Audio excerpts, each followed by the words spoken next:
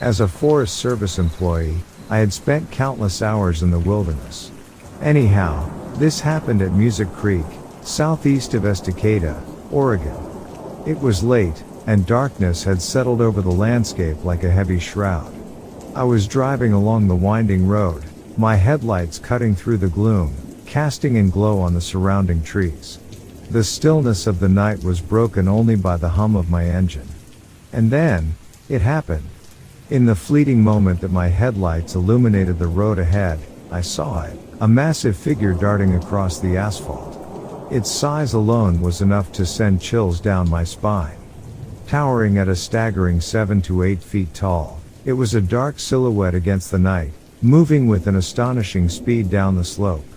My heart raced, and a surge of adrenaline flooded my veins. What had I just seen? Could it be possible?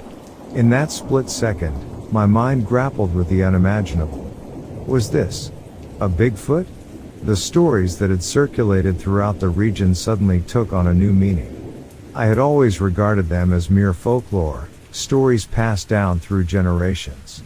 But now, confronted with this inexplicable sight, I couldn't deny the possibility that these held some grain of truth. I brought my car to a screeching halt, my hands gripping the steering wheel tightly. My gaze remained fixed on the spot where the creature had disappeared into the darkness.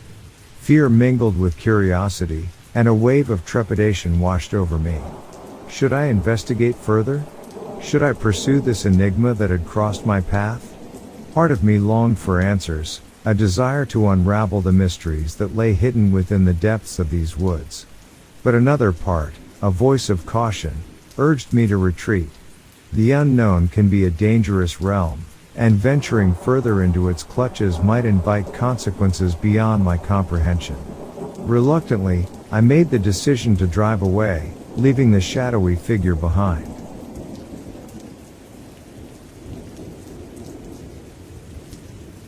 People don't believe me, and honestly, I can understand why. It's not every day that you witness something so inexplicable and surreal. Many years ago, during a holiday in Lisbon, Portugal, my friends and I embarked on a 3-day boat tour into the vast ocean. On the second night of our voyage, the atmosphere on the boat was alive with merriment. Laughter filled the air as people gathered together, sharing stories and drinks while the music reverberated through the night. In the midst of the lively festivities, I found myself seeking solace and tranquility at the bow of the boat. I stepped away from the vibrant scene and lit a cigarette, my gaze fixated on the ethereal night sky. The stars shimmered above, and the moon cast its gentle glow upon the vast expanse of the sea. The rhythmic sound of the waves against the boat provided a soothing backdrop to my contemplation. And then, it happened. As if from the depths of some fevered dream, I spotted something swimming in the water directly in front of me.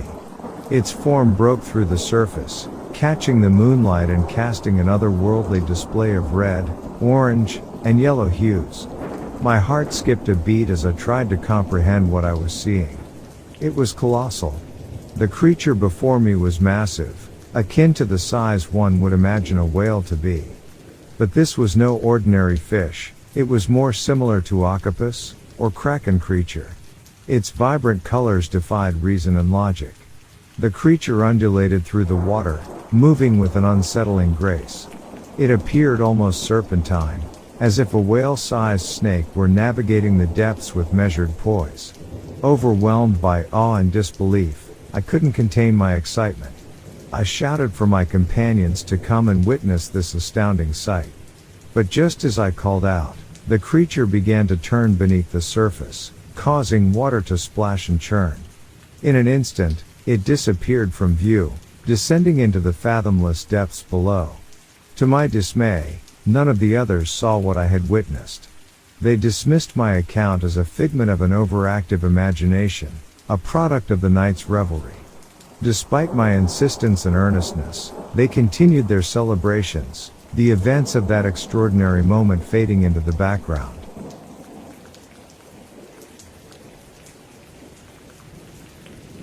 In 2012, I did a freshman outdoor orientation trip for my university. It was essentially a hiking trip and icebreaker. with a few other incoming students and upperclassmen/teachers as leaders. We did our trip in Ohio, but for years they had done their outdoor orientation in West Virginia, so naturally we asked what had caused the change. Apparently, the year before us they had been dropped off by the bus and the group had hiked into the forest as usual, probably around 40 freshmen, 8 upperclassmen leaders and 4 teachers. A few miles down the trail it's starting to get a bit dark and they figure they'll hike for about 30 more minutes before setting up their various camps. They split everyone into groups to make it easier to meet people and more manageable for the leaders. Around this time they pass a guy who looks as if he has been living in the forest for years. Mid-40s, super overgrown beard, clothes are dirty and falling apart, seems to have a few screws loose, etc. Naturally this is an off-putting sight, but he passes the group and is quickly forgotten. The next day one of the group leaders sees him again, pretty far away, as he's walking away from the group. This is somewhat peculiar, but it's not completely unheard of for there to be other people hiking out there. On the second night, the same leader heads away from the campground to brush her teeth and use the bathroom.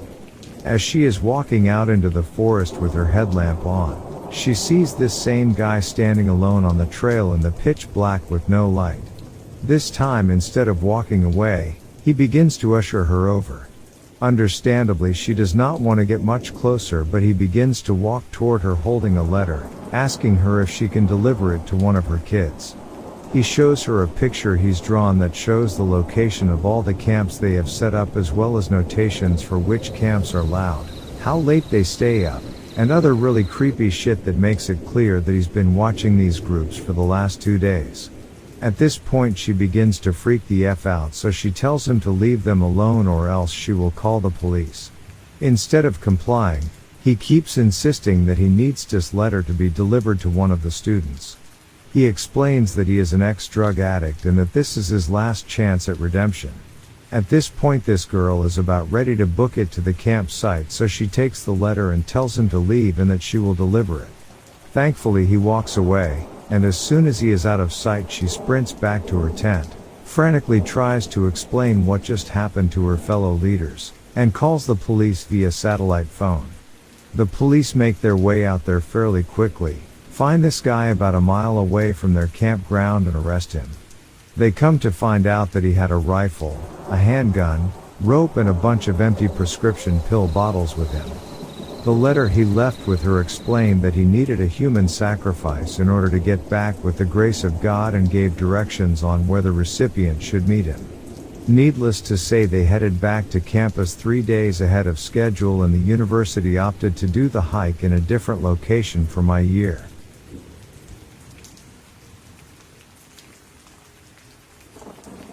Back in 2007 on the USS Kitty Hawk, we had a shipmates throwing chem lights over the side of ship randomly. The skipper required every sponson to be manned at night. I had a balls to 4 watch. I didn't see a chem light, but I happened to see a bright blue light coming from underneath the surface about 100 meters away from the hull of the ship. It looked like it was 30 meters in diameter. It disappeared instantly. About 5 minutes later it came back, moving slowly towards the ship.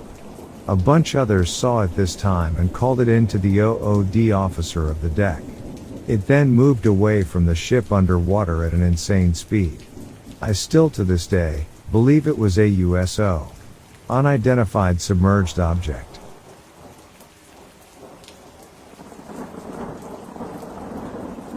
I'm 52 and have lived in the US now for 12 years. Forgive me if my English isn't the best. It's not my first language. I lived in Puerto Rico most of my life and even served as law enforcement there for about 8 years. I know what I saw, so here it goes. I remember it being a Sunday night, a couple of days before the arrival of Hurricane Maria to the island. I was patrolling my tour alone, everybody else was sent home early. And due to the approaching hurricane conditions, the weather that night wasn't anything special and just very cloudy with some rain. I had heard on multiple occasions about chupacabra sightings in Puerto Rico, especially around the rainforest, which is right where I was during that time. One elderly neighbor lady said she had actually encountered one when she stayed late at work one night, apparently running out of gas. She claimed it looked like a small person with spikes on its back, red glowing eyes, and large fangs. She said it chased after her, and she had to get into her car and try to get away, even though she just barely had enough gas to do it. Just a fair warning, what I'm about to describe isn't pleasant, so be warned. It was around 1:30 a.m., and I had just passed a local river when a thing walked right by the road. It actually popped its head up. It didn't even try to hide or anything. At first glance, I didn't know what it was, and I thought maybe it was a small animal. But as soon as it fully turned and looked into my headlights and hissed, you could see what it was: chupacabra. Very skinny, spines on its back, large red eyes, very pale skin, and sharp teeth and fangs. It was the red eyes, though, that ultimately gave it away before I saw the rest of its body. Those eyes are so bright, they could pierce the darkness of the night, even through my headlights. This might sound silly to you, but at that point, I froze and felt something was wrong, especially when it hissed at me like some kind of rabid wild animal. Also, it's important to know that most Puerto Rican people are very religious. So if somebody is walking around out there and they see this thing, chances are they're going to think it's a demon or something from the realm of hell. There was no doubt about it in my mind that night that what I was seeing was a chupacabra. It disappeared soon after. This has been one of the most frightening experiences I've ever had on the job, and I've never seen or heard of such a thing here on American soil. Thank you for taking the time to read.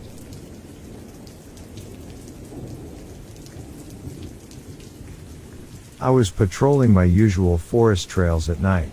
I've been a ranger for 8 years now, and nothing had ever scared me as much as this one experience that I encountered. Well, what I think was a Bigfoot. Doing my routine patrol on this night, it all started with me walking along the same trail I do at night to do my rounds.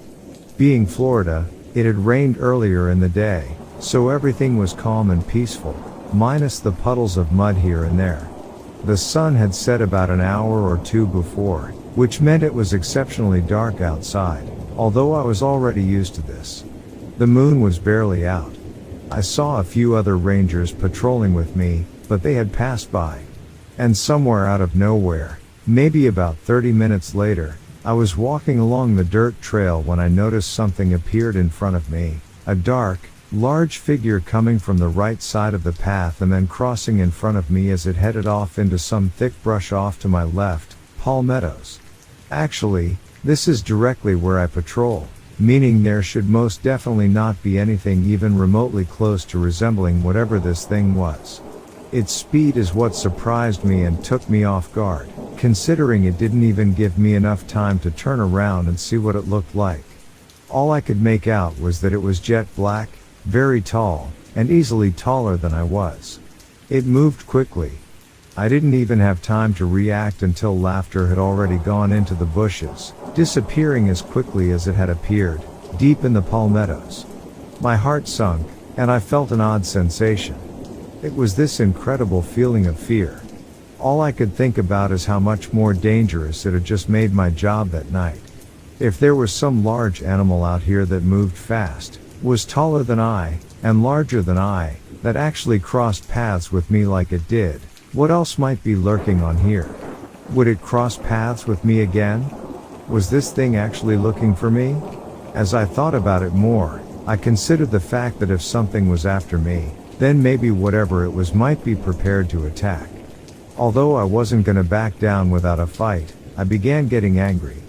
Maybe it was my mind playing tricks on me, but I was a few hours away from my shift ending, and talking myself into returning to the station, telling myself that if I did, I would be safe. If this thing is out there, it's just as much looking for me as it is anybody else. So now, more than ever, getting to my ranger station was my only priority. I didn't really know what it was or what to think about it, but there was only one way to find out, and that was by continuing my patrol. Now, I stood still for a moment, debating with myself on whether or not I should continue, Remembering all the times going back home early had made me feel like a failure. Although I had never encountered anything like this before, it didn't mean there's nothing out there. It only means that whatever it was hadn't bothered me yet. But now that it had crossed paths with me, I might be next on this list of things to kill. That would have made me sick. The rest of my story is pretty uneventful, unfortunately. After this, not a lot happened. I didn't see the figure again. And as I look back on this event and reflect, I believe I encountered a skunk ape, a Bigfoot native to the Florida Everglades. While it was probably harmless and didn't want to actually hurt or kill me, it was still completely terrifying. I still don't know if this creature was real or not, but that didn't matter. Regardless of what it actually is, I'm convinced that whatever it was, it wanted to hurt me. Or so I had convinced myself, and still wonder.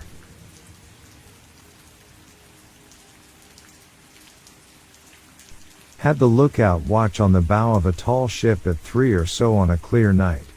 Beautiful sailing weather, calm seas, could see every star, etc.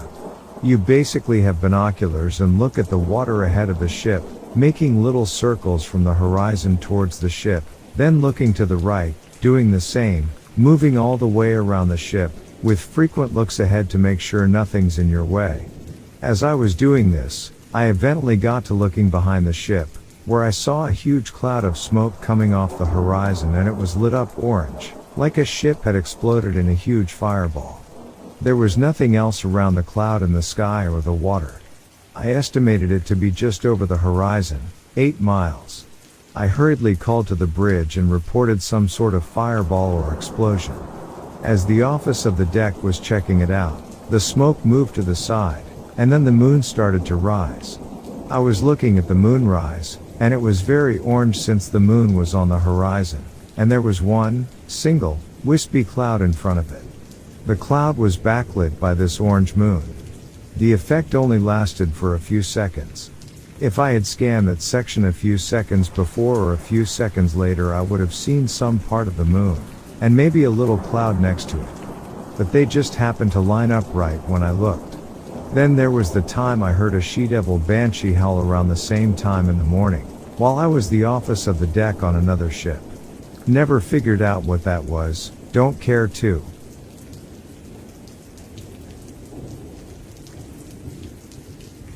I worked as a park ranger.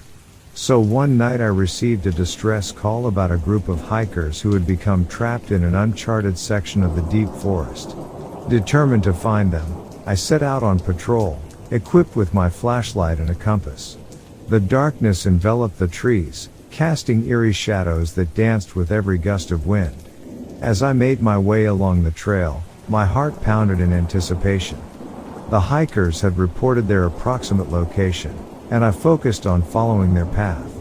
But as I ventured deeper into the forest, a strange feeling washed over me, a feeling that I was being watched. Suddenly, out of nowhere, a figure appeared in the distance. My heart skipped a beat as I strained my eyes to see. As I drew closer, my breath caught in my throat. It was a creature I had never encountered before. It resembled a Sasquatch, but its thick red hair and deep, piercing human-like eyes set it apart. I called out, my voice echoing through the trees, demanding answers.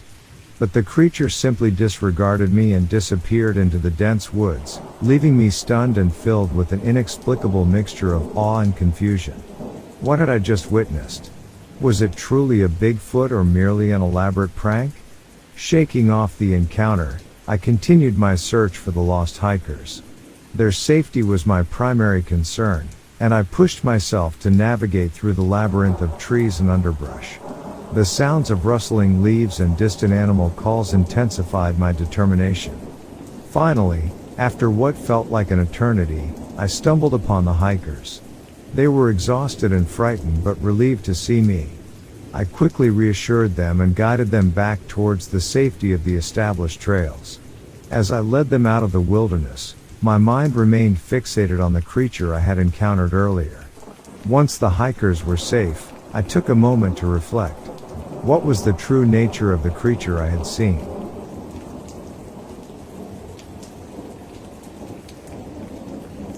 I wanted to ask whether someone may have an explanation to what I could have encountered.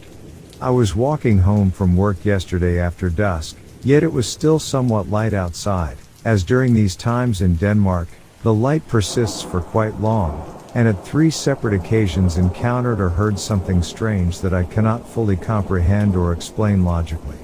The first one was a 50 centimeter tall, guesstimate, shadowy or dark bipedal figure running at high speed away from me, which I only saw in the corner of my eye, and did not pay much attention to.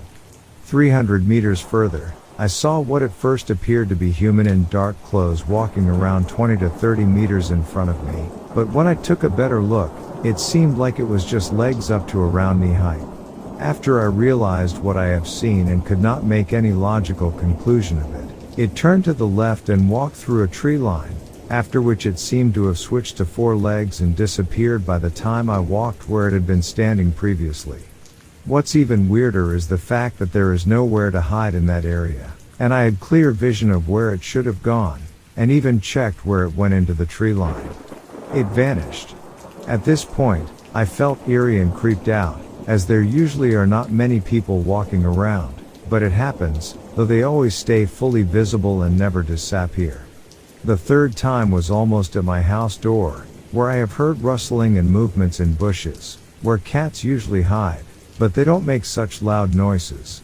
The thing that I saw disappear into the tree line somewhat resembled a Fresno nightcrawler, but it had human legs, and was dark, black, shadowy. This was in Copenhagen metropolitan area, if it helps anyhow.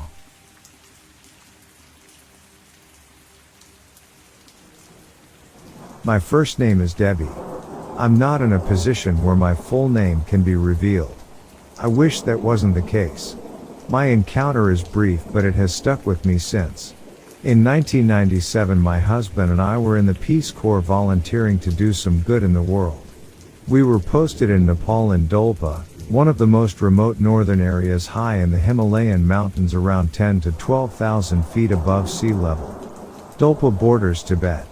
The area was closed to tourists at the time. It is very remote, but since we were Peace Corps and stationed there, we were permitted to hike or trek to rural towns to do our job. We lived mostly with Buddhist people. They were honest, hardworking, wonderful and peaceful people. We had been on a track to conduct services to local community health care workers in very remote villages. I'm a pediatric nurse, so I would teach safe birthing techniques and care for infants and children, especially for burns, diarrhea, gastroenteritis, and dehydration. We trekked for 2 weeks at a time, sometimes hiking above 14 to 15,000 feet above the tree line. It's very remote.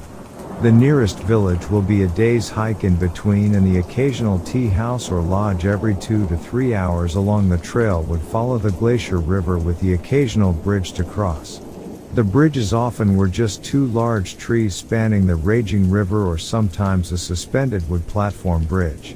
One time on our way back from a long 2-week trek, we were hiking home and we were still about 2 to 3 days out from Dunai, our home village. Our backpacks weighed about 25 to 30 pounds, so they're packed tightly. This was the era before cell phones, not that it would matter, because even today I doubt there is internet Wi-Fi service since it's so remote. But we had a regular camera that I'd packed deep into my backpack. My husband was in front of me on the trail. We'd been hiking for several hours following the glacier river, and to my right was the steep gorge down the mountain leading to the river. To my left, as the steep mountainside traversed up, very steep, so steep one would have a very difficult time hiking it. So we're trekking along, our thoughts to our own, when all of a sudden I felt my hair stand on the back of my neck and my ears started ringing. It got deathly quiet. I looked ahead and I saw my husband still walking ahead on the trail. I stopped, looked down, and right on the dirt trail was a very large footprint that traversed the entire trail, maybe 18 to 20 inches long, much longer than a hiking boot. I could easily make out the toes, with the big toe at a flat foot bottom and very wide heel. I thought, wow, someone has gigantic feet and is flat-footed. But why would someone be out here in bare feet? Even Nepalese wore footwear when trekking, typically flip-flops actually. Then I just froze and my heart started pounding in my chest. I knew it was there staring at me to my left. I could feel it, I sense it right next to me in the bush maybe a few feet away on my left on the mountainside staring at me out of my peripheral vision. I had a human-like face, and its eyes staring at me. I never felt so much fear in my life. I didn't make out its body because it was standing behind a tree peering off to the side. I knew if I didn't yell for my husband to come and see the footprint he would never believe me. I wasn't about to put my backpack down to bring up my camera. I was too scared and had this sense of run now. Then, in my mind, I heard it say, just keep going. I will not hurt you but keep going. Do not look at me. I said back in my mind, I just want to show my husband the footprint and then we will go. So I tried to yell. My voice froze. I cannot make a sound. It was so strange and I'm a talker. I barely got my voice to whisper to my husband to come back. Of course, he didn't hear me, so I kept trying to yell, but I just couldn't. My husband happened to look back because I think he sensed I wasn't behind him anymore and he started backtracking towards me. I still could barely talk and sensed the Yeti to my left this whole time watching me quietly. I didn't feel like it would hurt me but, nonetheless, I was petrified. When my husband reached me I pointed down on the path and showed him the footprint. He stared at it. Then he stared at me wide-eyed and started to look toward the Yeti and I said, "Stop. We got to go now." My husband nodded and we sprinted down the trail. We ran for about 30 minutes until we felt that weird feeling leave us. I felt petrified the whole time and didn't stop trying to sprint even with our heavy packs until we felt normal again. When we finally stopped I told my husband what I encountered, the voice, and the glimpse of its face, eyes, and that the Yeti had spoken to me in my head. I never heard of mine speak until later and then it made sense. We both were so shaken but I'm glad he saw the footprint or I don't think he would have fully believed me. When we arrived in the next town to stay overnight we asked the locals if they'd ever seen the Yeti and, oh wow, did the stories fly. They told us the Yeti live in the mountain and to never hike alone and that if we didn't bother it would not bother us. But once in a while, the Yeti would come into town and take small livestock, chickens and goats, or other crops, mostly potatoes. They told us they tried to live peacefully with the Yeti but not to anger it or the Yeti would seek revenge. Children were not allowed to go in the mountains alone. Since that time and living on the U.S. East Coast, mostly in Pennsylvania and Maryland, I'm not having any encounters. We hike the Appalachian Trail frequently but honestly, that's fine with me. I've heard whistling sounds late at night. I've encountered bluish orbs too, but that is another story for another time. I wanted to share my Yeti story finally.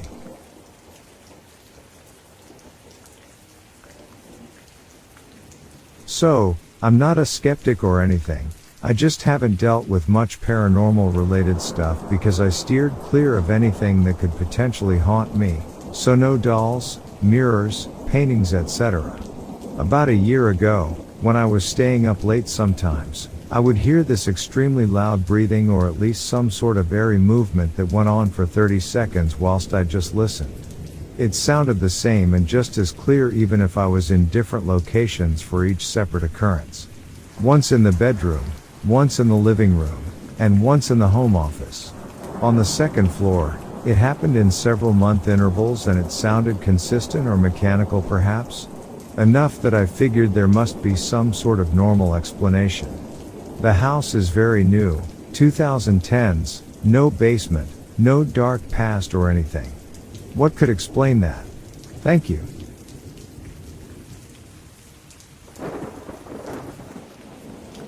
Two friends and I went hiking in the Tortolita Mountains when I was about 15. We hiked back in there for a full day. I'm not sure how much ground we covered, but it was a good amount. We set up camp for the night, cooked some grub, then I went to sleep in the tent. My buddy woke me up at around 2:30 a.m. asking me if I could hear that noise. I sat there for a moment when I heard it. Sounded like a mouth harp off in the distance, playing a tune. Then it stopped for a bit and started up closer to us for 10 or so minutes. Then stopped, relocated again and started up. This went on for about an hour. Every 10 or 15 minutes we could hear the sound coming from a different location. We were terrified. We had no weapons. I couldn't sleep the rest of the night. In the morning, we went looking for evidence of someone being out there and we found some footprints. I don't know how old they were, but there were some there. 100% not a Samsquak. We are talking boot prints. The hike back was so creepy. Felt like we were being watched the entire time. Not sure if that feeling was because we were actually being watched, or if I was just sketched out from the night before, but it was one of the creepiest experiences I have ever had. Who even knows how to play a mouth harp?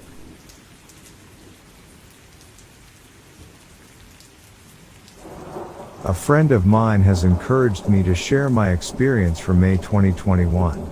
Iron Pot Creek Campground in Toonumber National Park, west of Kyogle, New South Wales, Australia is where it happened. I and two friends were camped there for a week, and one evening we heard a squawking, screaming sound. We turned our flashlights on a black opossum being chased by a creature that was maybe 4 feet tall. We watched as the creature scurried up a gum tree only a few meters away. As we followed its climb, it hopped from one tree trunk to the next tree some 3 meters away, apparently defying physics. As it hopped out away from the tree trunk and then moved in towards the second tree that was perpendicular to each other. One of my friends watched all of this with me and we had a lively discussion about its odd attributes but didn't think much of it. That night, I awoke in my van to a juvenile one, only a foot tall, with very long arms, and a red face that had a pointed nose almost like a chicken's beak. I was calm enough. I turned the light on thinking it would be scared away, but I essentially needed to push it out of the van as its curiosity was strong and fear non-existent. I slammed the door and the poor thing got its foot caught momentarily but escaped. It took a few months of processing before I really could accept the fact these creatures are not something documented and are commonly known as hairy men. There was no strong smell but a notable distortion of time. The 1 week time passed with ease and the days were so calm. I have had time to accept what I saw, and over the past few months have shared this story recently with a friend who had his own experience in the Daintree National Park, Queensland, and encouraged me to share.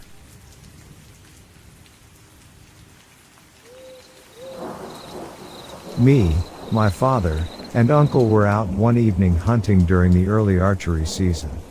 This is southern Indiana, so you can certainly get in areas very far away from other human beings, but this is not like being in remote Montana or something. We had hiked pretty far back into a big valley. People imaging Indiana as flat, but that is northern part. Southern Indiana is very hilly and rocky. We saw nothing and began to head back. At this point it was dark and we were about halfway up the valley.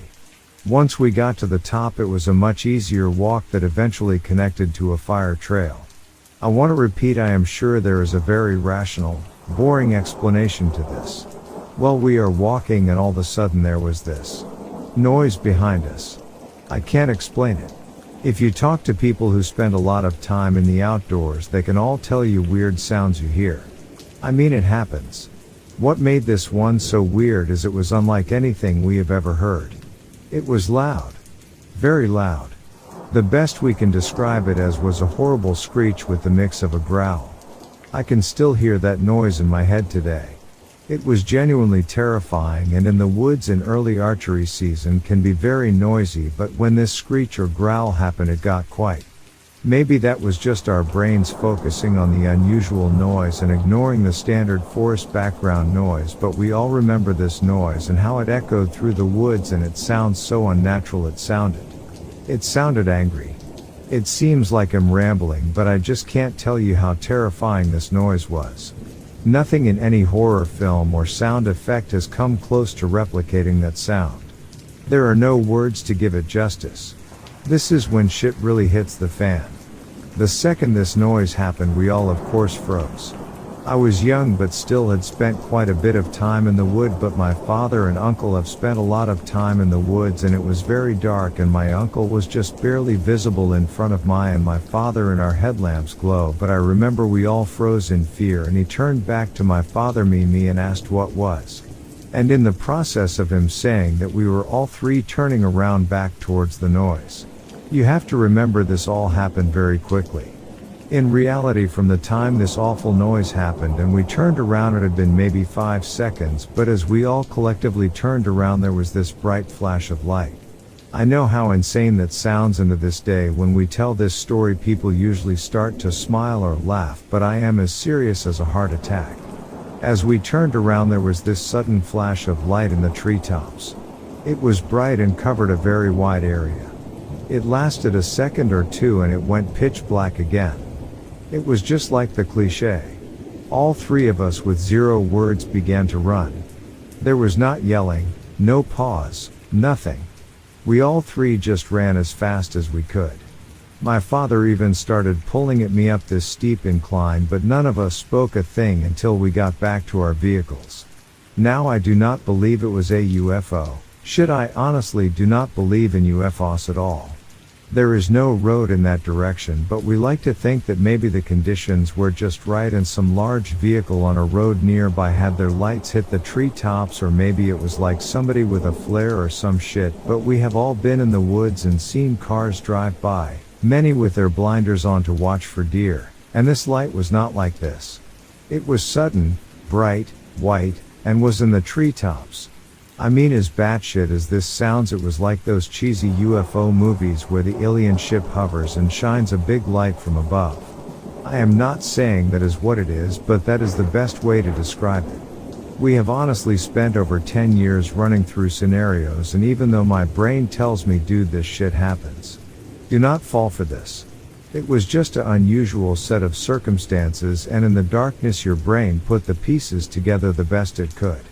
There was no creature or UFO, but it is hard sometimes when you replay that event in your head. If it had maybe been the noise or the light alone, I think we would blow it off, but it all happened together, and that is what really sticks with us all. I am going to be that old guy telling this story with the young people mocking me, and I can't blame them. I would too, but that does not change what happened and what I experienced.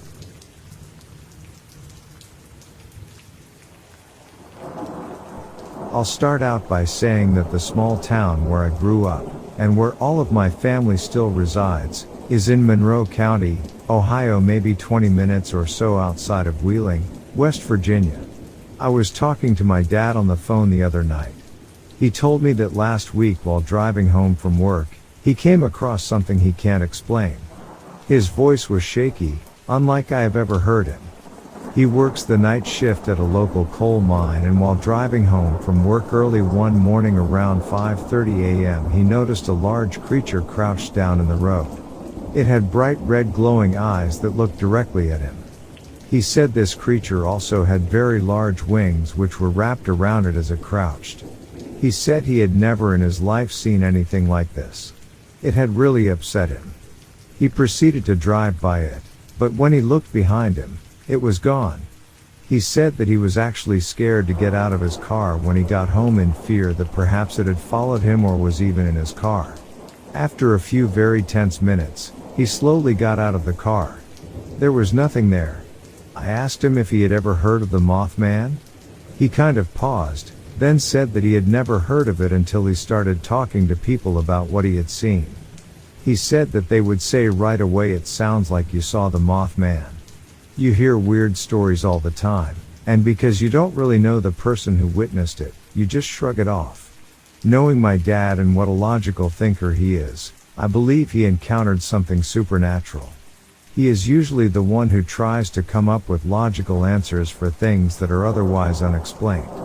He's very skeptical when it comes to aliens, UFOs, ghosts, etc.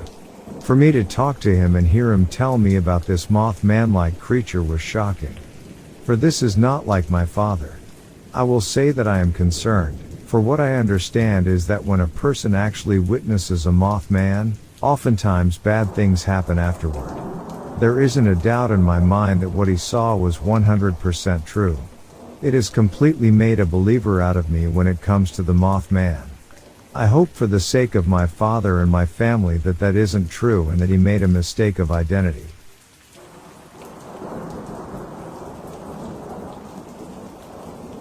Hey everyone. So just to kick off, I am normally super skeptical of anything paranormal and I don't believe in ghosts, but I moved into an apartment 10 months ago and strange things won't stop happening. To start with, I went out of my way to find earthly, if that's the right term, explanations, but I am at the end of my wit and thought that maybe I would post my experiences here and people might help me understand what's happening. So a bit of background. I moved to Lisbon, Portugal last year and I found an apartment in an old building. I think it was built in 1890. I live by myself and I have never had a supernatural experience before this. All these events happened over the course of the 10-month period, but I think if I just bullet point everything that happened in chronological order, it's probably the most simple. I was in the bathroom and I hear a bang in the kitchen. I go out and see that my bananas that were on the kitchen shelf had fallen onto the floor. I hadn't touched anything in the kitchen for a couple of hours, but I figured they may have just been unbalanced and fallen.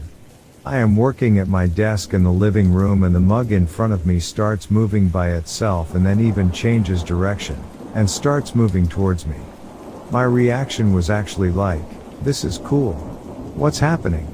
I initially thought that it was to do with a condensation trail from the mug, but when I picked up the mug it's bone dry. Like I had had a cup of tea the day before and not cleaned it up yet. I tried banging the desk, but I couldn't get the mug to move at all. I woke up and saw a girl at the end of my bed.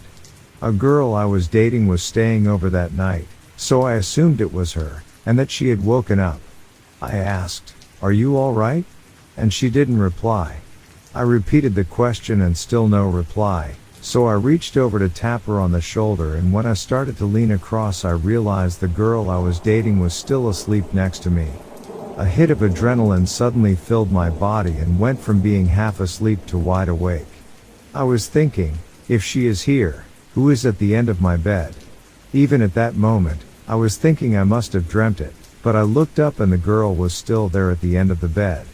I stared in disbelief and her figure just slowly faded away. I was left stunned.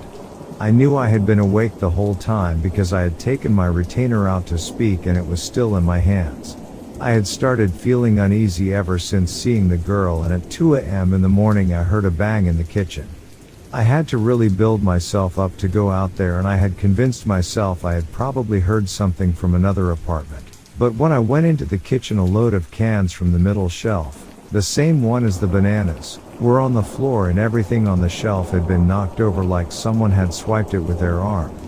At this point, I started telling people about these things at this point, which is kind of a weird feeling as an unbeliever.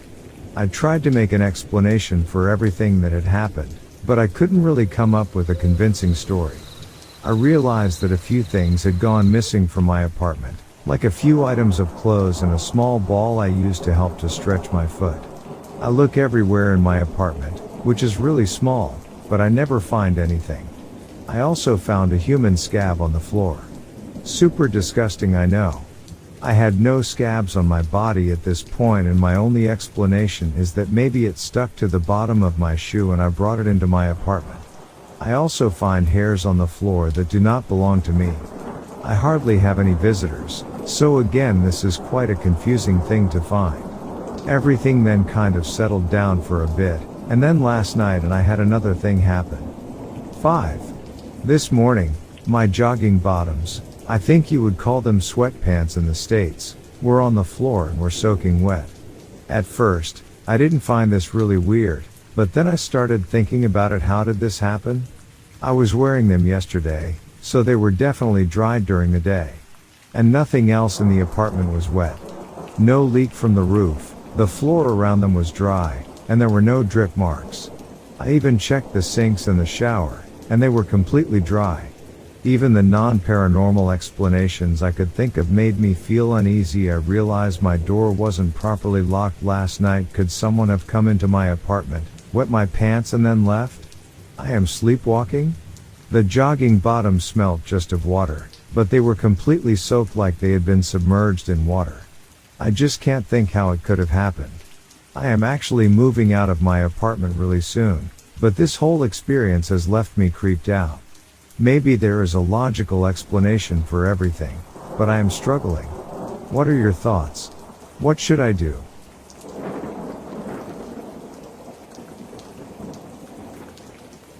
I am from Waterville, Maine. Back in the late summer, early fall of 1971, I was newly married and living in Killeen, Texas with my husband who was in the Army. We had a small duplex apartment in Killeen. One night he had duty and I was home alone in bed around 3 a.m. in the morning. I woke up suddenly and saw a black figure standing at the bottom of my bed. It was 8 or 9 feet tall and had huge big black wings and red eyes. I closed my eyes and opened them again and it had moved closer to me on the right side of my bed. I couldn't scream. It was as if I was frozen in fear. I covered my head in the blankets. I was so afraid. About 5 minutes later I looked and it was gone. It gave me a horrible feeling and I prayed never to see it again. Shortly after this event I came back to Maine as I was way too frightened to ever stay alone at night when he had duty. I told my mom I had seen a huge black angel that night and she was glad I came home as that didn't sound good. I had never heard of the Mothman, but a few years later I came across an article and a drawing of one. Even before I read the article I said, wow. That is exactly what I saw in Texas. It didn't have a noticeable neck and its face was like hooded, its wings tucked in on its side, but you could tell they were very large. It was totally black except for the eyes were round, large and red. I still think of this thing with fear. Personally, do you have any idea what it is? I'm 57 now and I am still searching for an answer. P.S. The apartment I lived in had a well in the entranceway that always gave me the creeps. A cistern I believe it is called. Just a flat rock covered it and it still had water in it. I couldn't see the water but I heard the plop when I dropped a rock in it. This probably has nothing to do with any of this but felt I should tell you anyways.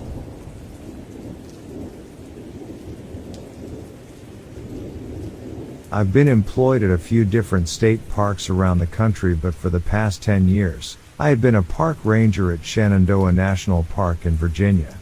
I just retired this past fall, but I do miss a lot of things about my work a lot. Last spring of 2022 something happened that I wasn't prepared for at all. I've always been attuned to the sights and sounds around me, and though I'm cautious I've rarely been afraid of much out there. The summer before last, 2021, we had a remarkably calm season. There were hardly any animals we had to deal with and it seemed the bears and other pests were leaving everyone alone.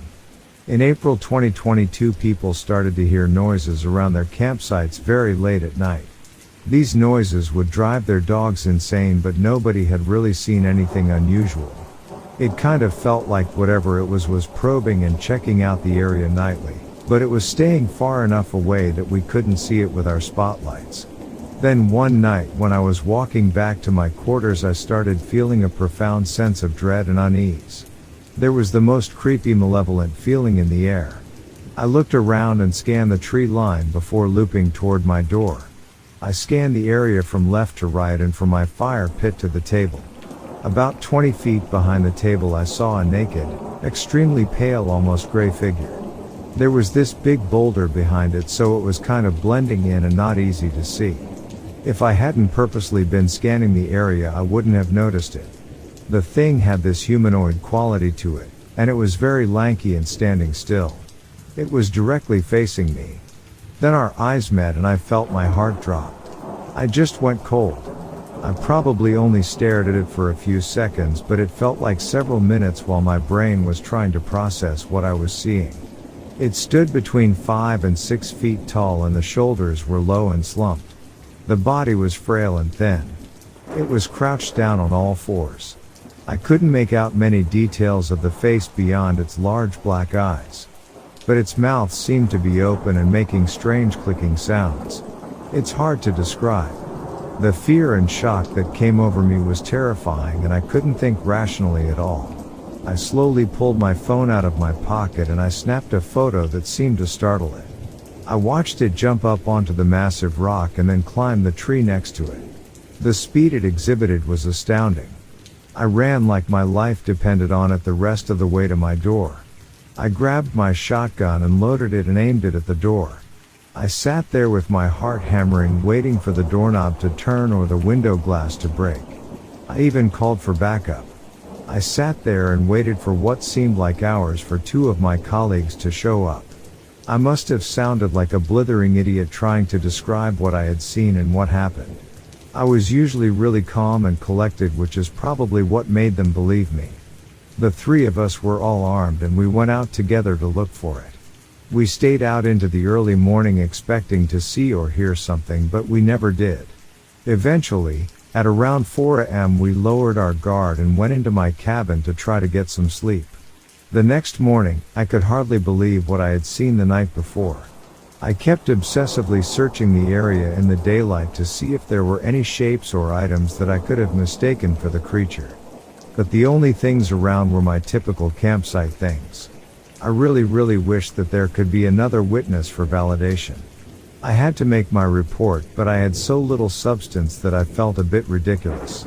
I mean, there were no sightings by anybody else and no one had been harmed. There were only the strange noises that people and dogs had been hearing and my one sighting. So, what could I really say? The photo that I had taken was dark and grainy and you could barely make out the rock, let alone the creature. I kept watch again that night to see if I could spot anything, but there was nothing. The thought that this thing could be out there observing us was really unnerving. It was also really hard to want to warn people but not really have anything concrete to say to them. I attempted to have the photo analyzed by several professionals, but the pixelization and darkness made the photo useless.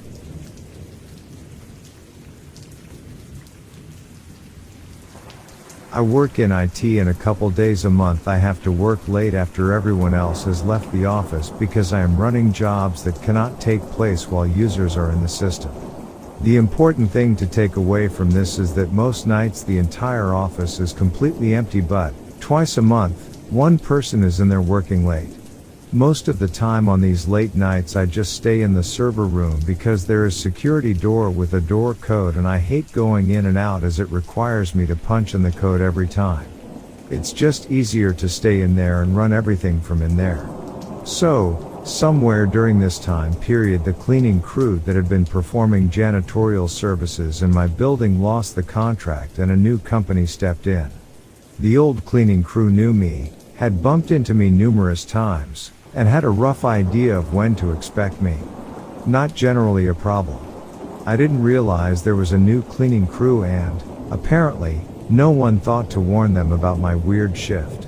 So, anyway, this woman is cleaning what she thinks is an empty office. Little does she know that I'm actually in the server room at the same time. Late in the night, around midnight, I have to wait for one job to finish before I can start the next. So, I decided to do some cleaning up. A former coworker recently retired. Nice guy. Really friendly. But he was also a pack rat. He worked there for over 20 years and never threw anything away. Empty boxes, obsolete calendars, and AOL CDs littered the place. Now that he was gone, we were trying to get rid of a couple decades of useless debris. I grab an armful of empty boxes, step out of the server room, go around the corner where we keep a card for recycling and dump the boxes in. The cart was empty, so I knew the cleaning crew had already been through. Not a problem, just an observation. I go back into the server room. Apparently the cleaning woman came back about that time and saw that the cart she had just unloaded was now overflowing with boxes again. She apparently called out to see if anyone was around, but, well, server rooms are loud. I never heard her. She turns off the lights in the office and starts doing a runner for the door. She goes down the hall and into the break room to head out the exit that way. The lights come back on behind her. She goes back into the hallway and the office is empty again. Even more boxes are in the cart. Yes, I had gone back into the server room by the time she got back. She turns off the lights again and bolts for the exit. She's now outside the office and heading for the elevators. The reception area has glass doors and she sees lights turn back on again. Now the entire time this is happening she is never there when I come out of the server room. I know that the cleaning person must have turned out the lights, but I don't see anyone and I'm turning them back on because it is almost pitch black in the office and I don't want to trip over anything. I'm not playing mind games. Just each time I think I just missed them and they've already left. The cleaning woman by now is creeping back in the office trying to figure out what is going on. She's tiptoeing down the hallway when, finally, we are both in the hallway at the same time. She apparently didn't realize what the server room was or something. She certainly didn't realize there was room in there for someone to be working. She's looking down this dark hallway and I round the corner. Apparently, from where she was, it was like seeing a silhouette of a man just appear. One moment the hallway is empty and the next there is someone standing there facing her. I don't realize she's there as, once more, I'm carrying out trash. I hear a panicked shout and look up to see this stranger in the office retreating in terror. Fortunately she calmed down enough to ask me who I was. I think seeing a guy wearing a polo shirt and carrying loose garbage must have been more reassuring than, say, a prison jumpsuit while carrying a machete. "You scared me," she said. Her scared? I was the one who just got screamed at. Anyway, I had to show here where the server room door was and where I had been lurking all night. Since then we've crossed paths a few times when I've been working late and she now knows my name and that, yes, I'm supposed to be there. More to the point, if funny things are happening when your back is turned, then look through the window into the server room to see if someone is in there.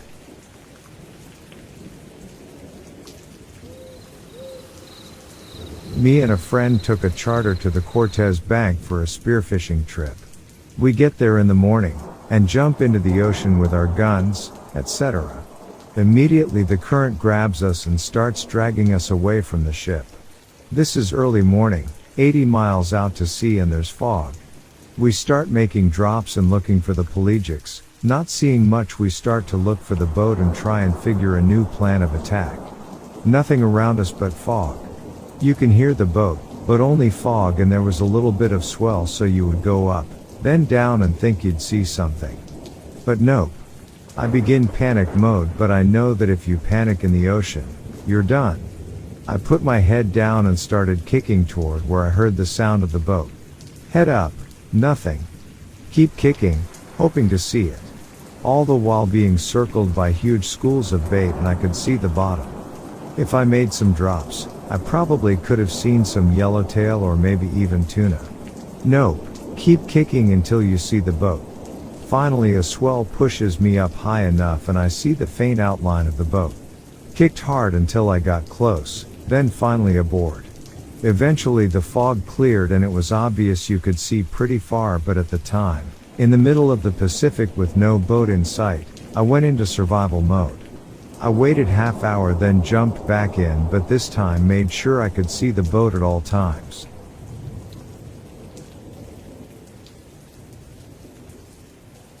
It was around 4 a.m. and I had finished a movie on the couch with my husband, but he fell asleep. Once it ended I went to the door to have a cigarette before bed. We lived in a basement apartment and our door was ground level at the rear of the house facing south with a small backyard about 15 to 20 feet deep with 3 large trees lining the edge backing onto bush and swamp. When I opened our big door and looked out the screen door, which had glass at the top and a screen at the bottom. I typically open the screen door a bit and set the bar to hold it and stick half of my body outside to have a cigarette. As soon as I set the bar and looked up I immediately noticed 3 large glowing lights hovering at the very top of those 3 trees. 2 white ones were in the 2 left trees and 1 red one in the tree on the right. I was taken off guard a bit and figured it was a reflection from the stove or microwave, so I concluded that if I moved or blocked the light would go away. I ran into my bedroom, which had a huge picture window right next to the door I was poking out of. If it was truly a reflection I'd see nothing in a dark room. So I peeked out of the blinds and there they were. I was blown away, so I ran back out into the living room and looked again. For some reason I cannot understand why I didn't wake my husband to show him. It was like I was in a state of shock, or like everything around me froze and I forgot about him. This time when I looked out the door, it was still open a little bit. I stuck my head out and all of a sudden I had this overwhelming feeling of being exposed. And just as I jumped to shut the door in fear, I could make out multiple beings walking around in the backyard, with two of them coming towards me at the door. But the way they moved was strange, like in one place 1 second then another the next. I freaked and slammed both doors shut and ran to grab my video camera and ran into my bedroom to record. When I looked out I could still see them. It scared me so much I couldn't handle the thought of opening the blinds, so I set my camera up and stuck it in the blinds. By this time it was probably around 4:35 a.m. and I was wide awake in a state of panic in a half-seated position at the edge of the middle of my bed. The bed was against the wall with a large picture window spanning the entire bed, holding the camera and the blinds, recording and taking the odd terrifying peek, when all of a sudden I'm waking up and it's sunny out. Only then I realized I was sitting or half falling off the end of my bed very awkwardly, and the camera was on top of my dresser. I grabbed it immediately to review the footage. The first 2 playbacks were nothing and the third was only 30 seconds of blackness. I was devastated. Then it was like reality snapped back in and I looked up and it was 7:30 in the morning. For your information, I cannot just fall asleep sitting up or not in a bed laying down comfortably. So the odds that I just passed out are highly unfavorable because it has not happened since. I barreled out of the room to tell my husband and I couldn't speak fast enough. I was in a total moment of panic and anxiety. The first thing he asked is why I did not wake him, and to this day I'm so mad I didn't, but I can't figure out why. I remember looking right at him laying there sleeping when I first saw the objects. Then it was like time around me was frozen. I was still in real time. Before that experience, my husband and our, at the time, 3-year-old daughter would see strange lights moving erratically, always flashing white and red in inconsistent patterns. We live under a flight path and are used to seeing planes and small water planes or helicopters pass over, but these flew much differently and very low, also typically sighted, and remained in the same area. After the experience, the sightings got more intense. Walking the dog, I would spot a large light or craft that would seem to stalk me. My husband would often notice lights following him while driving home from work. I'd go out into my driveway to see the stars with my daughter and end up always having a sighting. One night I put out the garbage and a red light about twice the size of a yoga ball hovering above the middle of the road, very low. I looked directly at it and yelled, "Go away," quite a few times and returned inside. After that, we would rarely see them and were never stalked again. Though I do fear and am almost certain we are still visited, since over the past year I've had a few very strange vivid dreams that almost seem like memories of being on board a craft with my husband, tons of other humans gathered in a large room with multiple entities, some larger ones in robes at the front watching, and others walking around. One female entity comes over and takes my husband by the hand and escorted him to a private room, to briefly cover it. I am aware there are no answers to these strange events, but am more concerned about finding out if there were any related sightings or experiences in my area around that time, and about my story being documented for research, etc. I almost forgot to mention the area of trees that the UFOs were hovering in seemed to be affected, as the top of the trees died, exactly within the top of it. This occurred in Sudbury, Ontario, Canada.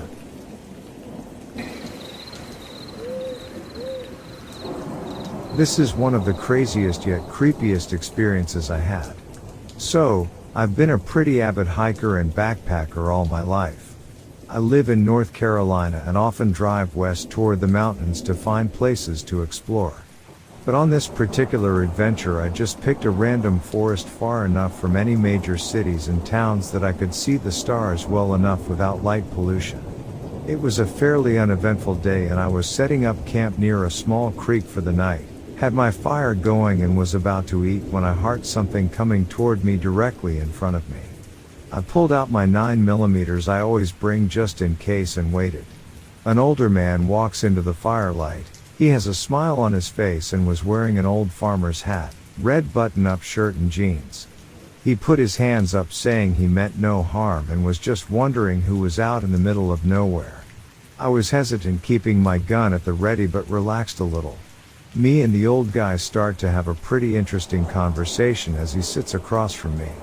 Eventually he told me his name was Louise but asked me to call him Lou.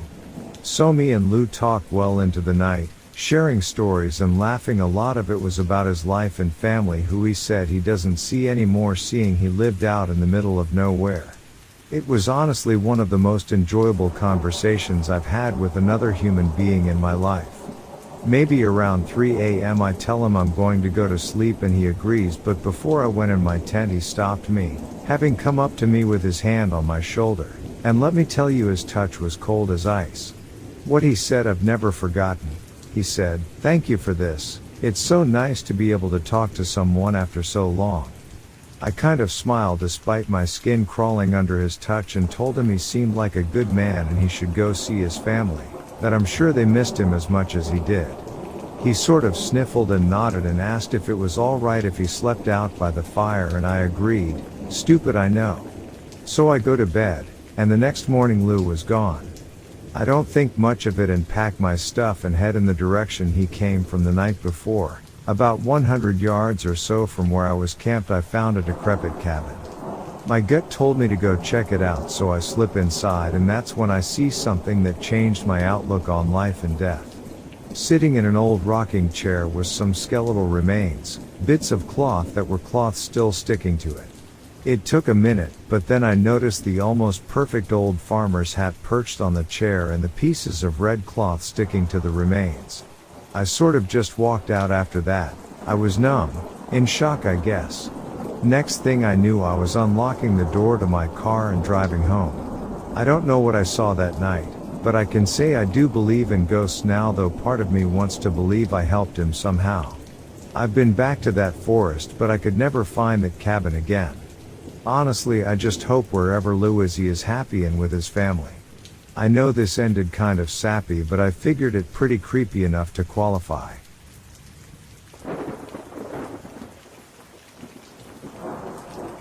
When I was in the Marine Corps, we had an exercise out in Arizona retrieving airdrop supplies. It was a way for the C-130 pilots to practice. I drove the lead Humvee and manned the radio. The only other vehicle was a truck with a boom to recover the pallets. We'd drive probably 45 minutes outside of Yuma down the interstate to Dateland, then drive another 20-30 minutes down a dirt road to the middle of nowhere in the desert. We'd then wait a few hours for the C-130s to show up. They'd make probably 10-15 passes, then finally would drop the supplies. This all took several hours, so it wasn't unusual that we'd end up retrieving the pallets in the dark, then driving back in total darkness in the middle of nowhere with no lights but our headlights for miles. Our last day doing this, we had finally loaded up the pallets and it was already dark as hell. If you're not aware, the headlights in military vehicles are pretty much electric candles, so you can't see shit. Well, as we were driving back to Dateland, just kind of zoned out as our teeth rattled out of our head. Humvees don't ride very good on rutted roads. I suddenly catch a glimpse of several silhouettes of human bodies in my peripheral vision at the side of the road. They were gone just as fast as they had appeared, so it startled the shit out of me. I didn't know what was going on, but I kept driving anyways. Not 5 minutes later, I see silhouettes of people scattering in both directions just beyond the light of my headlights directly in front of me. I stop, and don't see anything, so I keep going. What could this be?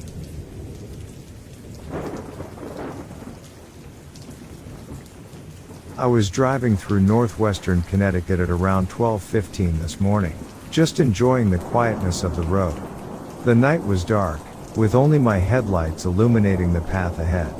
As I continued along the deserted road, something caught my attention in the distance. There, walking on the road, was a figure.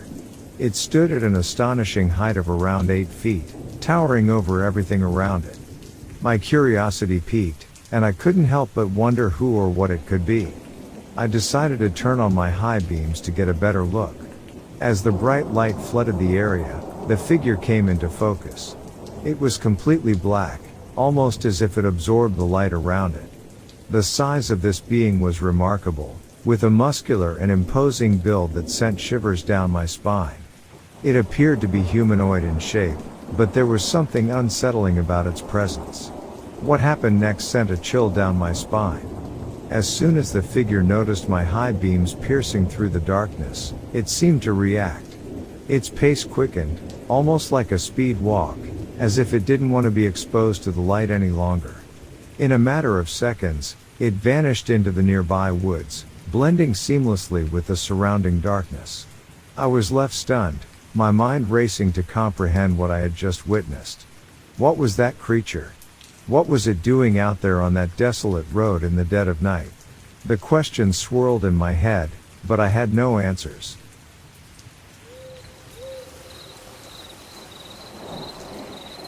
I'm from a small Midwestern town. Nothing like what I saw happens here, to my knowing, and is pretty much completely normal. This took place in fall of my 7th grade, so around 2016, 2017. Even though it was a few years ago, I know that I saw something, but I'm not 100% sure what I saw. By the way, I'm telling this in first person simply because it's easier. Kylie, my mom, called up the stairs. I quickly went towards her voice as she began to explain. Your dad and I are heading out for the night. She clipped in a gold earring. Do you mind walking the dog before we leave? I simply nodded in response, clipping in the dog's leash as she continued talking about what they were doing that night. It was late November night and the sun had already set. By the time my mom finished talking and the dog was clipped in and ready to go, I closed the front door and immediately felt chills, not only from the temperature but the atmosphere. Not one person was out. It not that late, is it? I said to my dog with no response. I had made it half a street when my dog had stopped to sniff something on the ground. I looked out at the road ahead, nothing but houses and one stop sign. My brain immediately thought back to a dumb video my friend and I watched trying to scare ourselves in class. Where, just like me, someone walking looks up at a stop sign to see a woman staring back at them, literally standing on the stop sign. No, when I say looking down from the bold red sign, I still couldn't shake a creepy feeling as I looked down the road. My heart stopped. I'll try my best to describe the horrifying sight I saw. Looking back at me was about an 8-9 feet tall shadowy figure. Something with 2 legs, tall and skinny. Arms even longer, reaching the ground, but just as skinny. The body round, completed with a long skinny neck and no face. Once again I say no face. I was purely terrified. I pulled my dog to run, but she was frozen. I yelled out to her, making it hear then see me in the process. It began to follow us, in what I can only call a drunk on a tightrope walk. In response I ran with all my might, cutting through my neighbor's backyard. In the process, I slipped and fell, all while running on the muddy grass. I turned around, picking up my dog in one motion. It was even closer now.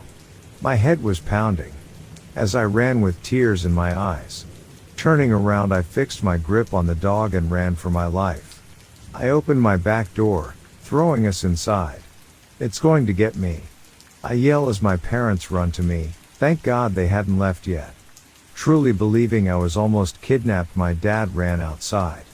I sat for the next few minutes sobbing, trying to explain the events that just occurred to my mom. My Ada walked in through the back door and simply said, "There's no one." Ever since that day I've had terrible problems with anxiety and depression.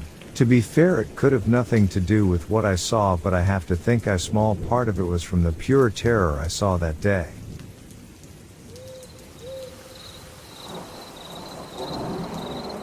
My name is of no importance, for I am a CIA operative, and anonymity is my shield.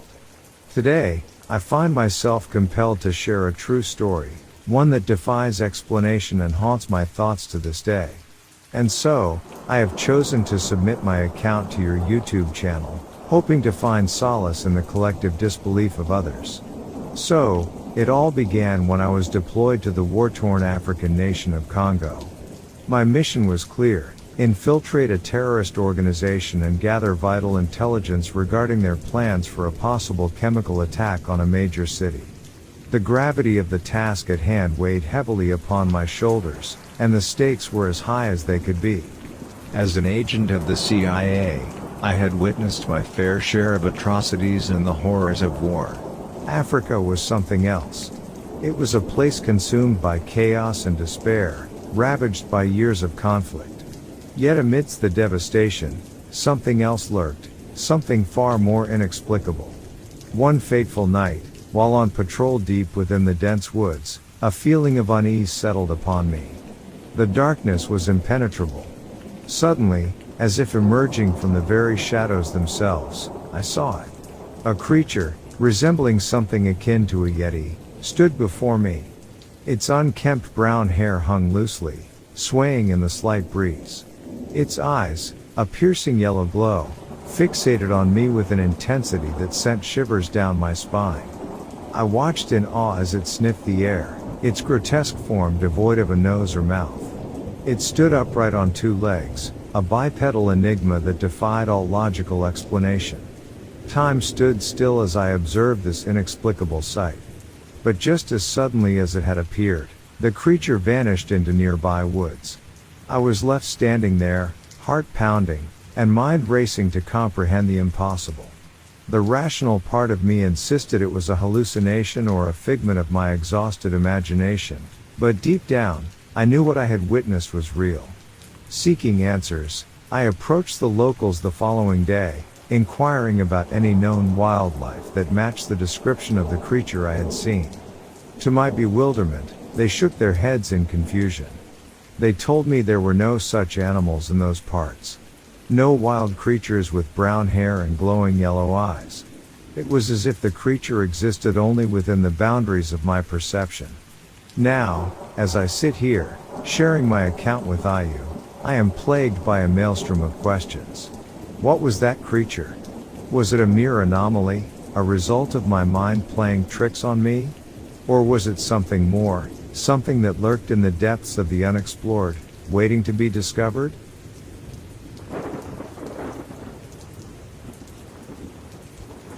My name is, well, you can call me Officer Brian. I work for a mid-sized police department in the outskirts of New York City. Myself and my partner have come across what we assume was a gagway while on patrol one night after being called to a persisting issue with teenagers at an old abandoned warehouse right near the woods. The incident happened about 3 years ago now, so some of the details are foggy, but I remember for the most part exactly how it went. My partner and I arrived at the old warehouse to be greeted by a decent-sized group of rowdy teenagers. They were apparently having some party in there, but it was pretty clear that they got freaked out when we showed up. Everybody fled. My partner insisted that we go inside to check it out, which I thought was dumb because there was no way I was going on that place. Once we became aware of the situation, we also left. Not a minute after we got onto the main road did my partner get called to another call about an incident near a small farm outside of town. Before arriving, he told me that there had been a number of missing persons cases in all the nearby area. They were all adults. When we first arrived at the farmhouse, it was clear something really wrong had gone on there. The wife of the man who lived there was crying in the arms of a paramedic, and we were told by another officer there that she had discovered her husband's remains, his mangled corpse, in the barn when she opened it up to feed their pigs. I was disgusted and confused. I couldn't figure out how something so violent could happen with anybody. After getting escorted to the barn, I couldn't believe how wrong I was. The man who lived there was a pretty big guy in his mid-50s, and the way he looked now made me wonder if he put up a fight at all. He was badly mangled. I won't get into the details other than his spine sticking out and his head twisted around. I had a difficult time getting a hold of myself while trying to talk to the wife of this man who was mutilated right there. After prying with some questions, she eventually revealed that her husband went to check out on some pigs earlier in the night but never came back. I wondered if he was taken or eaten by his pigs since they were acting very strange. I knew deep down, though, that this wasn't done from a pig. This was from something else. I asked her what made her go out there, and she said it was because she heard snarling noises, and it sounded very out of place. Her husband had not come back either. She went on to say that she had heard these sounds before but never paid much attention to them, that she had been hearing them a few days prior to this going on. I took her inside, convincing her I was sure everything would be fine. Meanwhile, my partner stayed behind with the other officers and assessed the scene while also having a look around the area for anybody or anything that could have had a connection or cause to this incident. One thing that really bothered me was that none of the other officers seemed to be concerned with the noises that I had heard. They didn't think it was connected to the man's death, but I knew better than anybody how violent and strange this was. I couldn't shake off what his wife had said about hearing those noises. This was the only thing I needed to keep looking into this. No one believed me. They said I was too new and didn't really know what I was doing. I'm still extremely disturbed by this whole incident. If you have any information on what happened or think you might know, I would love to hear your opinion.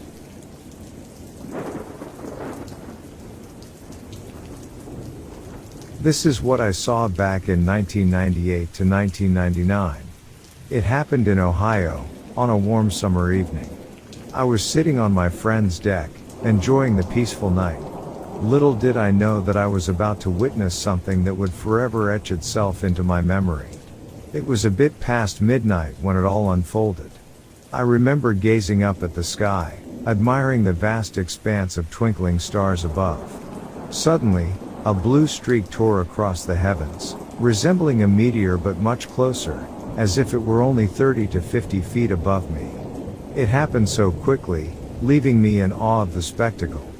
But that was just the beginning.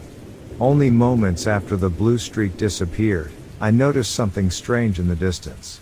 Two figures emerged, standing taller than any human I had ever encountered. They seemed to materialize out of thin air, right before my eyes.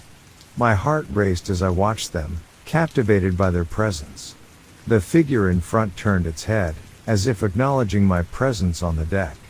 It locked eyes with me for a brief moment, and I could feel a sense of curiosity emanating from it. Then, without warning, they both started to fade away, gradually becoming transparent as they walked away.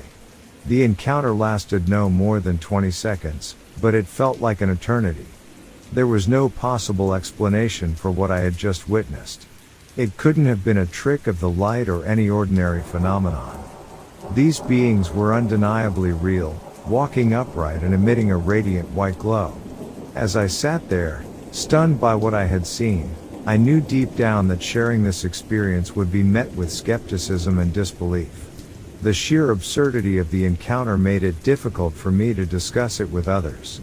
So, I kept it to myself, burying the memory deep within me. Over the years, I occasionally pondered the events of that fateful night. The blue streak, the enigmatic beings, and the inexplicable glow they emanated. I questioned their origin, their purpose, and whether there were others out there who had witnessed similar phenomena. But no matter how much time passed, the memory remained vivid and haunting. It became my secret, my personal encounter with the unexplained. And though I may never fully comprehend what I saw that night, I am forever changed by the undeniable reality of the extraordinary beings who crossed my path. To this day, I carry the weight of that encounter, knowing that sometimes the most extraordinary experiences are the ones we keep hidden, locked away in the depths of our hearts.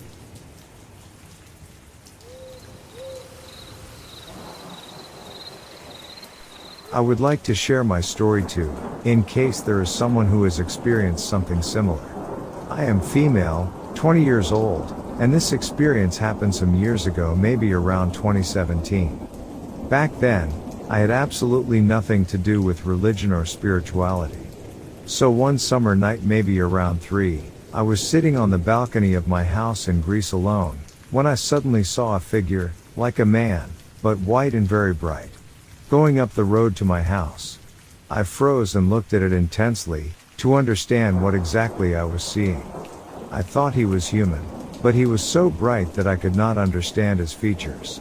The scariest thing of all was that while he was walking, he suddenly stopped, as if he realized that I saw him, and turned back to leave. Walking. Just before he turned and I lost sight of him. It disappeared and appeared on the other side of the field.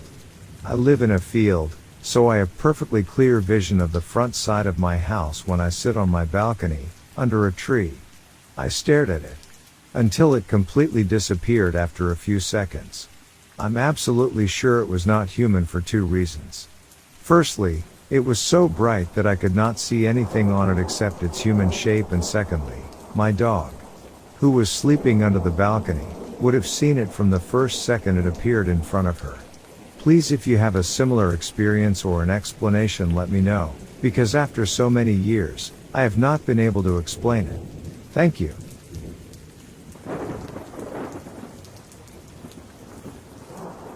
Need help identifying. I think it was a werewolf. I'm from Brazil, and I've seen a lot of things in this short 21 years of my life, but one time I was doing a trail with a friend.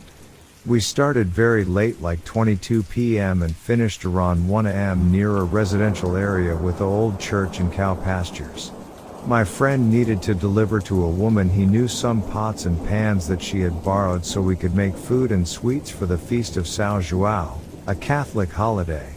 In the way back home we needed to walk a long dirt road, which was separated from the pastures by a fence and trees back to back. Start to end of the road, we carried flashlights, but the night was very big due to the reed being very wide and open. Midway through the long road we started to hear some rumbling on the fence side behind the trees. I said that probably was a dog and my friend believed. The sound became little by little closer the further we walked, and my friend stated that was a very big dog. We kept walking until the noise was right behind our necks. With that ominous presence, I took a piece of wood that we carried in case we were attacked by dogs and etc. on the trails, and asked my friend to shine the flashlight on the fence, and that was when I see it. A big skinny figure standing up in his two hind legs. His arms were so long they touched the ground, like a gorilla, leaning back and hiding his true height, looking me in the eyes with his crooked spine. It looked like a terminal anorexic bull with a deformed face without horns, but with neck hair like a fake mane and moonlight gray skin and shine eyes. This 1 second looked like an eternity. Suddenly the light went out, and when I looked, my friend was running and shouting to me do the same. I ran like I never needed to run before, with that thing running beside me in the other side of the trees. When we reached the end of the road, we were graced by the statue of Our Lady Fatima standing still in his shrine, and the thing had vanished in the fields. I asked him if he had seen it, and he said no, and that he ran in fear. For so long I thought it was a werewolf, but it was so different from anything I have ever heard of. And I truly don't know that was, but still visits me in my dreams, lurking in the corners of my eyes.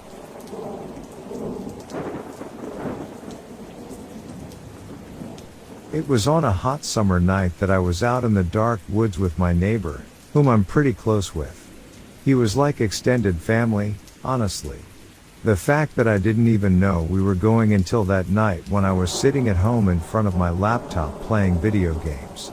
My neighbor came over to see me, and he asked me if I wanted to go camping with him and his family. It had been a while since we last did anything together, so of course, I said yes. It would have just given us an excuse not to go to school for a couple of days. This was in September, so school had just started back up, and the coldness of fall had not yet come, so it was perfect. The next day, his family and I gathered our camping gear.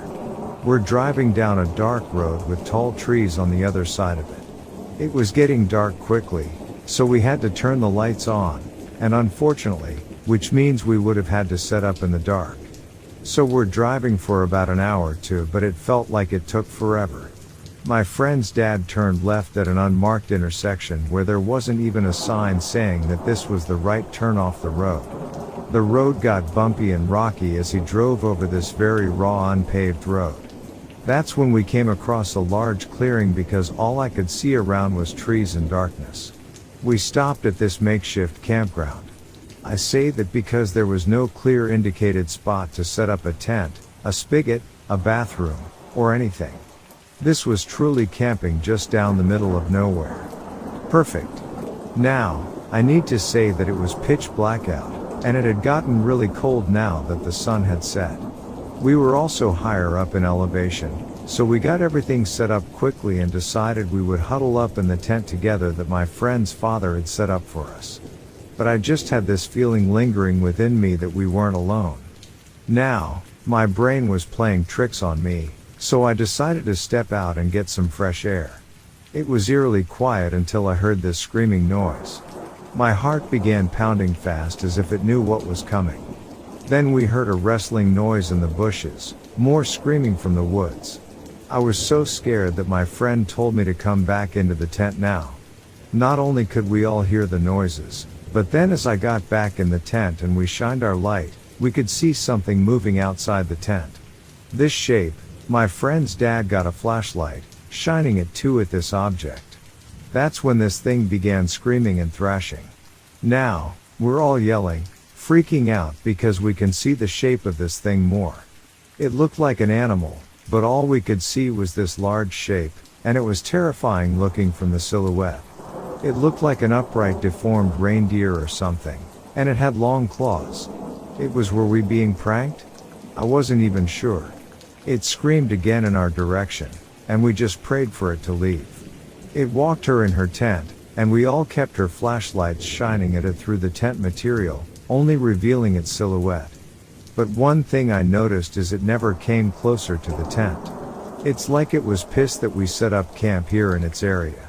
I get it, this probably sounds like some sort of amateur creepypasta, but tell it to my family, my friend's family, and me who have to deal with the memory of this thing. We stopped hearing it almost literally after we all pretty much urinated all over our sleeping bags out of terror. Surprisingly, none of us had any weapons on us. Somehow we all forgot. We got lucky that night, but who knows what would have happened if it were to come back and possibly check out our tent. Now, of course, my friend's dad regrets that he didn't bring any weapons. He forgot. He normally always carries a pistol. I went home the next day, and we didn't get any sleep that night. What was designed to be a civil day trip turned into a quick overnight terror. I've not been able to go camping since. I don't think I ever will, you know? And I'm also not sure what this thing was or where it came out of. I haven't really sat down to train research either. I don't really care. I just want to get rid of this memory.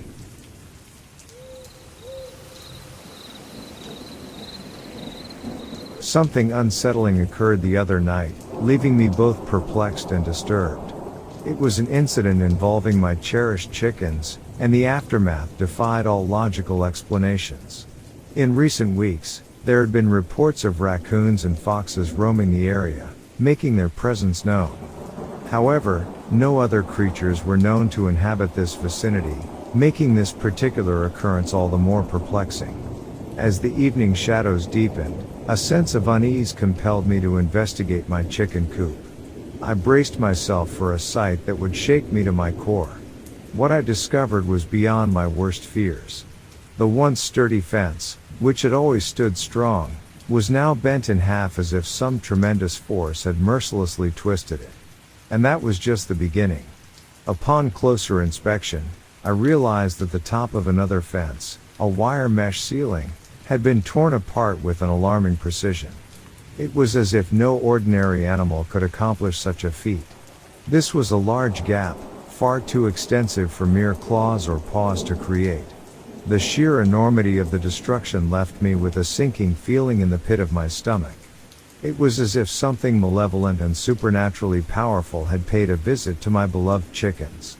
With trepidation, I began examining the lifeless bodies of my feathered companions, searching for any clues that might shed light on what had transpired.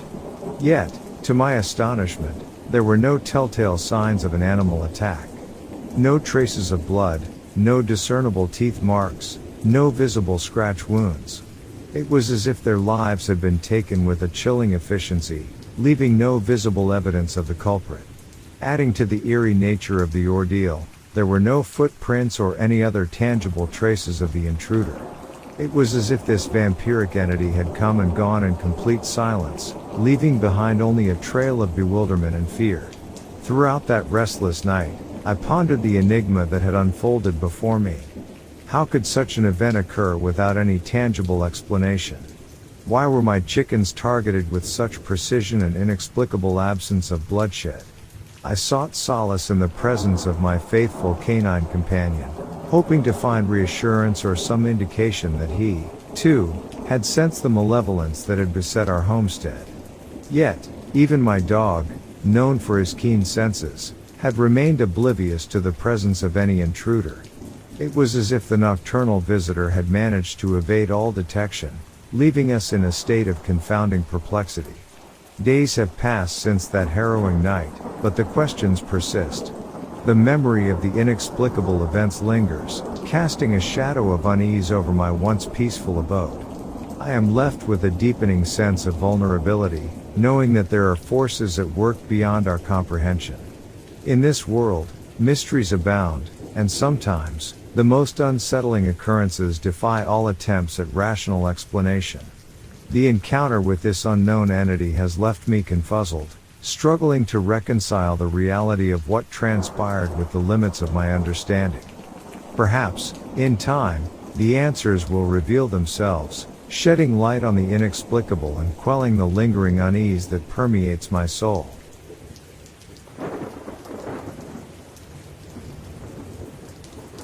So I'm not one for believing too much of cryptid lore, never had an encounter before or anything like that, but my partner and I live on the border of upstate New York, not far from the Whitehall Bigfoot area.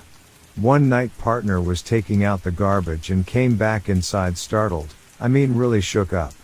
They said they had seen a creature that looked like maybe a fox or coyote, but that it then stood up on its hind legs and so they booked it back inside. Fast forward about a month and I'm outside on my porch smoking a cigarette, enjoying the stars under a crystal clear sky. We have a small plot next to our house that has a tow-behind landscaping trailer permanently parked on it about 20-ish feet away from the house. After a while of standing outside I get the sudden and intense feeling like something is watching me, just that primal feeling of danger. It should be noted that, like most people up here, I'm usually carrying a gun on me. Coyotes and bears are fairly common up here. So I kind of do the four corners check of my surroundings. When I looked over to that trailer, I saw there was something the size of a large dog laying in the grass. Mind you, it's a clear night with a not quite full moon, and the grass was uncut long but not like a meadow. If I had to estimate I'd say 7 to 9 inches high, so I had a really good view of this thing. Now I know never to approach a random animal bedded down at night, so I just kind of watch it for a second. Even in the light of the moon, its outline and coat were pitch black, blacker than anything I've seen before, unnaturally contrasting against the ground it laid on. Then it looks up, it has piercing red eyes. I'm thinking, oh what the F. And put my hand on my revolver, I ain't about to be coyote food. And then, it stood up. It stood up on its hind legs. The only way I can describe the legs of it is like that goat or human hybrid from the Narnia movie, but with the torso like a hybrid of man and canine. It was taller than me, and I'm 6'1". It didn't even need to take a step. I flicked whatever was left of my cigarette and backed away to the door, locked and bolted it, and spent the rest of the night wondering what I just saw. Now I'll admit, I'm a religious man, but that thing didn't fit the description of any jinn I've heard of. It's to this day one of the few things in my life I cannot explain. We've installed security cameras since, but now the lot is under construction and we haven't seen it since. I don't know what I saw that night, truly, but I intend to find out one way or another. I want to go into the forest near the plot and look for signs. Does anyone have any advice on hunting this sort of cryptid? I'll update with any further happenings should they appear again.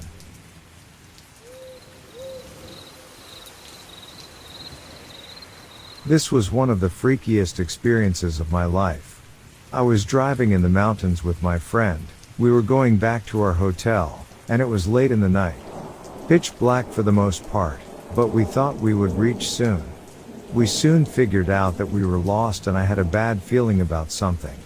My friend spurred me to go on because we were pretty tired and cold, but I stopped the car and got off to figure out where we were. I step out, and just walk a bit around and notice that if I had just kept on driving for maybe 2 seconds longer, like my friend had told me to, we would have fallen to our deaths. The road ended not 5 meters from where I stood.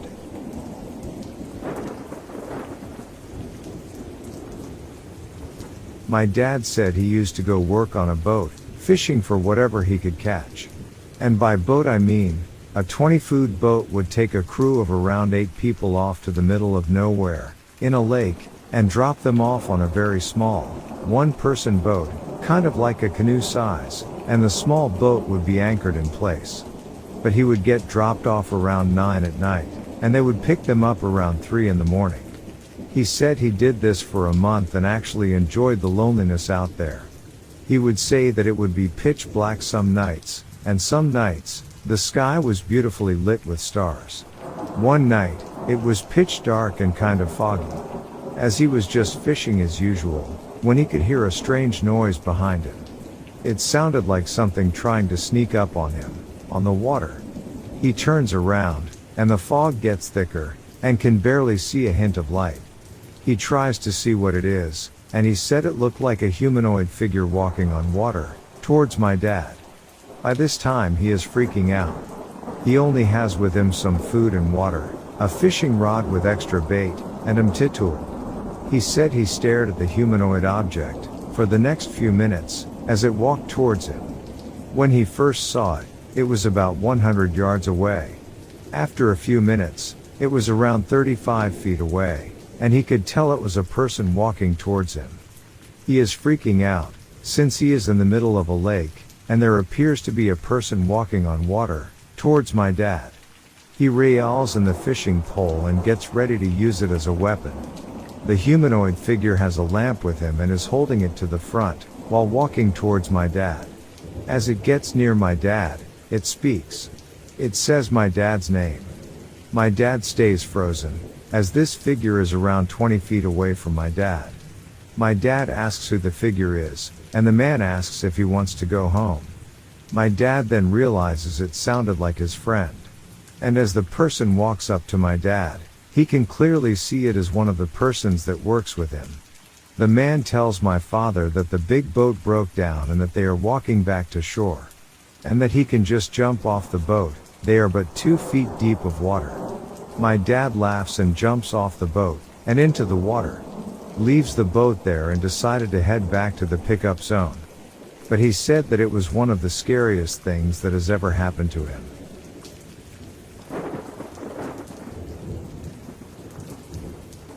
A couple months ago, I was doing my nightly routine at about 2 a.m.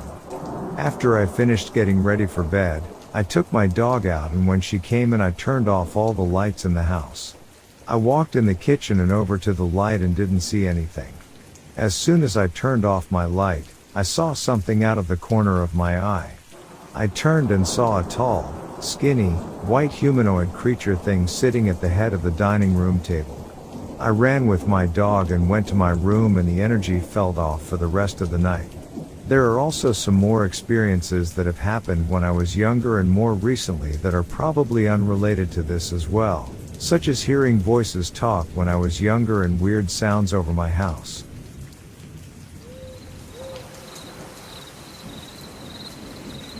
Last night I got a call from a military buddy that he was looking for a ride home from the bar and didn't want to spend $30 on an Uber ride. I said sure. I was hungover myself and figured it would help to drive with the windows down and get some air. It was probably 12:30 a.m. and I was driving around my neighborhood trying to take an alternate route that I hadn't taken before but knew about. Basically one that went through residential areas and stayed off of the bigger, more populated routes. I didn't really want to fight traffic the entire way getting downtown. So as I'm driving, everything was normal, I was listening to some random podcast about World War II, but then as I'm passing this one random house a couple streets down from mine, there's a kid standing in the front yard right on the edge of the road. To be honest, this doesn't sound that weird, but looking back, it was past midnight and this kid was maybe 10 to 11 years old. He had on a red shirt, tan shorts and sneakers with a blonde bowl cut. Totally normal looking kid. So as I'm coming up to this kid, I get to a speed bump and had slowed down. So I was able to get a better look at him. He wasn't playing, he wasn't running around, no other kids were with him. He was just standing completely still and meeting my gaze as I'm going past. Like, the entire way down the street he doesn't stop staring. And after I had passed him, I keep looking at my rear view mirror and he still doesn't stop looking. He doesn't cross the street or go back to playing around, he just keeps standing there staring at my truck. On the drive back, I told my friend after picking him up about the kid and he was interested. So I took him back through the same way where I saw the kid. This time he wasn't there. Fast forward to when me and my friend get back to my place, sitting in my living room, shooting the shit watching YouTube. And we hear this super fast, quiet knocking at the door, like so quiet my AC almost completely smothered the sound. It's like 1:30 a.m. at this point and both my roommates are out of town for the long weekend. So I was kind of weary of answering the door. I peek out the window next to the front door and see no one there.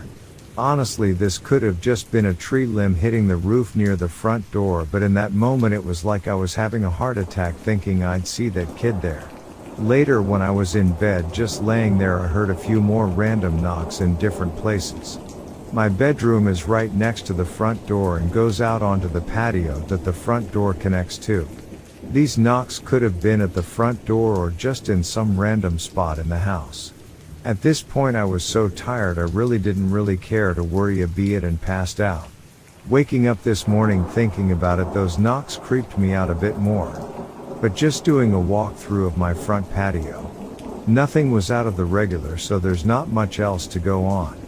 I know this really isn't the most bone-chilling story, but kinda goes to show how kids can be so creepy with zero effort.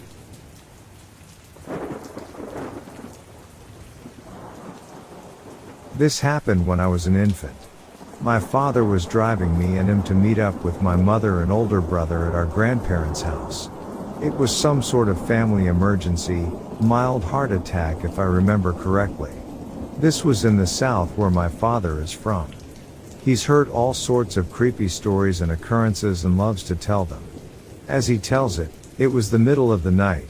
He got a call about the family emergency and picked me up from the babysitter and left right away. There is a bridge that he's driven many times before in his youth. The type of bridge that's popular in horror movies. It crossed a wide river and was covered in fog so you couldn't see the other side. My father was in the military and made this drive many times to visit his parents. He says he's heard of strange happenings on the bridge but had never seen any. Well, this night, about halfway across the bridge, he finds a truck with the hood open, and a man frantically waving for him to stop and getting into his line of travel. My father says he looked harmless enough, just a guy with a breakdown, but such an odd place for one. Dad just doesn't feel right about this situation. So he guns it and honks, pretty much letting the guy know to get out of the way or get hit. The man dived out of the way and my father sees 3 more men get out of the bed of the truck, slam the hood closed and start to turn around. My father served as military police for a long period and knew exactly what to expect. He drove as fast as he could to a turnoff he remembered from his previous trips. This next part confuses me, but he claims it made sense. He believed he couldn't outrun our pursuers, so he pulled off at the small dirt road he knew. He drove as far as the road allowed, which apparently was still in sight of the main paved road, and got out of the car with me and his service pistol. My mom loves the next part. He gave me my bottle and favorite stuffed animal and placed me in my car seat behind a tree. Then he went to the opposite side of the small clearing and waited. I'm sure people will be confused, but he knew if they found the car, he would, hopefully, shoot first and end it quickly or draw them away from me. He says it only took a few moments before the truck, probably filled with crazy hillbillies, drove past and out of our lives. After waiting a little, he made his way back across the bridge to the next town and brought the local cops to the bridge. They said they had heard of missing people heading down that road, but had never found anything. Again, they came up empty. Wish I knew if they ever got caught.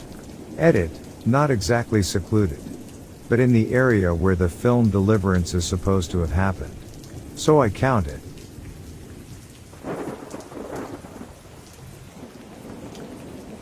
About 10-12 years ago, I remember going fishing with a friend around my family's property in rural South Dakota. I was 14 or 15 at the time and had my learner's permit. We can drive earlier in SD, so I took our small farm truck down to our creek with my friend. I grew up on a farm, and the creek we let our cattle drink from was often full of fish. While fishing, a neighbor of mine drove by and said hi. We had some normal fishing small talk, and he asked if we would like to try fishing his creek on his property. We hadn't had much luck, so my friend and I said we would give it a shot. We followed him to his creek, and he told us we could keep whatever we caught if we wanted. He noticed we also had a 17 hours AMR rifle with us. We always have one in our truck in case we had predators around livestock and such. He mentioned he had some badgers digging holes around his stock. Damn, and if we saw one he would be alright. If we got rid of it so his cattle didn't injure a leg walking to the water. We packed up our stuff and walked down the short dirt road to the creek. The creek was to the east of us and ran in the north or south direction. On the south side of the road, there was a hill, formed from dirt when the stock dam was dug out for his cattle. And the creek ran into the dam on the other side. We went to the mouth of the dam where the creek led in and fished for a while, noticing it was eerily quiet. Normally there would be a lot of noise on a night like this. No wind in South Dakota means you will be nearing all sorts of bugs, frogs, etc. But there was absolutely nothing. We thought that was strange, but fishes anyway. We were catching a lot of decent sized fish. My friend was planning to stay at my house for a couple days, so we decided we would keep a few to fry up the next day for lunch. To do this, we needed our net and stronger to keep the fish. Since it was a short walk, we left our poles where they were. There were no fish big enough to pull them in, and walked back to the truck quick. On the way back, we heard some trashing on the opposite side of the hill mentioned earlier. This was odd because we were just on that side while fishing. When we reached the opposite end, we looked to see if a badger had been there like my neighbor mentioned. There was nothing, but we could see where something had knocked down some cattails and other straw-type grass. What was weird was that way more seemed to be knocked down than what a badger could do, and none had been knocked down while we were on the other side just minutes earlier. Either way, we continued back to get our net and stringer. This time on our way back, keep in mind the road from truck to fishing spot is probably 100 feet if that. We heard what sounded like a huge bird flapping around in the same spot as the thrashing. The only large birds we have in that area are vultures, hawks, eagles, and owls. I've seen and heard all of these birds up close before. This sounded much larger, and the flapping was way more sporadic and quick than any of those birds move their wings. It was very eerie, and we started to get a little scared. We decided to hustle back to where we were fishing to try and see what it was. When we got there, however, again there was nothing. We looked at each other and mentioned how weird it was and joked that it freaked us out a little. Then we noticed something had moved out fishing poles. The two poles had swapped places.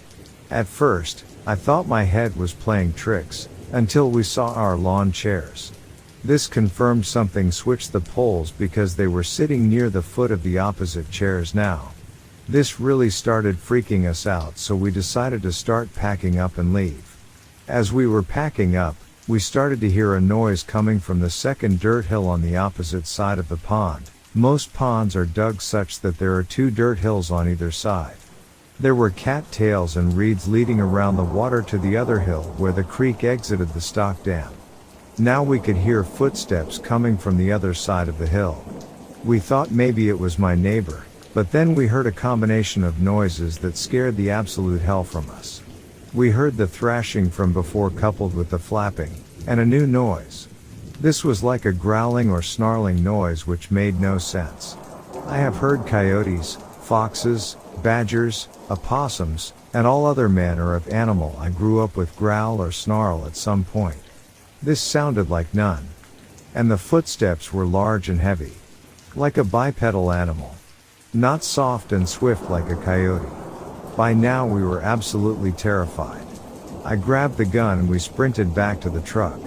It was getting dark at this point. I told my friend to drive since I had the gun. We got in, he turned the headlights on and we could see the splashing coming from the stock dam from where the truck was parked.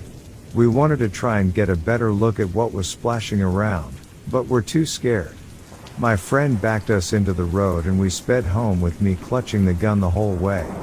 We never told anyone what happened and have only mentioned it to each other once to this day. Does anyone have any clue what it could have been? To this day I still get eerie when driving around the back roads near home. Edit. So someone has asked about my grandpa's UFO story, so I will share that as well. It's nothing spectacular as far as UFOs go, but still interesting in my eyes. I was very, very young when this happened. My mother had been divorced for just a couple years, and had been working a lot. After she divorced, she moved us back home with my grandparents. She saved up some money and decided to take my siblings and I on a little family outing for a few days to the Black Hills of South Dakota. I want to say this was around the 4th of July, but I am not going to say I know that for sure.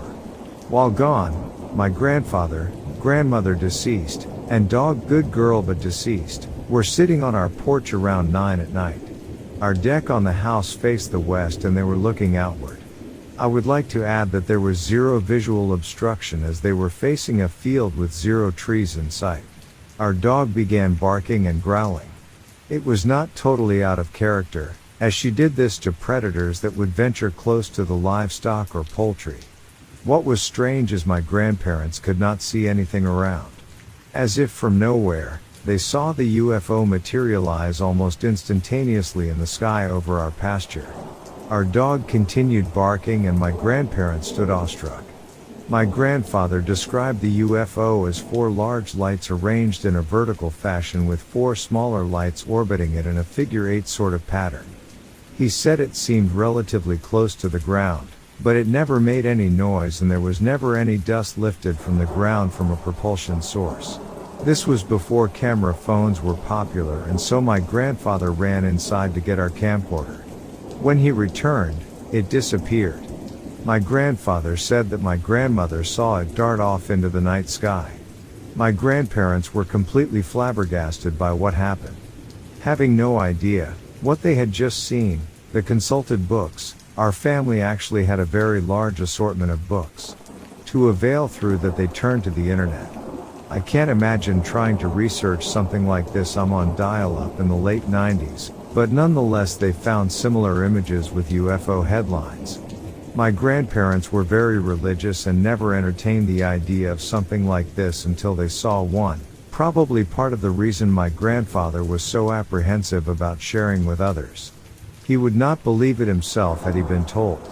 After this, they were very open to the idea of the paranormal and still maintained their faith. They just accepted that there were things they could explain through their religion and accepted that. They actually would watch a lot of programs on TV about paranormal stuff, which got me interested early on. I would also like to add, my grandfather is a very credible man. He served as a U.S. Army Ranger in Vietnam and worked on a lot of covert operations.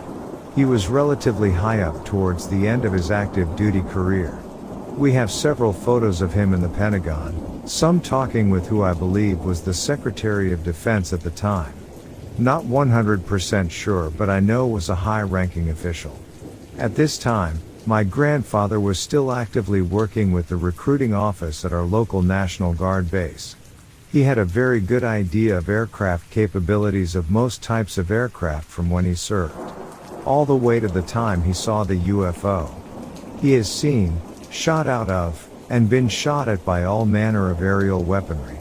Nothing he has seen had maneuvering capabilities like what he saw, or the ability to stay silent while maintaining low-level flight, and cause no ground disturbance from the propulsion system. He also claimed that had something been flying the craft, it would have to have been very small. A humanoid creature would have to be roughly the size of a child to adequately move in the craft. I've never seen a UFO, and I guess I've never technically outright seen a humanoid being, but I have had a strange encounter that is unexplainable by conventional means, and I believe my grandfather did as well, albeit a different type of encounter.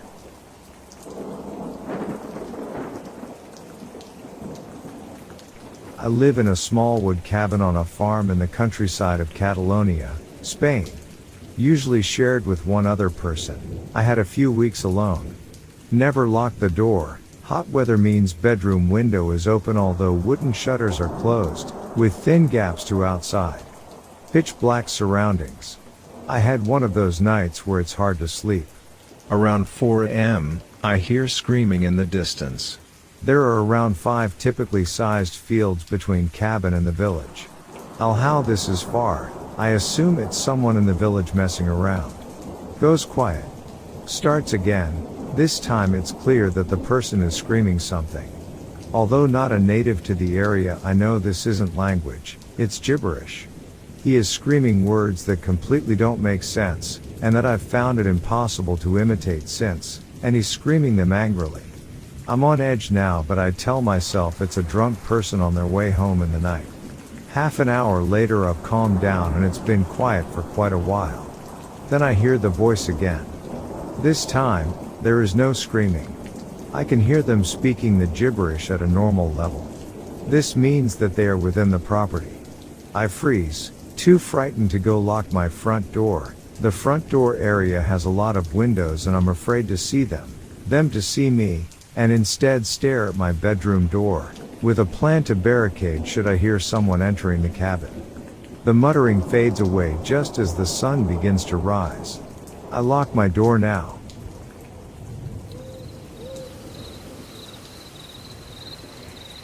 Has anyone encountered granola-like people?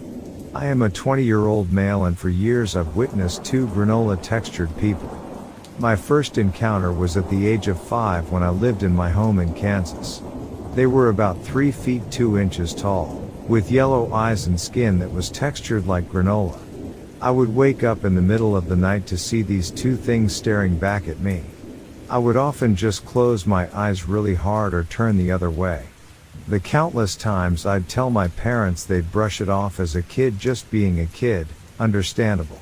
Although one day when I woke up after them being there the previous night, there were 2 sets of tiny handprints on my bedside. They weren't human handprints but more of 2 sets of where someone put their fingerless hands. The handprints were made up of a disgusting smelling granola textured substance. My parents, baffled by it, brushed it off as me having a midnight snack. These encounters happened the entire 3 years I lived in Kansas. Now I've lived in several other states where I continued to encounter these things. Now I understand as a child we are impressionable to certain things, but I know I physically saw these things and continued to see them well into my teen years. I have encounters in the other states I've lived, but this post would be an essay. Has anyone encountered anything similar? I have yet to find a similar case to this and would be interested to hear from the community.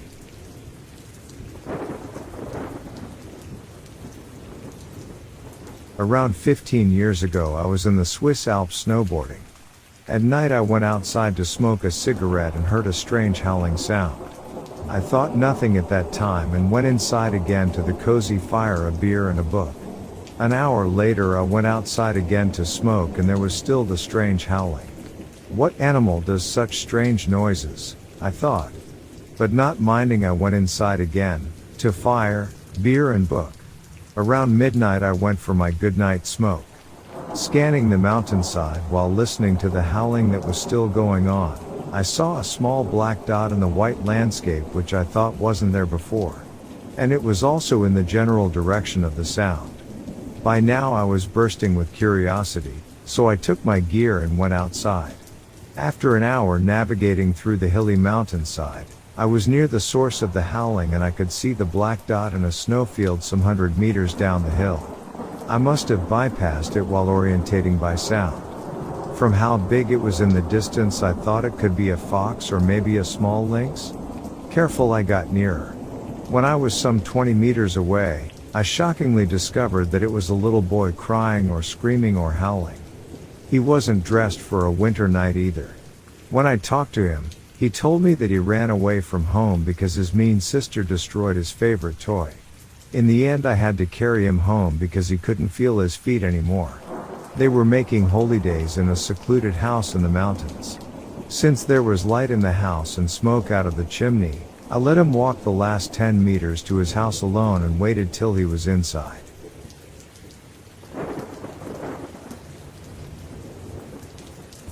When I was younger, my dad, his friend or his friend's family, my brother and I used to go on holidays to the outback. Now, we live in Australia, so the outback is quite vast and secluded. One time, we were camping somewhere near the Simpson Desert, in the middle of absolutely nowhere, no towns for almost 1,000 kilometers, and all we slept in were swags, like canvas tents in the shape of a sleeping bag, but you have a sleeping bag inside, and a thin mattress on the bottom. So basically, the only thing separating your face from the outside world is a little bit of fly netting. On this particular night, we heard a lot of strange, creepy sounds during the night, and while I was sleeping, fortunately, or I would have freaked out, Dad watched warily as a dingo stood right beside me, staring at my face, deciding whether or not to attack me. Dad said he was poised to defend me if the dingo attacked, but fortunately, we left some food out, so instead of eating me, the dingoes ate the leftover food. It was pretty darn creepy, knowing that if they hadn't found food, they would have likely attacked us, and me in particular.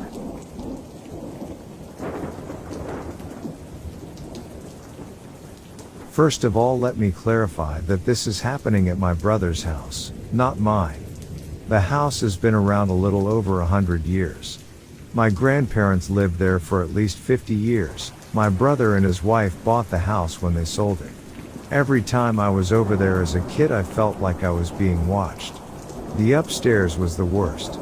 Especially the room next to the stairs. You just feel like you're not alone. Here's what they've told me. Pretty much every single night they hear footsteps all throughout the house. If they ask whatever it is to stop, it stops immediately. One day my sister-in-law, his wife, was home alone and heard my brother's voice coming from the baby monitor on the first floor. The other two monitors were on the second floor in my niece and nephew's bedrooms. It sounded exactly like him, but she called and made sure he was at work, not at the house. One night my nephew woke up around 3 a.m. to see what he described as a dark shape of a little boy looking into his bedroom. He said the boy started running down the hall to the room by the stairs, but when my nephew went in there, he was gone. He drew a picture of this little boy, but my nephew was 6 when it happened. He's 8 now, so it was just a stick figure. The land itself used to be part of a property of a very old house up the road. I'm pretty sure they owned slaves back in the day. My first thought was maybe it's the ghost of a slave who was buried on the property, but that doesn't explain the voices, right? Can ghosts mimic the living, or is this something else? What do you guys think? I spent 2 weeks backpacking in New Mexico a few years back. And I just have to say that it's pretty amazing how easy it is to disconnect when you're out there. Anyhow, we were in a group of 5, 3 tents, with a campsite up on the rim of a canyon, which had the benefit of a fantastic view but put us over a mile away from the closest water source. I had really argued in favor of this site, so I was happy to volunteer to go get water, and recruited my best friend to help me bring back a second water container. Man, am I glad he came with me. It was around dusk when we left, and honestly we had a good time just chatting about how great the trip had been. This was our last night out. We'd already had our fair share of adventures, running into a couple of bears and getting hit by an enormous storm. While we were above the tree line being the highlights, so we just got lost in reflecting on the trip and laughing about it all. It was definitely getting close to sundown by the time we had gotten the water though, so we set off back to camp at a pretty quick pace, which kept the chatter to a minimum. On the walk back I thought I had heard a few sticks crack off in the woods, but I really didn't think that much of it. We'd heard weird noises before and the cracks weren't loud enough to come from bears. Anyways, we ended up getting back to camp fine, eating dinner, cleaning up, and heading off to bed without incident. At this point I'll mention that although the stargazing in New Mexico is supposed to be really exceptional, I was never really blown away by the amount of stars we saw owing to a super bright moon almost every night keeping the sky fairly light at night.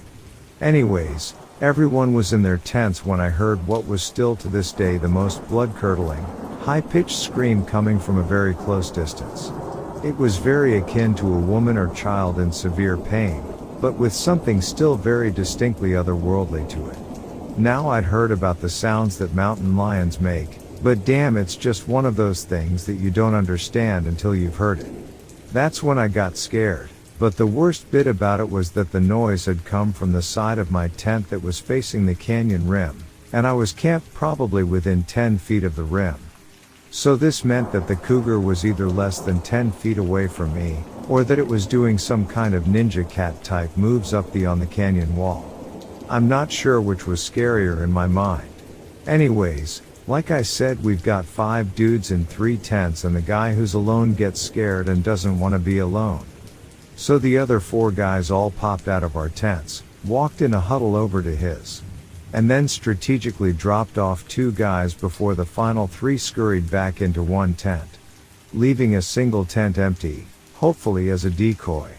However, when we were out there we didn't see the mountain lion, which meant that we had a ninja cat on our hands, made all the scarier by the fact that mountain lions can weigh well over 100 pounds, and keep the demeanor of your average pissed off house cat.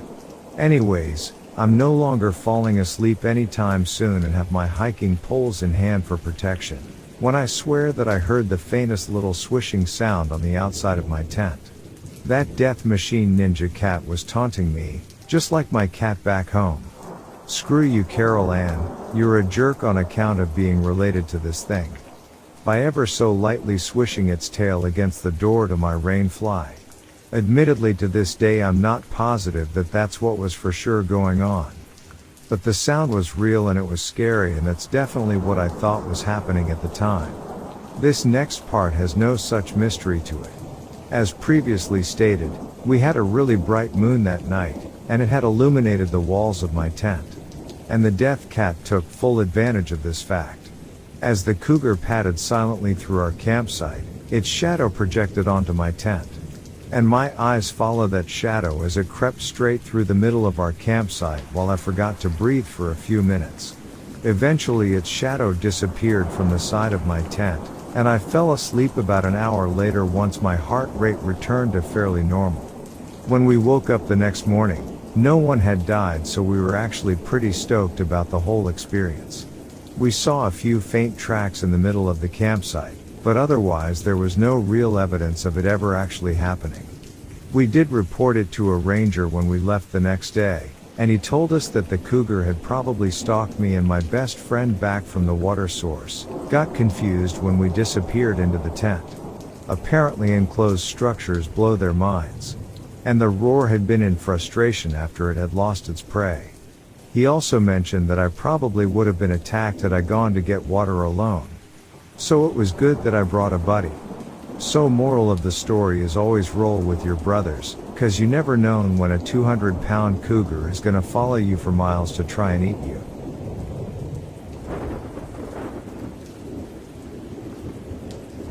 The officer involved in this story goes by the name of Officer Michael Frankton, currently stationed at the 14th Precinct.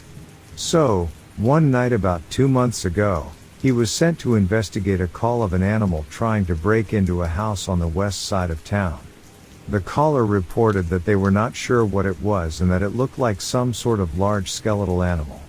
When he got there and searched around the perimeter, he found no tracks or trace or evidence that would suggest any person or animal had actually come close to entering or tearing into the property. After entering into the home, which seemed completely normal. Everything was closed up and locked as if nobody was there. He even searched all around inside just to make sure nothing had gotten in. He exited the house and walked around to check the perimeter again before his radio started going off, notifying him that the officers had arrived on the east side of the property where he would be able to help them with an animal control call. When he approached them, he told them that there was this large creature that looked like it might have been injured, hence the skeleton exposure, and that this animal had possibly escaped and was injured and now darting all over the property. They brought Officer F back around to where the animal was initially sighted. Right up ahead of them was what they could best describe as something straight out of hell itself. It seemed almost like a hulking mass of rotting flesh and bone and had this terrible odor of rotting meat and death. In the officer's words himself, he said that this thing looked like a real-life horror movie prop from an undead movie but was actually moving around. It had long arms and massive claws at the end of each finger. It was staring into their eyes with an abnormally large mouth split open as if it was not trying to bare any of its teeth at all. The officers all fled the scene while this being began running alongside the cruiser, trying to keep up with them. Any other information about this night was blotted out and classified. Little is known about what happened to Michael F. or his current whereabouts or if he is even serving still as a police officer. If you would like your own police encounter stories to be featured on this post, please use the submission form available. We look forward to hearing more stories.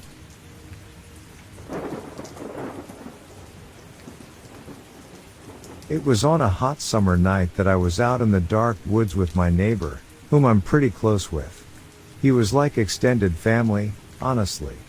The fact that I didn't even know we were going until that night when I was sitting at home in front of my laptop, playing video games. My neighbor came over to see me, and he asked me if I wanted to go camping with him and his family. It had been a while since we last did anything together, so of course, I said yes.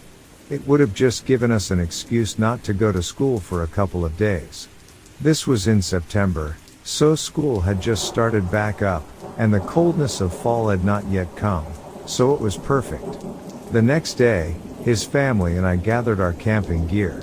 We're driving down a dark road with tall trees on the other side of it. It was getting dark quickly, so we had to turn the lights on, and unfortunately, which means we would have had to set up in the dark. So we're driving for about an hour or two, but it felt like it took forever. My friend's dad turned left at an unmarked intersection where there wasn't even a sign saying that this was the right turn off the road. The road got bumpy and rocky as he drove over this very raw, unpaved road. That's when we came across a large clearing because all I could see around was trees and darkness. Where we stopped at this makeshift campground, I say that because there was no clear indicated spot to set up a tent, a spigot, a bathroom, or anything. This was truly camping just down the middle of nowhere, perfect. Now I need to say that it was pitch black out, and it had gotten really cold now that the sun had set. We were also higher up in elevation, so we got everything set up quickly and decided we would huddle up in the tent together that my friend's father had set up for us. But I just had this feeling lingering within me that we weren't alone. Now my brain was playing tricks on me, so I decided to step out and get some fresh air. It was eerily quiet until I heard this screaming noise. My heart began pounding fast as if it knew what was coming. Then we heard a rustling noise in the bushes, more screaming from the woods. I was so scared that my friend told me to come back into the tent. Now, not only could we all hear the noises, but then as I got back in the tent and we shined our light, we could see something moving outside the tent, this shape. My friend's dad got a flashlight, shining it too at this object. That's when this thing began screaming and thrashing. Now we're all yelling, freaking out because we can see the shape of this thing more. It looked like an animal, but all we could see was this large shape, and it was terrifying looking from the silhouette. It looked like an upright deformed reindeer or something, and it had long claws. Were we being pranked? I wasn't even sure. It screamed again in our direction, and we just prayed for it to leave. It walked near our tent, and we all kept our flashlights shining at it through the tent material, only revealing its silhouette. But one thing I noticed is it never came closer to the tent. It's like it was pissed that we set up camp here in its area. I get it, this probably sounds like some sort of amateur creepypasta, but tell it to my family, my friend's family, and me who have to deal with the memory of this thing. We stopped hearing it almost literally after we all pretty much urinated all over our sleeping bags out of terror. Surprisingly, none of us had any weapons on us. Somehow we all forgot. We got lucky that night, but who knows what would have happened if it were to come back and possibly check out our tent. Now, of course, my friend's dad regrets that he didn't bring any weapons. He forgot, he normally always carries a pistol. I went home the next day, and we didn't get any sleep that night. What was designed to be a civil day trip turned into a quick overnight terror. I've not been able to go camping since. I don't think I ever will, you know? And I'm also not sure what this thing was or where it came out of. I haven't really sat down to train research either. I don't really care, I just want to get rid of this memory.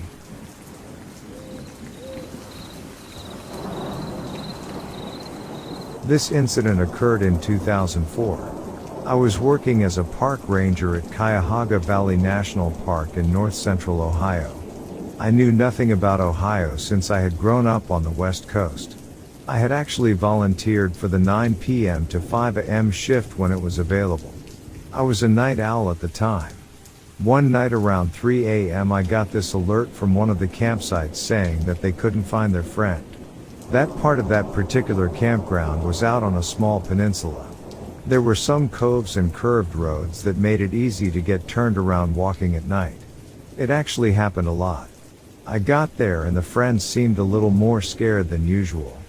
They said that they had been searching for an hour already and there was no sign of their friend. They all seemed to be about 18 to 20 years old and smelled of alcohol. I didn't call law enforcement right away because often a drunk person would fall asleep on someone else's chair or picnic table, so we were usually able to find them soon enough. The missing friend had been sleeping in a tent by himself while the rest were still sitting around the fire.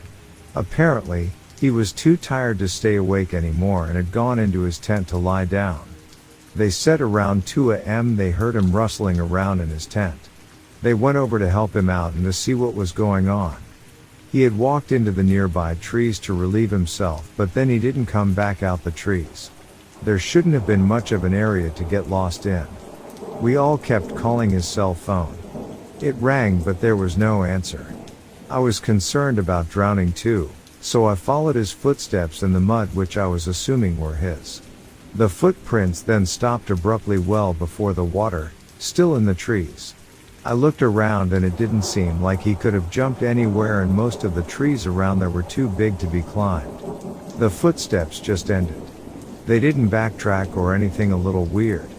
We all kept searching until about 4 a.m. and then called it off. I told them let's just wait until morning. It was most likely that he had fallen asleep out of sight somewhere, so they all went back to their tents to try to get some sleep. I was way too wired to go home, so I actually kept at it. I was used to staying up all night anyway and I just wanted to go sit down by the water and stay alert in case I noticed anything. On my way over there, I saw two things dangling down from a tree up ahead, and when I got close enough to see more clearly I just freaked out. I started backing away. They were feet, but they were not human feet. I just let out this gasp and then all of a sudden this thing swooped out of the tree like a bat out of hell. All I could think was that it was some kind of a vulture or something. It was gigantic with probably a 10-foot wingspan and it had flown down to the water's edge with these huge leathery wings. It was at least as tall as me and I'm 6 foot in height. It then turned around and it looked at me with these red glowing eyes. All of this happened in a matter of seconds. I realized it wasn't any kind of a bird for sure and it didn't look like it had a beak. It didn't even look like it had a face. I just saw darkness in these red glowing eyes at that point. I became really concerned about the missing friend. I lost it and I just started yelling at the creature. It turned around and it ran along the shore until I couldn't see it anymore. I was sure we were about to find a dead body, but then I heard this rustling in the bushes and this half-naked person comes crawling out. It was the missing friend. When he was able to make sense, he said that he had gone to the lake to wash himself and the freaky winged thing had scared him half to death. He'd been under the bushes hiding and had passed out by then. I felt like I wasn't even in my right mind anymore. I took the guy back to the campsite, and I eventually got back to my office and checked out. I couldn't take it anymore. I had no clue how to even begin making sense of it all after that. I decided to switch to the day shift and it ended up being a lot better for me. I eventually left the job at the park in 2008, moved back west, and now work for the state of California.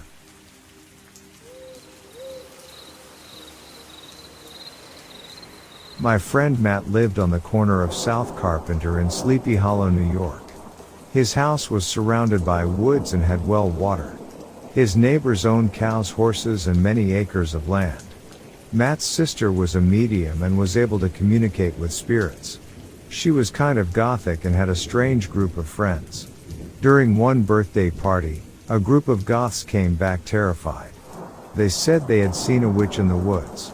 At first, they saw an old lady from a distance and it seemed like she was lost and looking for something. They approached her eager to help. They stepped closer and went to reach for her shoulder when she began laughing. She turned around and petrified the group. Most of the people thought the group was lying, but Matt knew his sister could tell the kids were serious too. They were actually scared, and the forest they were in was a labyrinth of spooky trees. It was easy to get turned around. Later that year, this is what happened. Matt, Bill, and I were hiking during the winter months. There wasn't snow on the ground, but the air sure was cold. We were bundled up and didn't plan on going far. But of course, we followed the trail and it led us to a place we could never imagine. I was following Matt, but he wasn't the best with directions. We were in a thick forest that we had never explored before. We continued trekking, searching desperately for familiar territory. It was getting dark. Finally, we heard cars. We made it to the road and saw it with Sleepy Hollow. I thought it was funny and antagonized Bill and Matt about the headless horseman, but they were a little younger than me and started to cry. They were scared. It should have been straightforward to make it back to the house using the roads. But sadly, we did not make the best decisions. Matt was oblivious to the surrounding streets and directions and was clueless about how to get us back. I remember the route my dad used very vaguely and attempted to lead us back. There were no sidewalks, so we walked on the ditch alongside the forest. After a while, Bill ran ahead of me. He said something was back there, something was following us. I didn't believe him and I stopped walking. I looked back and saw that he wasn't lying. There was some kind of black upright dog just walking behind us. We started to jog and so did the canine. Matt and Bill were faster than me. I told them to run ahead and that I would get this thing away from us. By that point, I had a general idea of where I was. I beelined it to the forest and caught the trail. I couldn't see much, but the trees paved the way for me. I had no visual of the dog anymore, but I knew it was on my trail. After what felt like forever, I could hear the commotion from Matt's family's party. The flames from the bonfire peeked through the trees and I felt relieved. I moved towards the tree line and suddenly went barreling into the ground. My foot caught a root and I was badly scraped up. With my hands and knees bleeding, I rolled over in slow motion and my life flashed before my eyes.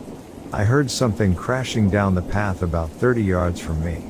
I hopped to my feet and went straight through the briars and branches, leaping to the illuminating grass. I made it to the fire and the creature luckily left the darkness. Matt and Bill were already sitting on their mom's lap telling the story.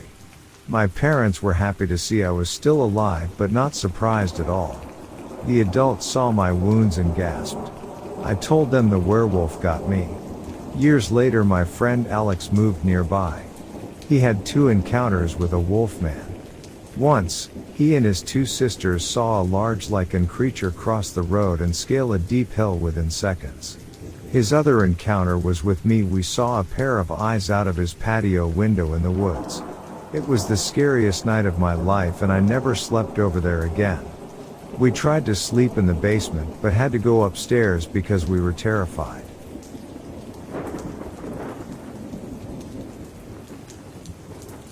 The moon hung low in the night sky as I stood outside the apartment building, my heart pounding with a mix of excitement and nervous anticipation. Today was the day I would join the ranks of the police force as a rookie officer. My name is Alex, and I had always dreamed of making a difference, of upholding justice in a world that seemed too often plagued by darkness. My partner for this first assignment was Detective Ryan, a seasoned veteran with a reputation for his sharp instincts and unwavering resolve. Together, we were tasked with investigating a homicide case, a daunting task for a rookie like me, but I was eager to prove myself. As we approached the apartment, a sense of unease settled in the pit of my stomach. The door was locked, a barrier between us and the truth hidden within. With a swift kick, Detective Ryan forced the door open, revealing a chilling scene that would forever be etched in my memory. There, before us, lay the lifeless body of the victim. It was a gruesome sight, a chilling reminder of the evil that lurked in the shadows. But what shocked us both was not just the presence of death, but the grotesque creature feasting on the remains. It was a dog-like creature, but larger, more akin to a wolf. Its hulking figure loomed over the body, its snarling face contorted with an unsettling mix of animalistic hunger and a twisted, human-like visage. The sight sent shivers down my spine, and I felt an instinctive urge to protect and serve, to rid the world of this abomination. Reacting on pure instinct, Detective Ryan and I drew our weapons and fired at the creature, hoping to neutralize the threat it posed. But the bullet seemed to have little effect. It let out a chilling growl, launching itself at us with a speed and strength that defied logic. Caught off guard, we were tackled to the ground, our bodies hitting the floor with a resounding thud. The creature slipped away from our grasp, a blur of fur and teeth, disappearing into the night before we could regain our footing. The chaos and confusion that ensued left us breathless, questioning the reality of what we had just witnessed. We exchanged bewildered glances, our faces etched with disbelief and uncertainty. Did we really see what we think we saw, or was it some hallucination brought on by exhaustion or something we inadvertently ingested? The questions lingered in the air, a heavy fog obscuring the truth. With a deep breath, Detective Ryan and I collected ourselves, determined to make sense of the inexplicable. We scoured the surroundings, searching for any trace of the creature, but it was as if it had vanished into thin air. Frustration mingled with disbelief, our minds struggling to comprehend the events that had unfolded. As we stood there, gazing into each other's eyes, a silent understanding passed between us. We may never fully understand what we witnessed that night, but we knew that our duty remained, to protect the innocent, to uphold justice, and to face the darkness head-on, even when it defied explanation. In the end, we may never have a definitive answer to the question that haunted us. Did we truly encounter a monstrous being, or was it an illusion, a trick of the mind?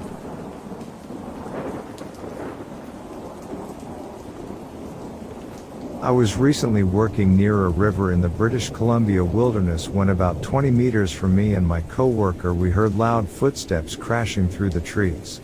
My coworker yelled out. Nothing. The footsteps continued, but after he yelled out a second time the footsteps stopped and then things went completely silent. There was other people in the vicinity throughout the week, but to our knowledge, nobody there that day. I grew up hunting and I am very familiar with the fauna of Western Canada. It sounded like a bull or cow, moose or elk. Perhaps a sizable buck. But to my knowledge they don't have the smarts to actively hide from humans when they are yelled at. Same with bears. Mountain lions, however, do. But I don't believe one would ever be so loud and clumsy sounding. WTF was in the woods? I'm not above thinking it was perhaps a Bigfoot. Or was it a sinister person?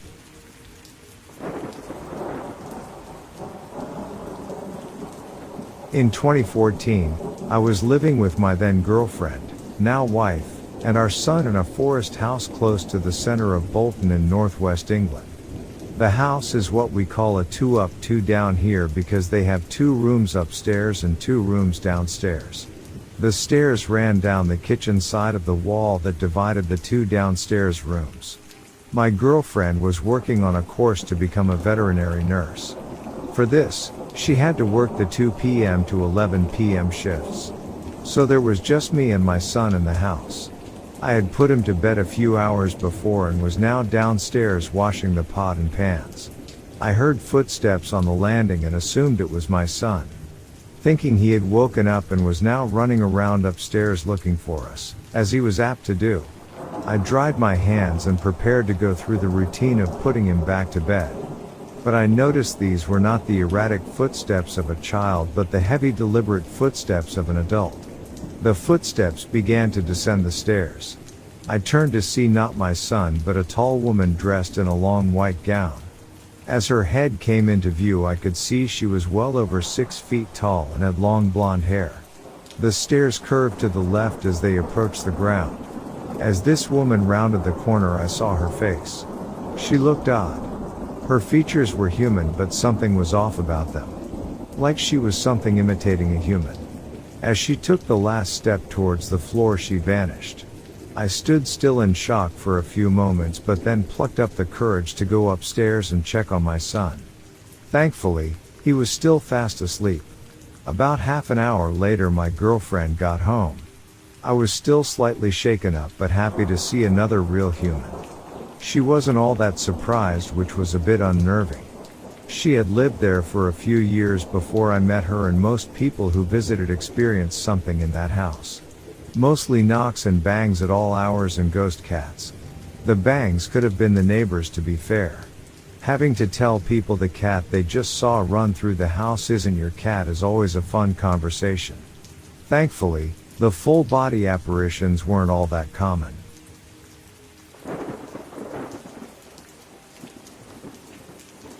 Me and a buddy went camping on my parents' property back in high school, say 6 years ago. The spot is pretty secluded and the only company we had for miles were cows and coyotes. We fished all day and had just settled in around a nice little campfire when I heard a helicopter. We were somewhat near a pipeline so it wasn't that unusual for planes and choppers to check it, but I'd never seen them do so at night. The helicopter continued to get closer until we were able to see it silhouetted against the stars. We didn't think anything was amiss at first until I noticed the black sphere literally suspended about 4 feet in front of it. The sphere was roughly the same size as the chopper and traveling at the same speed. This was without alcohol, drugs, etc. No idea what it was to this day.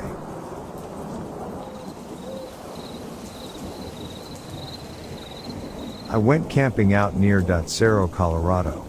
It's a more desert-like area, and the state park, IIRC, was up on a tall plateau. It was about a half-hour drive up.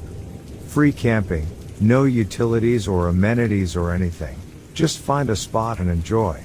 There were forests and whatnot up top, but not much else beyond that and all the dust. We stayed there 3 days, and what creeped me out off the bat was the fact that there were no bird sounds, or really any small critters.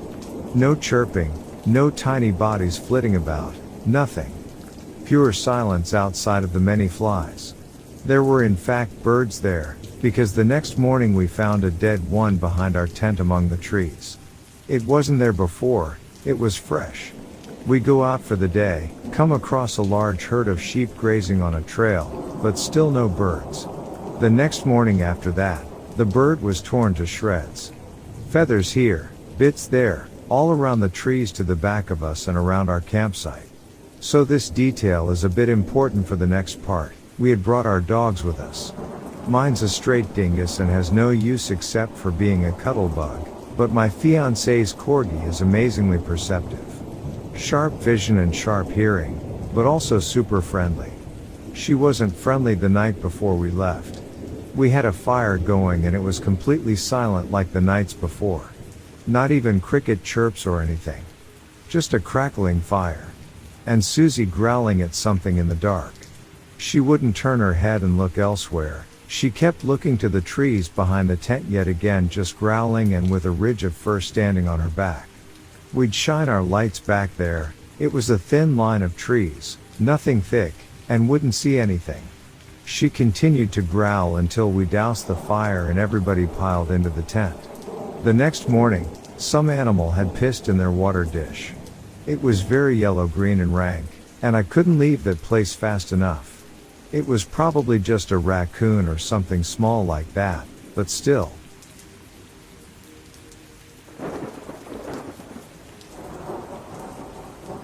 I live near Greensboro, North Carolina.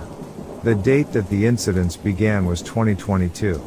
2 weeks after moving to this address, I witnessed trees in the park behind my home moving as though there was a huge heavy being moving from one tree to the other. But I could not see any visible being, though I know that this movement was not caused by the wind.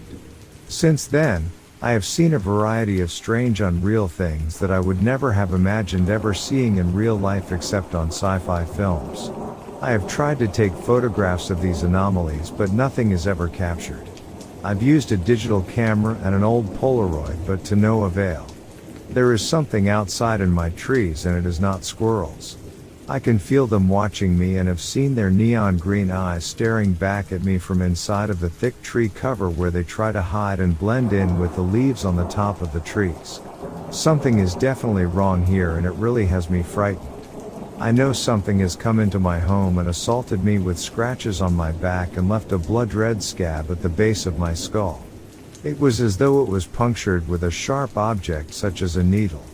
I'm convinced that the government and other officials in this community know about the activity. I collected some hair evidence that I know is not human. The hair is too thin and wispy, and the color is greenish in hue. I don't know what to do.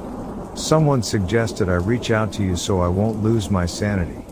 I never, in my wildest dreams, would have ever imagined these things to actually be real. It's difficult for me to accept the reality of it. Please contact me so I won't feel so alone in this madness. Thank you.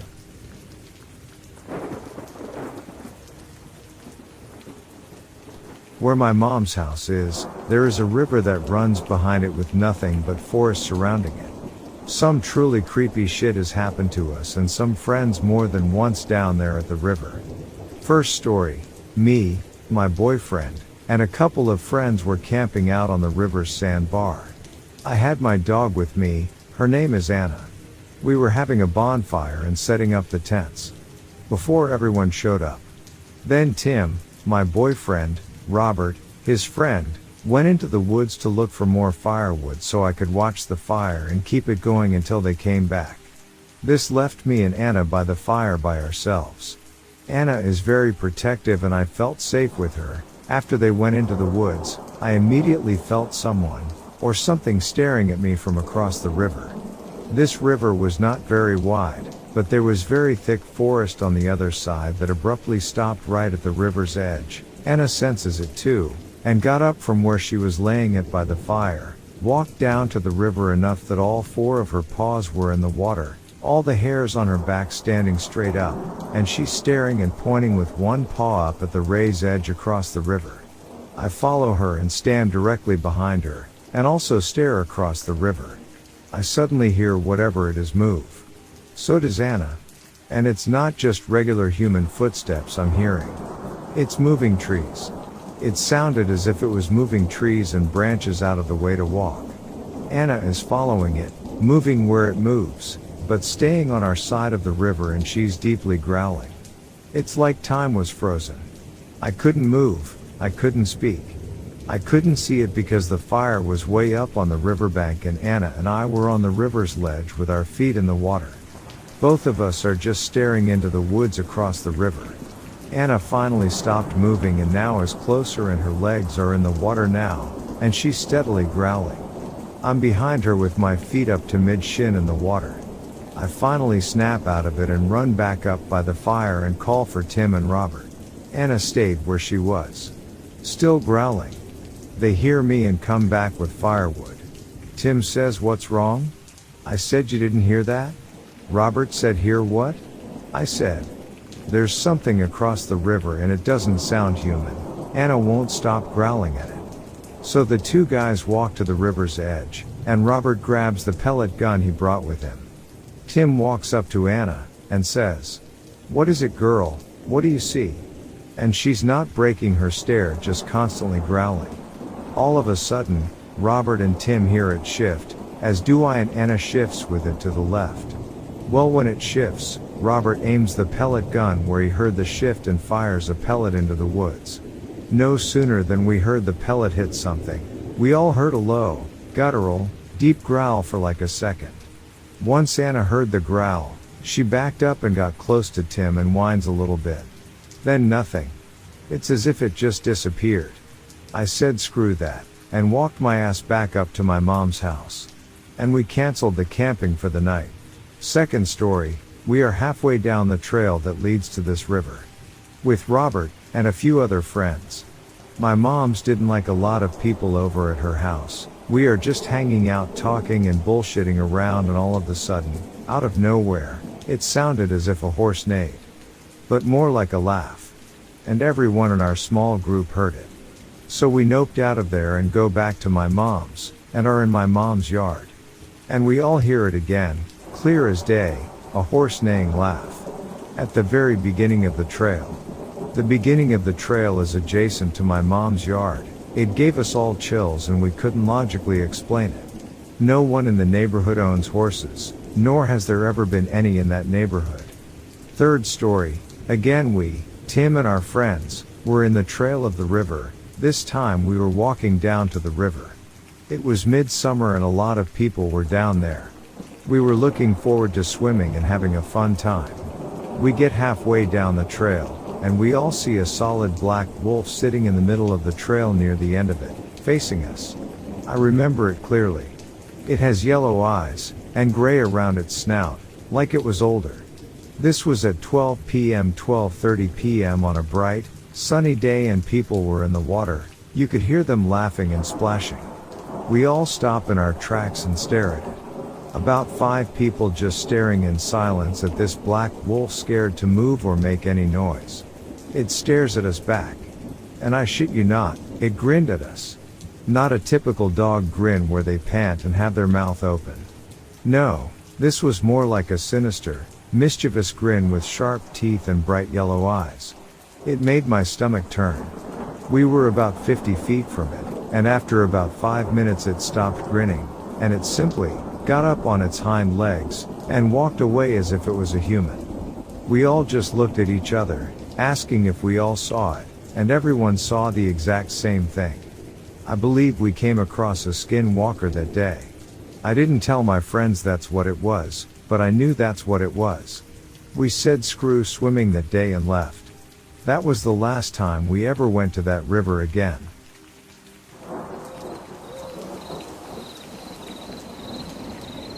My cousin did a lot of forest surveying in some pretty remote areas in British Columbia, Canada.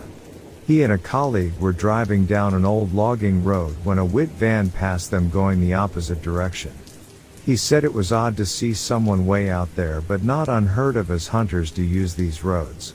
They went a few more miles down the road, got out and started doing some work, and ended up finding a dead body with no head or hands. Freshly dumped as it wasn't decayed. They had to go back the same direction as the van. Luckily they never crossed paths. They reported it to the RCMP and was told it was most likely biker gang related hit.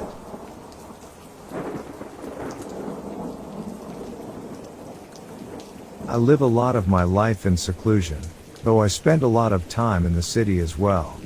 I tend to take the creepiest things with me to my home, and I've amassed a great collection of skulls and bones and various other items of morbidity. A few things I've experienced that might be of interest. Deep in the woods, I find a hole dug about 3 feet down. Around it, someone had constructed a rudimentary teepee out of shipping pallets, reinforced with greased rope and branches. A tarp was tangled over it, blown up by the wind. I peered in and found it recently lived in, freshly stirred dirt at the bottom. I lit the floor of the place with a flashlight and found a collection of undergarments belonging to young girls, all bright colors and cartoon characters, buried beneath a scree of dirt, rocks, and leaves. A duffel bag of loot was tucked in the back, mostly vitamin packets and detritus. Empty liquor bottles. A man's bottoming out point, miles from civilization. The other place was near the grain silos, repurposed by the Salvation Army as an apartment complex for vagrants and mental patients. There was an old oil company, long abandoned and hollowed out, just over a set of train tracks and through a thicket of shrubgrass. It was midnight, or later, and I was alone. Being closer to civilization, I did not want to attract attention. I made my way in the dark. Starlight and moonlight offered me a little guidance, though I was mostly beneath an overpass. I heard a rustling in the distance. I was too far in city for this to be a deer, and it sounded bigger than a turkey, which can be found basically anywhere. I had my knife out, and I stepped closer to the origin of the sounds. I heard a groaning, a muttering, gurgling sound. A growling. It was growing louder, and I was starting to make out syllables. Not speech, per se, not words, but differentiated syllables. Just as the growling reached its zenith, I looked up and saw a man on a bike, pedaling down the sidewalk on the overpass above me. He had headphones on and he was listening to death metal and growling along with the vocals. I was overcome with relief, but also awash with dread, because now I know why people don't talk to me when I'm on campus, because I do that exact same thing. I've also found some really strange signs out in the middle of nowhere. From memory, I can say that my two favorites are Uncle Bart will FUUPP and outside an old slaughterhouse, in block printed scrawl. Cattle operation trailer closed. Please do not dump. You will be seen. I'm sure I can think of more, if anyone is interested. I'm a weird dude.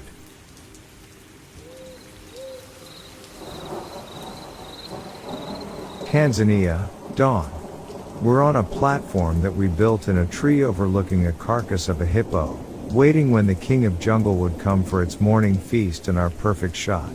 Suddenly our PH, our guide, or professional hunter, silently points backwards, pale, with a drop of sweat coming down his head while looking straight ahead. I look back and see a pair of eyes about 5 meters from me sitting on a branch, the red sky gently reflecting in its pupils. A leopard. Now leopards don't look intimidating comparatively to a lion or tiger per se, but what makes them so intense is the fact that they always finish what they start. If they pick a target to pounce, the target is done for. What a leopard does is it jumps and hugs you with its claws, gently bites you in the neck and then starts going apeshit with its feet right at your abdomen. We're about 1,000 miles from the closest hospital. I am also the youngest, the natural target. Fortunately, the story ends in a rather boring fashion. The leopard looked at us for a little bit and just said "F these guys" and left.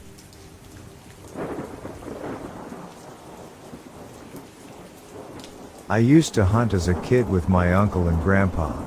The first time I killed a deer, I was alone, covering my side of the mountain while they ran the deer towards me. I shot a buck right in the side, but he was just a button buck, only nubs for horns. I thought it was a doe, so that's why I shot it. I was so excited. Right up until I walked up to the deer and it was gasping for air. I shot it in the lung. It was horrible. I felt awful. I cried. I didn't know what I had just done. When my uncle found me like 45 minutes later, me sitting next to the deer I just killed, he was so excited.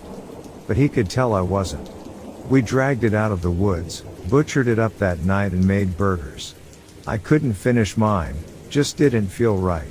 Never went hunting again. I was 15 or 16 at the time, so I was old enough to understand what was going on. Anytime anyone talks about hunting, I think back to that morning. I have no problem with people hunting, by all means. But I could never go again.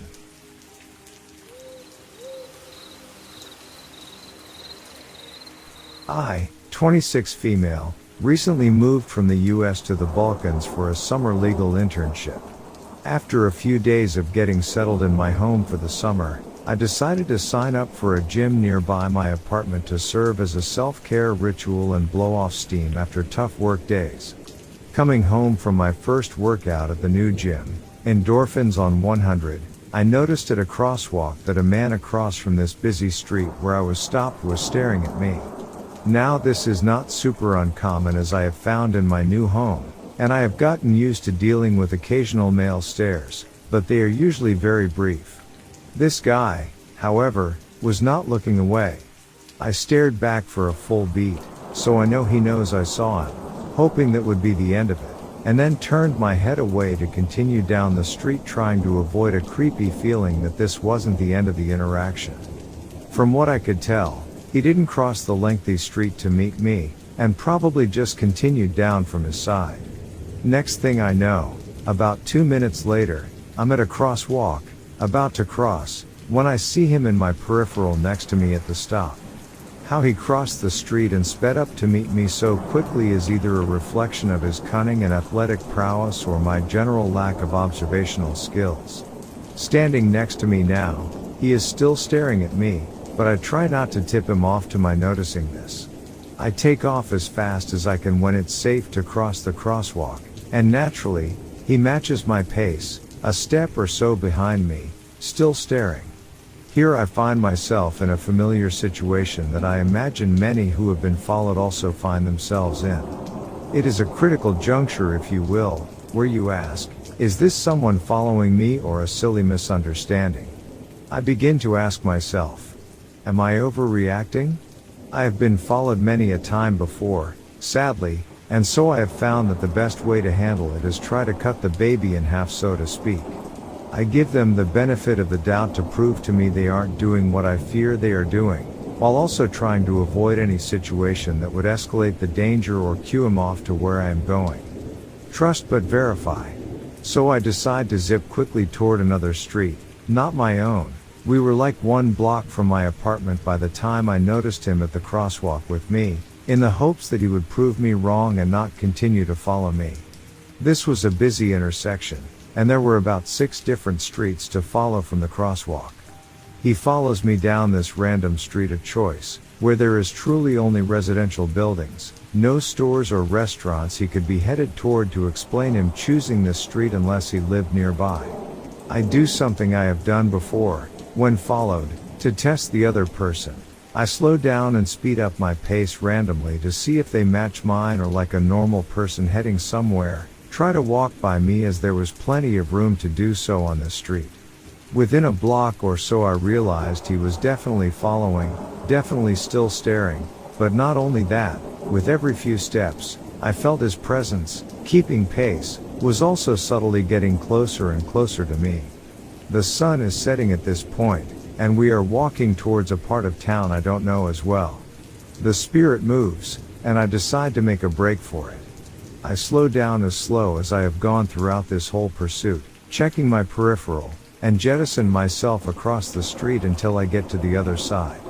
I look back once I am there to see that he is now looking across the street and moving toward it to follow me more, but this time, I give him the meanest glare I can muster, and reach for my bag as if to suggest that I'm reaching for pepper spray or something.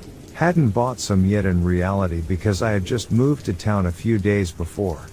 He notices the gestures, makes eye contact, stops, and then literally turns his head away to feign looking at the numbers on the street like he was lost or looking for a specific spot, as if he hasn't been slowing up and speeding down with me for the past 10 minutes, not looking anywhere but at my backside. Acting 010 for capturing the innocence of someone definitely not creepily following a woman half his age back from the gym for 20 plus minutes. He continues to pretend to look around, glance back at me, look around some more, glance back at me, and when he looks away for the 3rd time, I decide now is the time to truly make a break for it. I begin booking it down the opposite street, while occasionally peering back to see if he kept following.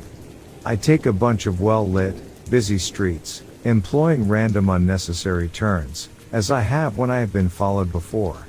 Eventually, once I check out the whole street and feel confident I have lost him, I finally calculate my way back home. The next day, I asked a friend from work who is local to take me to get some pepper spray. I bought a mini version, the smallest size, that can easily fit a purse. The pepper spray's brand's name for a bottle of this size is literally called Madam, which is emblazoned across the side of the bottle in bright pink lettering.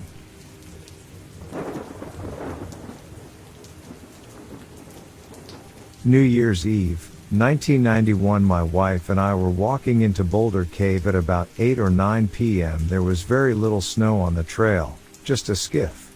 It was a clear, brilliant night, no moon but crisp stars and the occasional cloud. It was dark, but we had flashlights and warm clothes, and we walking in to meet some friends and spend the night at the cave to celebrate New Year's Eve. If you were wondering, we were bother sober, having met a few years earlier in AA. Back then the USFS wasn't worried about bats and you could hike into the cave at any time of the year. Now it closes in the fall to preserve some near mythical bats that may or may not live in the cave. No one has ever seen these bats except for scientists, and they are probably just pulling our legs. As we made our way up the trail, well made, not very steep, winding through the darkened pines, we could hear children's voices in the distance, like a schoolyard, or a playground, or a yard full of happy children running and yelling and laughing far, far away. At first, we tried to think of what it could be, maybe someone in a cabin, or people staying at Camp Roganunda, but on our way in we'd seen no cars or tracks or sign of anyone else in the area. Roganunda was closed down tight, and no camps, lights, or fires off in the distance or by the road. What was a large group of children doing playing loudly in the distance, up a canyon, in the middle of the woods, on New Year's Eve? It couldn't be sledders, because there was barely any snow, and it was way too late for a group of little kids to be frolicking unsupervised in the woods. It was weird and didn't make any sense, but we kept hearing it. There was an odd, consistent quality to the laughing children noise. It faded in and out of hearing, just on the edge of being there, carried by the wind as if from a great distance, funneled and shaped by the mountains and trees and streams until it found our ears, then back out again, to be lost for a moment, only to return.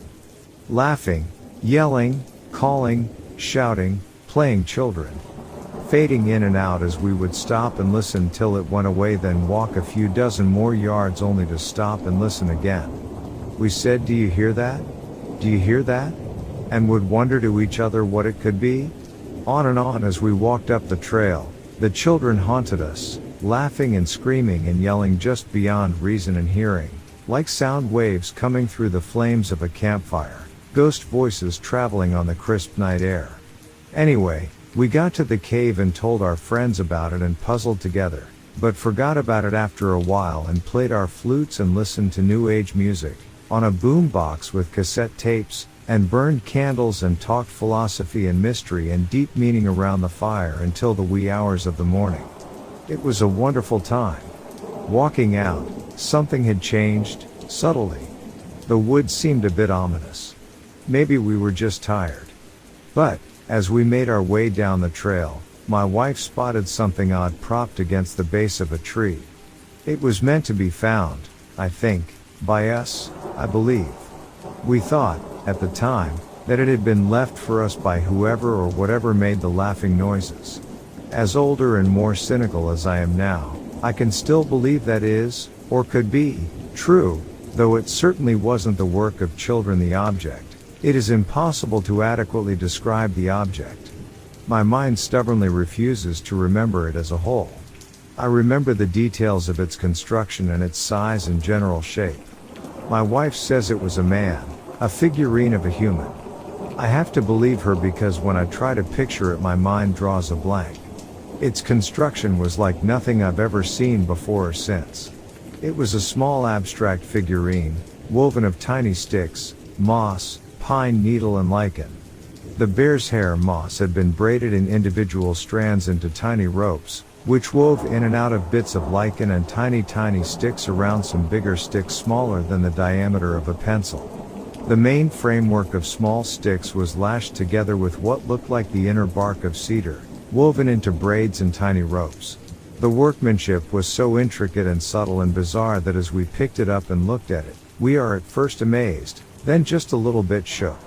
It was unworldly yet complex and woven and weaved from woodland materials seeming gathered at random with great skill, assembled with patience and practice by tiny nimble hands. For what purpose we had no idea.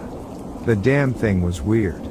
It was easy to dismiss the laughing children as a natural phenomenon, the wind, our imaginations, or just some strange, inexplicable happenings that had a perfectly logical explanation. The figurine was real, and it wasn't on the trail side on the way up.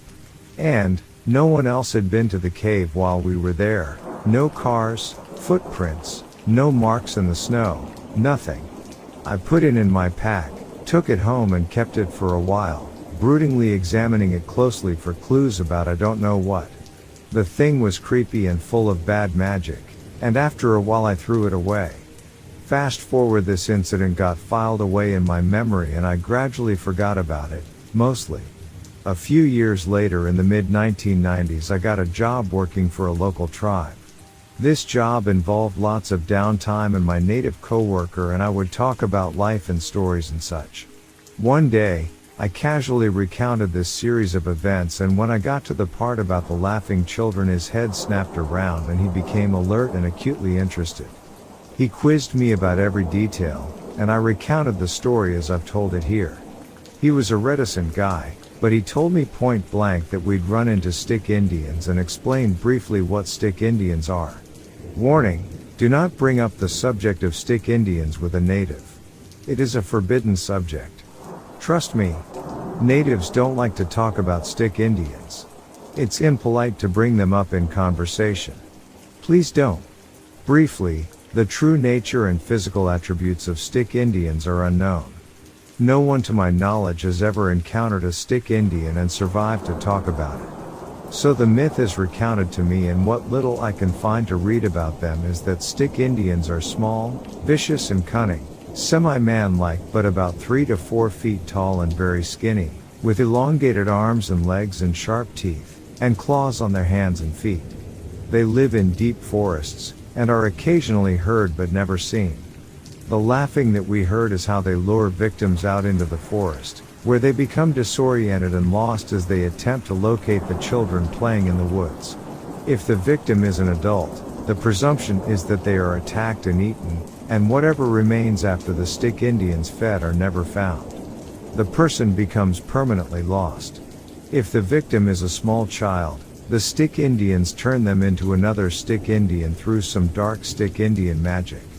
This is how they get new recruits. There is much more to the legend and much more to say that others have told me since, but it is getting late and some things are best left unsaid. For a long time, I didn't feel like I should carry tales, or hazard the risk of upsetting natives by speaking these things aloud. So, until now, I've kept these events mostly to myself. I respect the forest, mysteries, the natural world and indigenous peoples and honor their beliefs. The story of stick Indians would be just another interesting tale for me if I hadn't experienced them myself, maybe. As such, I was privileged with the information I describe here, and believe I relayed as honestly and accurately as I am able. Maybe it wasn't real, and maybe you don't believe me, or maybe there is an explanation for it all that makes sense, but know this, as a practical matter, warn your children. Tell them not to follow the sound of children playing when they are in the woods. Tell them as they follow the sound of children in the distance they might get lost and never come back. Like other legends and myths and tales, there is a kernel of truth at the center, and some truths are bigger than others. For me, I don't know what to think about what happened to us. I only know that it did.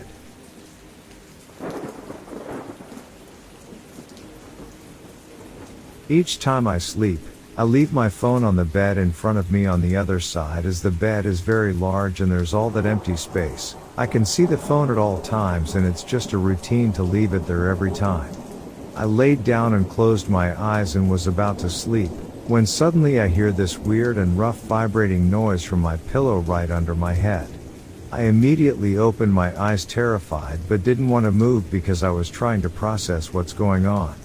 I was staring at my phone the entire time this was happening as I was trying to understand where this is coming from. And it was not coming from my phone. After it stopped, I looked under the pillow to try to understand how this happened, but there was nothing there.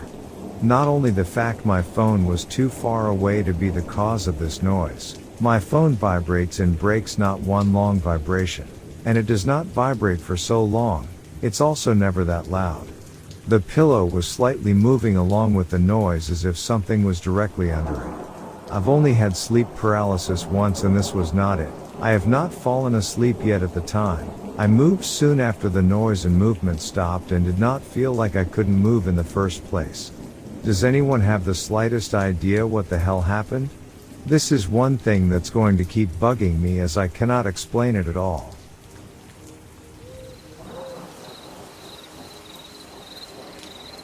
Me and my buddies decided to embark on a thrilling adventure by going camping in the mountains for 2 weeks. We were eager to escape the bustling city life and immerse ourselves in the tranquility of nature. Little did we know that this trip would take an unexpected turn, forever etched in our memories. As we set up our campsite, the crisp mountain air filled our lungs, and the breathtaking scenery enveloped us. Each day was filled with hiking, fishing, and sharing stories around the crackling fireplace under the starlit sky. Our bond grew stronger, and laughter echoed through the woods. However, one fateful morning, our carefree spirits were shattered by a gruesome discovery. I awoke to an eerie silence, only to be met with the sight of a dead cow lying motionless next to our once warm and inviting fireplace. Shock and confusion gripped us as we approached the scene. The cow's lifeless body was marred by deep, claw-like marks that covered its entire corpse. It was a horrifying sight, the aftermath of a brutal encounter. We were filled with a mixture of fear, disbelief, and a profound sense of unease. How had this happened? And more unsettlingly, how had we slept through it? The realization sunk in that we were not alone in these mountains. Something sinister lurked in the shadows, silently observing our every move. We couldn't shake the feeling that we were being watched, and the safety of our campsite had been compromised. Our idyllic retreat had transformed into a chilling mystery, one we couldn't ignore. Fear tightened its grip on us, overshadowing the once adventurous spirit that brought us here. The joyful camaraderie we had cherished now gave way to a sense of vulnerability. We knew deep down that it was time to abandon our expedition, to retreat from the unknown dangers lurking in the wilderness. Reluctantly, we packed our belongings, leaving behind the serenity we had sought. The mountains that had initially welcomed us with open arms now held a menacing aura. The memories we had created would forever be shadowed by the enigma surrounding that dead cow. As we trekked back to civilization, our conversations grew somber. We exchanged speculative theories about the mysterious predator that had invaded our campsite, questioning the true nature of the wilderness we had dared to explore. It was a journey that had changed us, awakening a primal fear of the unknown and reminding us of our vulnerability in the face of nature's unyielding forces. Years have passed since that ill-fated camping trip, yet the memory of the dead cow remains vivid in my mind. It serves as a poignant reminder that sometimes, even in the pursuit of adventure, it is necessary to acknowledge the signs and heed the warnings. The mountains may still call to me, but I approach them now with a newfound reverence, forever mindful of the secrets they hold.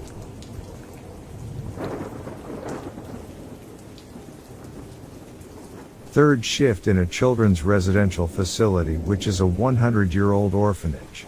Now it's for abused kids with behavioral emotional problems. A lot of them have nightmares regularly, and so in the dead of night, I'll be startled out of my rounds because someone will scream or something.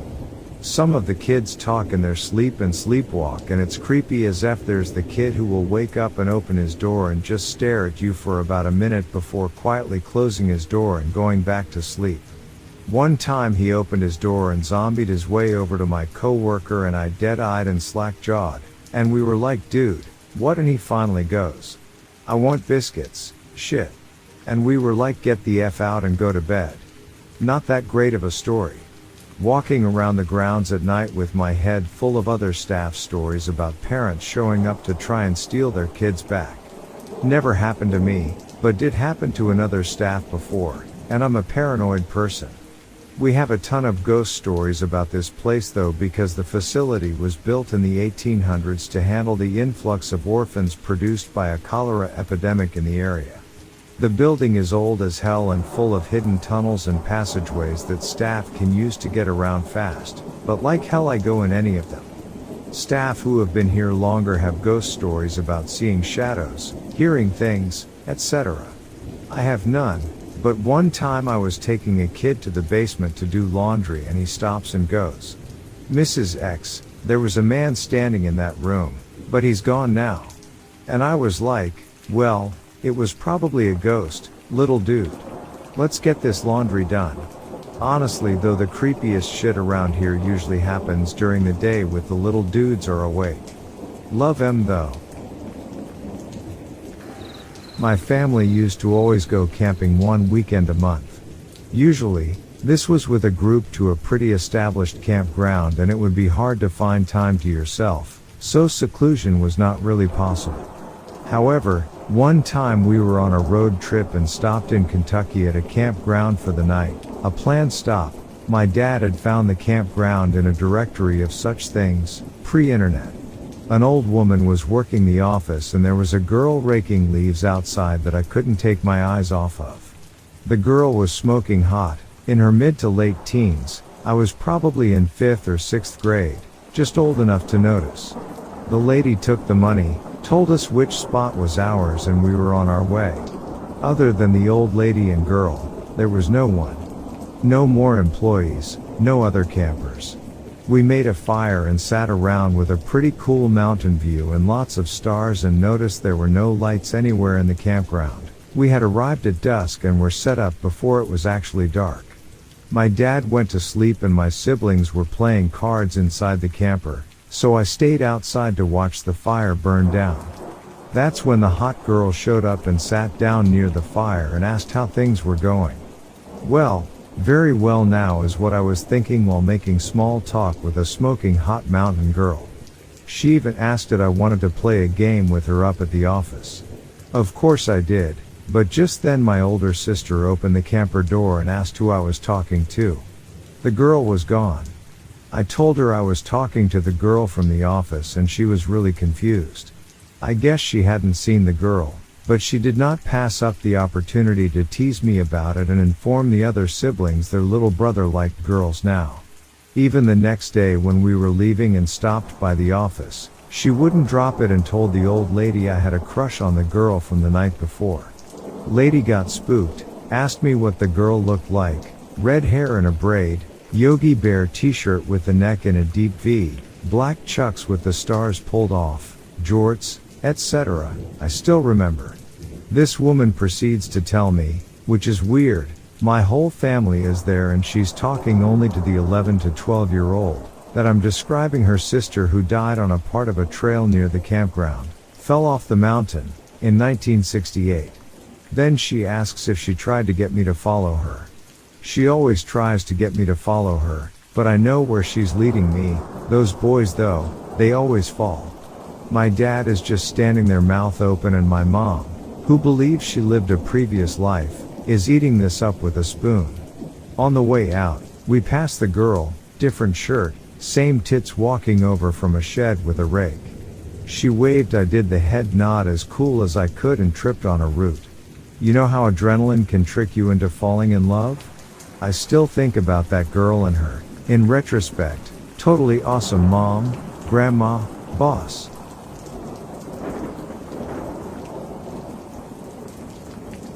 I honestly don't know how to explain what had happened to me. I believe I saw some sort of Native American entity. I was working as a ranger for the city of Austin, Texas. I just had one left of our reserve campsites when a very strange thing occurred. This was about 10:30 at night. I was driving my 4-wheel drive pickup truck on a dirt road that led back to the entrance of the park. The area is a wooded hillside spanning 200 acres and contains a very large number of wildlife. So, Being nighttime and how many animals are nocturnal, I was watching up for signs of their movement on either side of me. It was quiet, and I was the only one around. I had been following the road closely when I got this strong sensation. The road, everything around it, dense woods. I looked up just as a deer ran out in front of my truck, directly in my path. It was something like 40 yards ahead of me when I saw it. I reacted immediately by pulling onto the shoulder, slamming my brakes.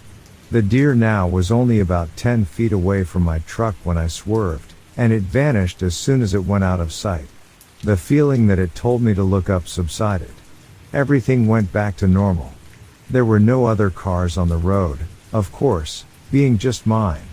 I sat in place, trying to click my bearings. My heart was beating fast, and I had a headache, and I couldn't explain these feelings. What on earth? So, something brought my attention to the hillside right where the deer had come from, and that's when I saw movement about 50 yards into the brush. It wasn't clear. I got out of my truck to inspect and walked up to the spot where I thought I had seen the movement through the tree line. The woods were pretty thick, but about 20 feet into them, there was a small opening in trees with lower branches and ones that were not as wide or tall. They almost kind of formed a natural corridor that, maybe, I'd say 50 yards opened up to the hillside before becoming obscured by the other trees and foliage. The ground sloped slightly upward, many leaves. I called out with my flashlight, thinking, why would there be somebody out here? It didn't make any sense. Thinking maybe I was just seeing things or it might be another deer. There was no answer, and that was it. I assumed it was just my own paranoia. I didn't hear anything move past me, so I decided to inspect further because why not? Calling out loudly, I knew, at least I'm pretty sure, I saw movement. And again, there should be no reason at all why anybody should be this far out here late at night. The movement I saw was more like a person, not a deer. At least I'm sure of it. So, I kind of very shortly walked up the hillside, never hearing a sound. I decided finally that, okay, enough is enough. I'm gonna leave and head back to my truck. As soon as I got in, I realized there was something wrong, something strange, and paranormal, if you will. As soon as I got back in my truck is when I saw it coming out of the woods ahead of me, slightly up from where the deer emerged. It is what I can only unmistakably describe as an apparition. It was this glowing, translucent being, but unmistakably a spirit. It shimmered, seeming to be faint but nearly transparent. It came closer to my truck and appeared as if it were getting bigger but also darker and more solid at the same time. It was this light grayish color and then would grow darker in color, kind of pulsating. It just walked right past the front of my truck with no fear or concern about my presence whatsoever. It just walked by like nothing was there, with some kind of purposeful stride without having so much as even a look of curiosity. And then, right there in my view, it just vanished, fading into obscurity. Not wasting a second, I flew my vehicle out of there, and my only mission in that moment was to go. Before this, I thought ghosts were a joke. I had never been a believer in the paranormal or what many refer to as the spirit realm. But after this, that changed my mind, and I'll never forget what I saw. But it wasn't until the following morning when I really kind of fully mentally processed what I saw. Surprisingly, because I didn't sleep that much, but a thought occurred to me, and I realized what had really happened. What I saw looked like a stereotypical image of a native, long hair down to its shoulders, feathers, a headdress. Actually, my professional theory is that somebody, a Native American, has gone through this road many times before in their lifetime, and they're simply showing me something that happened here at some point along the way. Maybe they stumbled upon these woods at night, and for whatever reason, they were killed on the spot by first contact European settlers who probably had no qualms about killing anybody different than them, including women and children. I do not believe this entity or spirit to have been malicious. It didn't come off as that. It was just something that happened to them in their lifetime. This spirit was merely doing whatever some non-physical thing does when in the process of trying to relive what happened. It's a possibility that this spot is where these people might have been killed or injured in an altercation. Maybe they were stuck between this world and the next. I don't know. Maybe they've seen my truck hundreds of times out here late at night over the years, and now I'm able to pick up on whatever it happens to come through here. Who knows? Anyway, that's my experience with the paranormal. Hopefully, it will be my last.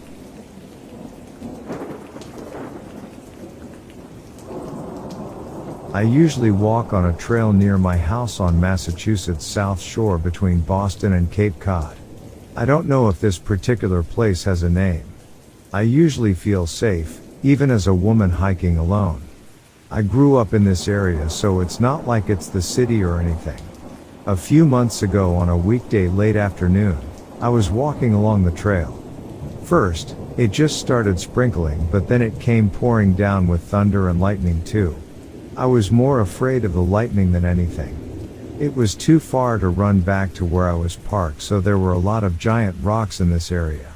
I saw this rock overhang off to the right of the trail up on a hill. It was hollowed out behind it, a small cave or something. I was not about to go into a cave, but I thought I could at least stand under the overhang and not get wet. So I'm standing there waiting for the rain to slow.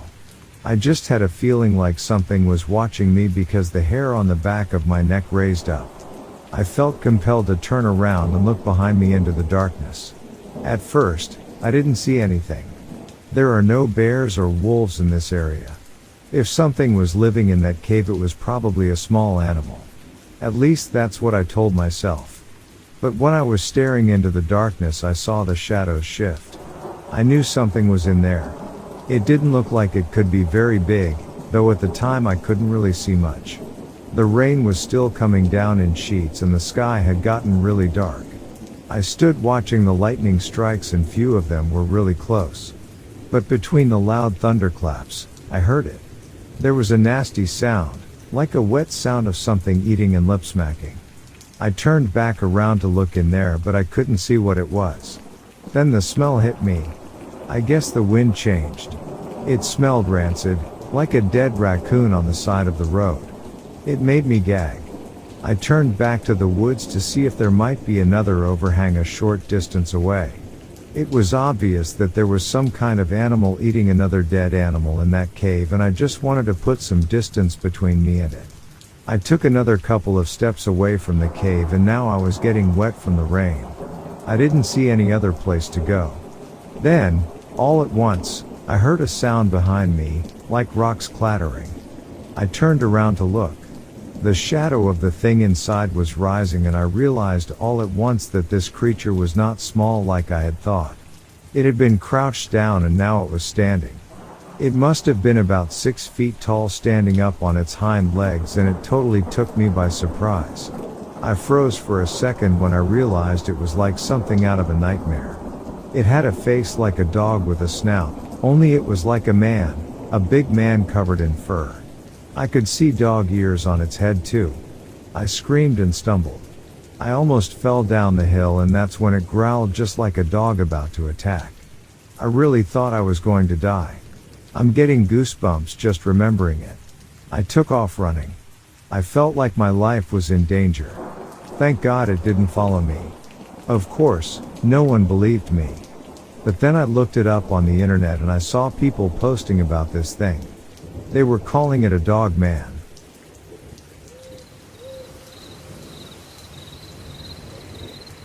New York State is known for some pretty crazy things, from alligators in basements to criminals hiding behind trees.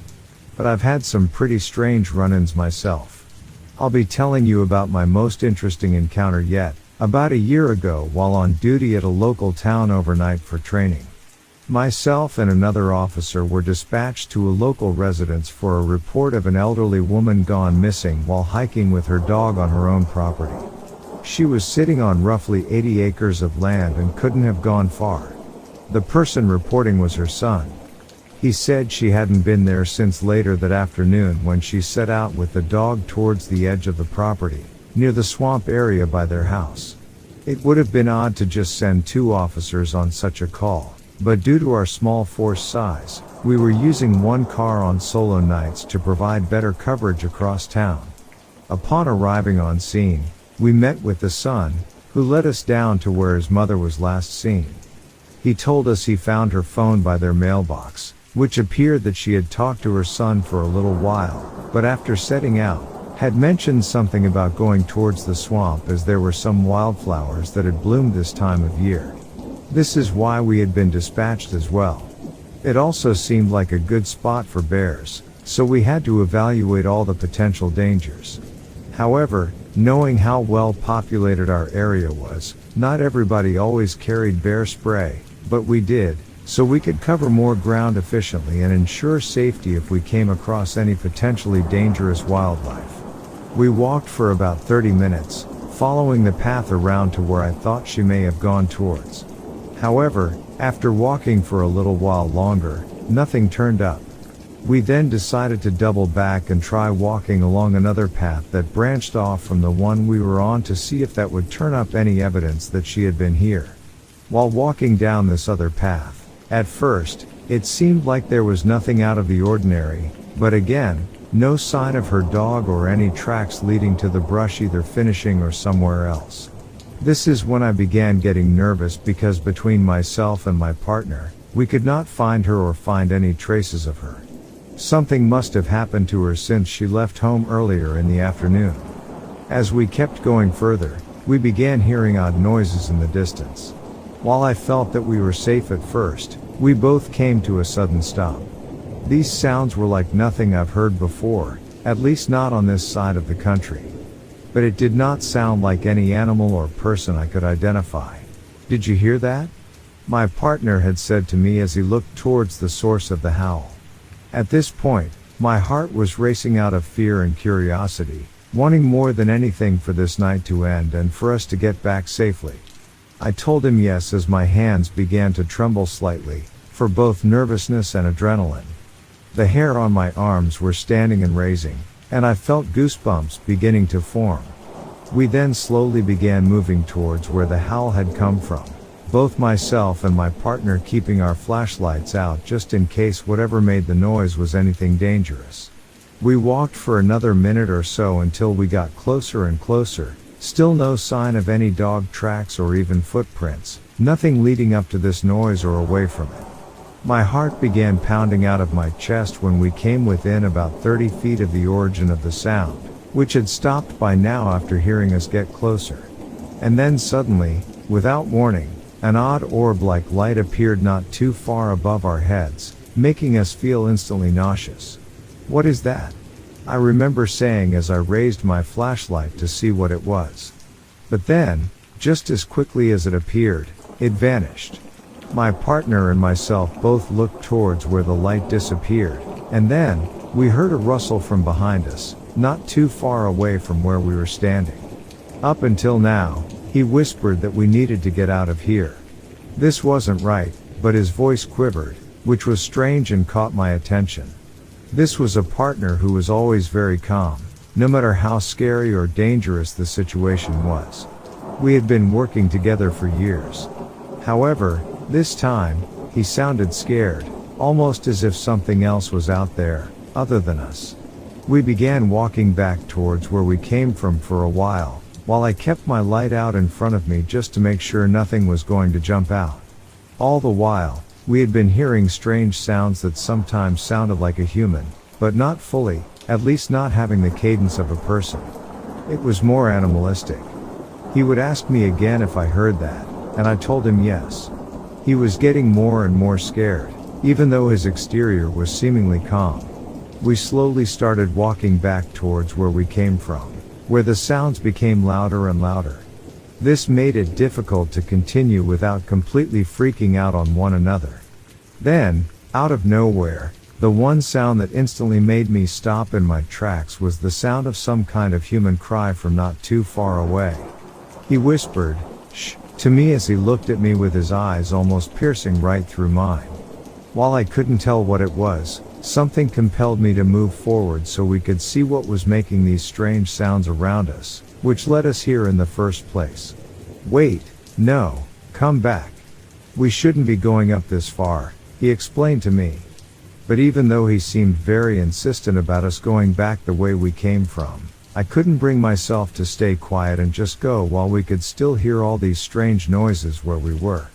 So, while he was busy whispering to me about how we should leave, I began walking towards where it sounded like this noise was coming from, which only made him try and stop me even more.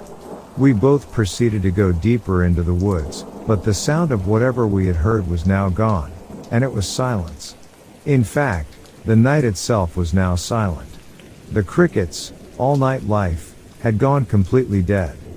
But the inside of my mind was going crazy, trying to figure out what was going on. What were those strange cries and noises? What were the bright lights that appeared overhead? But here's one of the strange parts. At some point, him and I lost each other, which I don't know how it's even possible because we were walking within 5 to 10 feet of one another. I hear him whispering into his radio, trying to contact me, but our radio communication was very fizzy, and somehow we had gotten separated. "Joe, come in. Joe, are you out there?" He kept saying over and over again, as I could hear what he was saying as if he was standing right next to me, even though we couldn't see each other at all. And as we're struggling in this disarray of a mess, this extremely bright white light shines from the sky, as if an asteroid had exploded up in the atmosphere, lighting up the entire night sky, enveloping me, and I assume my partner, in this white consuming light. And the next thing you know, we're back at the front of the property, and it's morning time with the sun rising. The mom is sitting on her front porch with her dog, drinking coffee. She sees us and is immediately surprised. My partner and I are kind of looking at each other, freaking out, trying to mentally comprehend everything that has just happened. Feeling ourselves in our own heads and bodies, making sure we're not dead or dreaming. What just happened?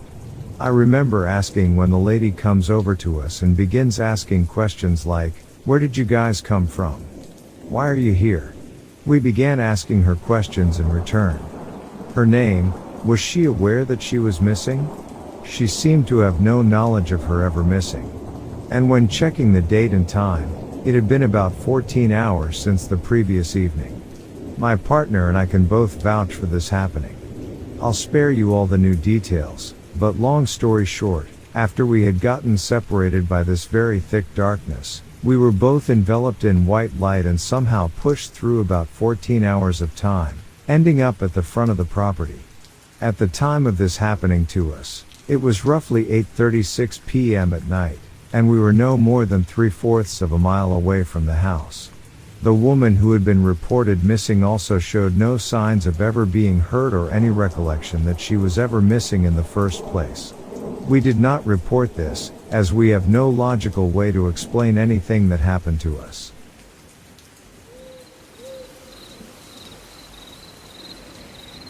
I was on my way walking to the Dollar General store one early night in October 2016. I live west of Philadelphia in Phoenixville, Pennsylvania. When I got ready to cross the street to where I was going, I noticed that there was a large black car, possibly an older Crown Victoria, parked on the side of the Dollar General store. The car had its interior lights on. As I walked closer, I could see someone in the driver's seat. The person had long black hair and had on sunglasses, so I couldn't see the person's eyes. As I looked closer, I could see that the person's face was really white, like milk white. It appeared that the person was just looking straight ahead and wasn't looking around. The person was moving a little bit, so it wasn't fake. I saw no mouth, no nose, and no facial hair. The face was just smooth white. I couldn't tell if they had ears because of their long black hair and shades. They were just parked and sitting there with the car interior light on as if they wanted to be seen for some reason. It's just weird how it just so happened to be at night when not many people were out, as if it was planned that way. I was scared and creeped out.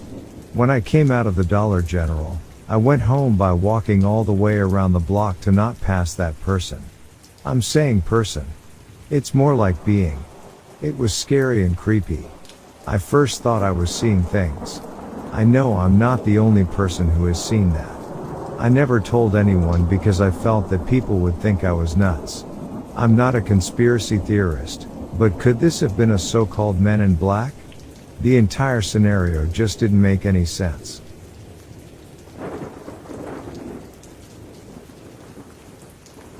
One night I returned to my parents' house. I was still in my late teens, sober. On the side of the road I noticed a man close to my mailbox wearing all white. At first I thought it was a jogging suit. Then as I got closer it seemed like he was dressed like Colonel Sanders. At the time, I lived on a dirt road with very few neighbors and thought it very odd to see somebody in white on a muddy road at about 9:30 at night.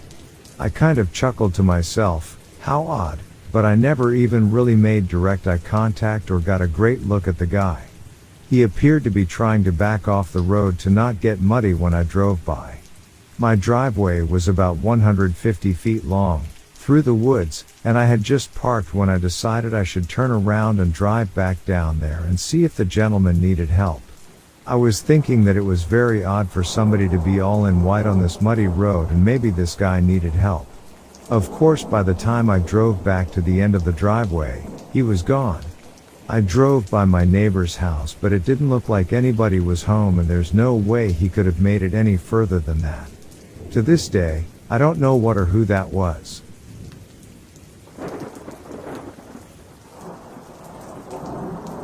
I solo sail a lot. I learned to sail when I was little, and have done 3 transatlantic cruises so far. This one time I was doing a transatlantic crossing from the Canaries to St. Lucia. It was late and I was on deck doing an equipment check as per routine when sailing alone. So I am 6 days into the 14-day journey and it's just nothingness all around. I mean absolutely no lights save for the stars and the moon. I can literally remember this like it was yesterday because I have never seen anything like it before. I was on deck and all of a sudden, it was bright. Like midday full sun bright. Mind you, it was near 2 a.m. at this point, so it made literally no sense. Immediately I assumed it had to be a flare, someone needed help. I came to a full stop, lowered the sails and began radioing on all the emergency channels in Spanish and English. I did this for almost 2 hours, circling around and checking the radio. There was nothing. Around the second hour I gave up. I marked the location of my search pattern and kept going. I had no idea what it was, never saw anything like it again.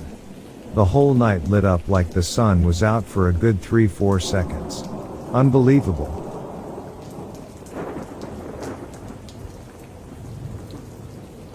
Last year my brother was driving through the dark roads of South Shore, Massachusetts near the Bridgewater Triangle. It was dark and there's limited street lights in the area. As he was driving he noticed a cloaked figure standing on the tree line at the side of the road. He described it as wearing white robes, and looking almost like a Klansman but without the pointy hat. As he drove by the figure took notice and pivoted towards him very quickly, making direct eye contact.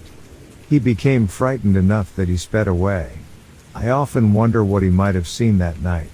Most of the town is very dense forest and the roads are unwalkable with no shoulders, so whatever it was likely came out of the woods. It unsettles me knowing the amount of acreage it came out of and whatever this person, if it was a person, was doing on the side of the road watching cars.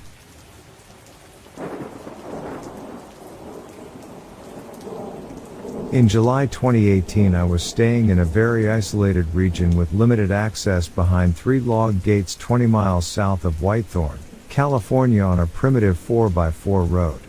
This place is at the end of the road, a lost world of primeval forest on the northern border of a vast green belt spreading from Shelter Cove on the Lost Coast east to Highway 101 and south to Fort Bragg, California. At about 3 a.m. I was awakened.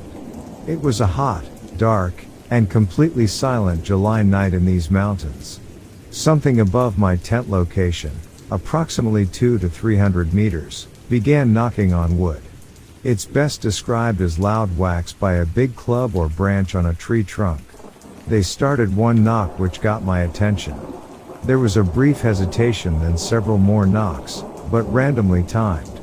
The knocking was loud, so loud that it echoed down the canyon in the stillness. The event lasted only a minute or two. My first thoughts were that there was no one on the mountain who could be out here in the middle of a primitive and protective area. These knocks were from something large and no North American animal could have made them. Listening intently while my mind tried to wrap around how the noise was made, I began to wonder about Bigfoot legends. The night fell silent again.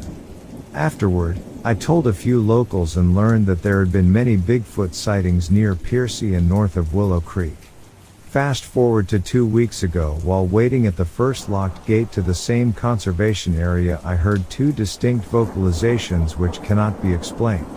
As I waited in the dusk for about 45 minutes waiting to meet a party at the gate who was running late, I heard a very loud wail, scream or call that I'd never heard before in nature. The sound was coming from the heavily wooded area above me about 200 to 300 meters. I instantly knew where I had heard such an unfamiliar call about 3 years previous. There's a few second delay from the first call, then a few more, then silence for about a minute, leading me to wonder if this whole experience was surreal. It thought that it was an unknown animal or some kind of implausible prank. It was loud and echoing down the mountain as though some huge creature could belt with the lungs of Pavarotti, only much louder. The chance of it being a prankster in this wilderness was highly unlikely. Then began another call out at about 300 to 400 meters to the north. It was also just as loud but came only 3 calls in succession. It had a distinct higher pitch. This absolutely blew my mind because the first call might be attributed to an elk on steroids, but the response brought chills down my spine. I'll never forget that second vocalization as it was so unique, and this was obviously communication between two individuals in possibly a rudimentary language. Another experience happened just the night before the dual vocalizations on a Friday evening in early November 2019. I had just moved into a cabin that my brother and I rented located along an extremely rugged canyon area of the Mattole River. It was dusk, quite dark already in the forest. I was outside looking at the stars, taking in the newness of these rugged surroundings.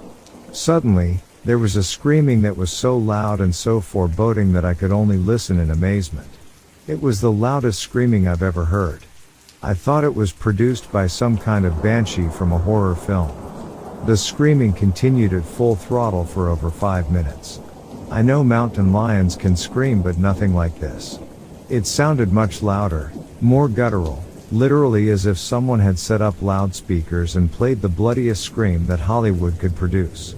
I wondered if someone was up on the mountainside pranking me as a newcomer to the neighborhood. I listened for a bit, then went inside and told my brother about it because it was so unnerving. Bigfoot did not ever enter my mind. But then at dusk, the very next evening, I heard 2 calls while waiting at the gate. I've since been over and over in my mind, why have I been so lucky to hear and experience these mysterious sounds, much less 3 distinct vocalizations which cannot be explained in a 24-hour period. I've been to a lot of different wilderness areas during my life, but those sounds in that specific location were simply remarkable.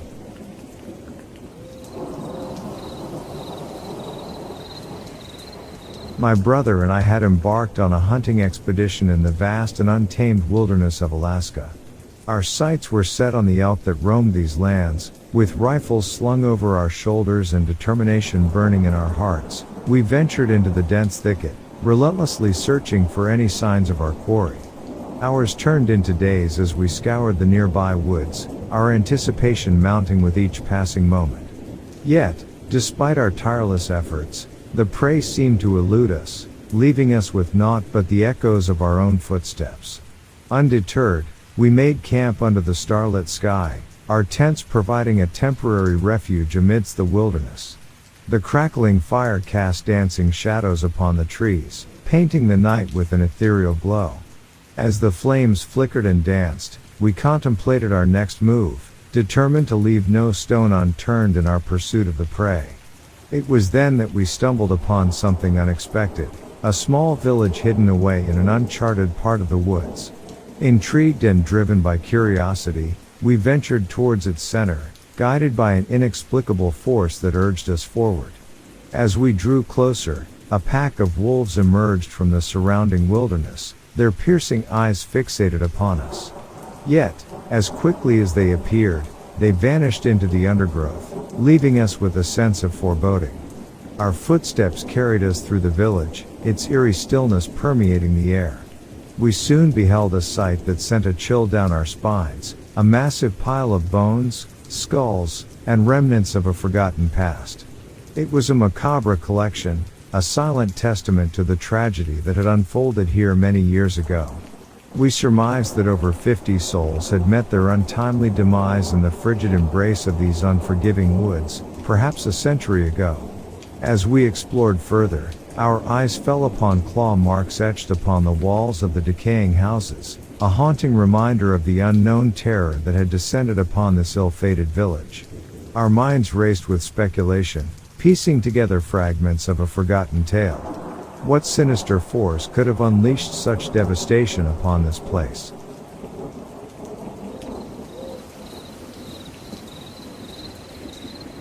I've been searching for answers to this for years, but never found anything like it or that could explain.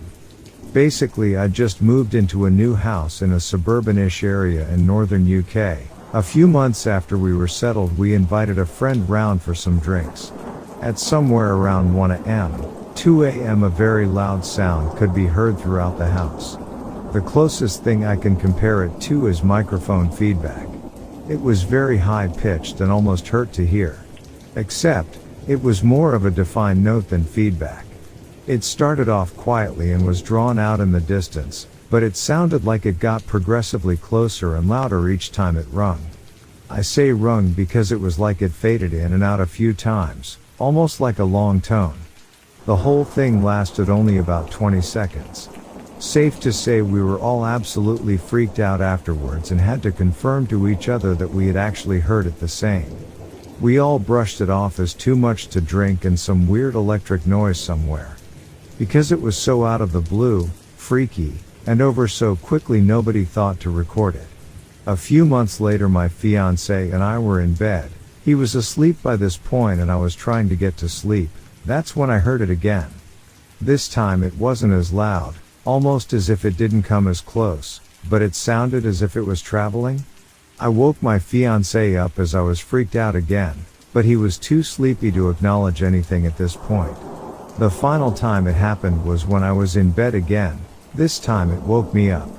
I didn't bother to wake my fiancé this time as it seemed much quieter this time. Neither of the times when in bed did I have time to record it, as I'd have to cross the room to my phone to do so. Any ideas what this could be? We've put it down to some kind of electrical sound. It only seems to happen at night or in the early hours of the morning. The first time we heard it confirms that I am not the only one who can hear it. I live on an ordinary street with an office building nearby and a few small shops a street away. The area just outside of here is quite rural. I have also heard about these sky trumpets, however the sounds I have heard are nothing like any of these. No Google search has yielded any results, either. It was just so loud and odd. It's driving me crazy. I'd just love to have an explanation or even someone who might have experienced something similar.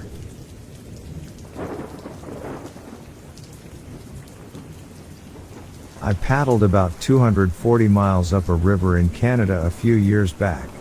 It gets to a point where you end up being completely alone in the wild with no civilization to be found anywhere. So we had a couple of interesting encounters. Both of the ones that really stick out happened at night. One of the first nights we're out there, I'm sleeping in my tent, comfy as can be. All of a sudden I feel a big snout poking my head through the tent and sniffing. I didn't know what it was, and then it dawned on me. A black bear got curious and decided to sniff around the campsite, and he ended up sniffing my face for like 3 minutes. I didn't want to move because I didn't want to startle him, so I was just lying there as this bear sticks his nose in my face and starts huffing. I swear I almost shit myself. The second encounter had the potential to be scary, but I was too busy stifling laughter to really feel fear.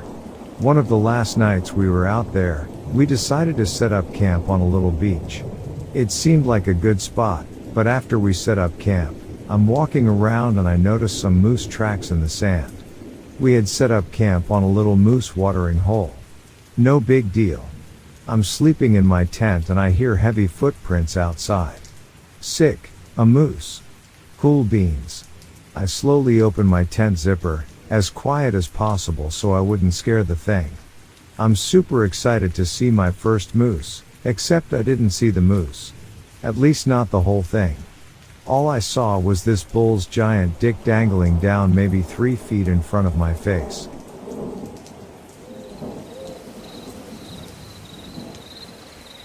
I recently moved into a new home. Since moving here I've felt my entire bed vibrating, low frequency, moderate amplitude, nothing like a phone vibration, more like driving 5 miles per hour over rumble strips on a highway but silent, 3 times now. My partner was over one night and woke me up to ask why the bed was vibrating because they felt it. I did too at that point, and I was just like, I don't know, maybe the train that is about a mile away was just the right mass and speed to induce a resonance in the hill my home is on? But that's all I can come up with. Hasn't happened in a couple of months, but I keep waiting for it to happen so I can run outside to see if I can hear the train and confirm the hypothesis. I have checked seismograph records online and came up with nothing. The frequency and amplitude of the vibrations don't seem to correspond to anything, so that train thing is all I've got.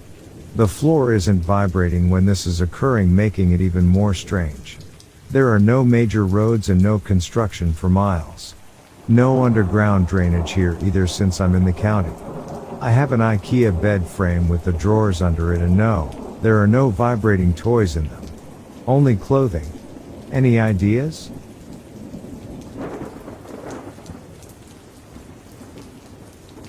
This began a few years ago when I took up regular walking for my health. Not many people in my city walk, so usually I am the only one walking for miles all around. Yet I would regularly cross paths with someone else walking in a different direction at intersections. For example, with me walking east or west and them walking north or south.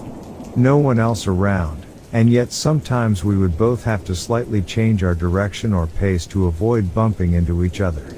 Other times it would happen so we would pass within a few feet of each other. The first few times this happened it was quite unnerving.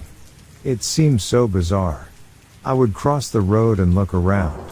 Not another soul in sight, except people in cars. But there was nothing creepy about it.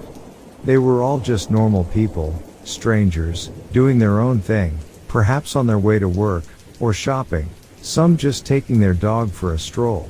Sometimes it would be a couple of friends. I wouldn't notice them again either, it would always be someone different next time. Yet this coincidental crossing of paths just kept happening, several times a week, sometimes as frequently as twice in a single day. It puzzled me since it seemed the chances of 2 crossing paths on an otherwise deserted city grid was fairly low. It wasn't just walking along the sidewalks either. It could happen in relatively deserted parks. It became something I expected now. For example, I would be walking on a diagonal path across a sports field. I would look around, and sure enough there would often be someone far off in the distance, walking on a perfect course to intercept me at nearly right angle to my courses. Oh right, there they are, I would say to myself. I just began to accept it as this weird thing that kept happening for no particular reason. Any insights or ideas into why this happens?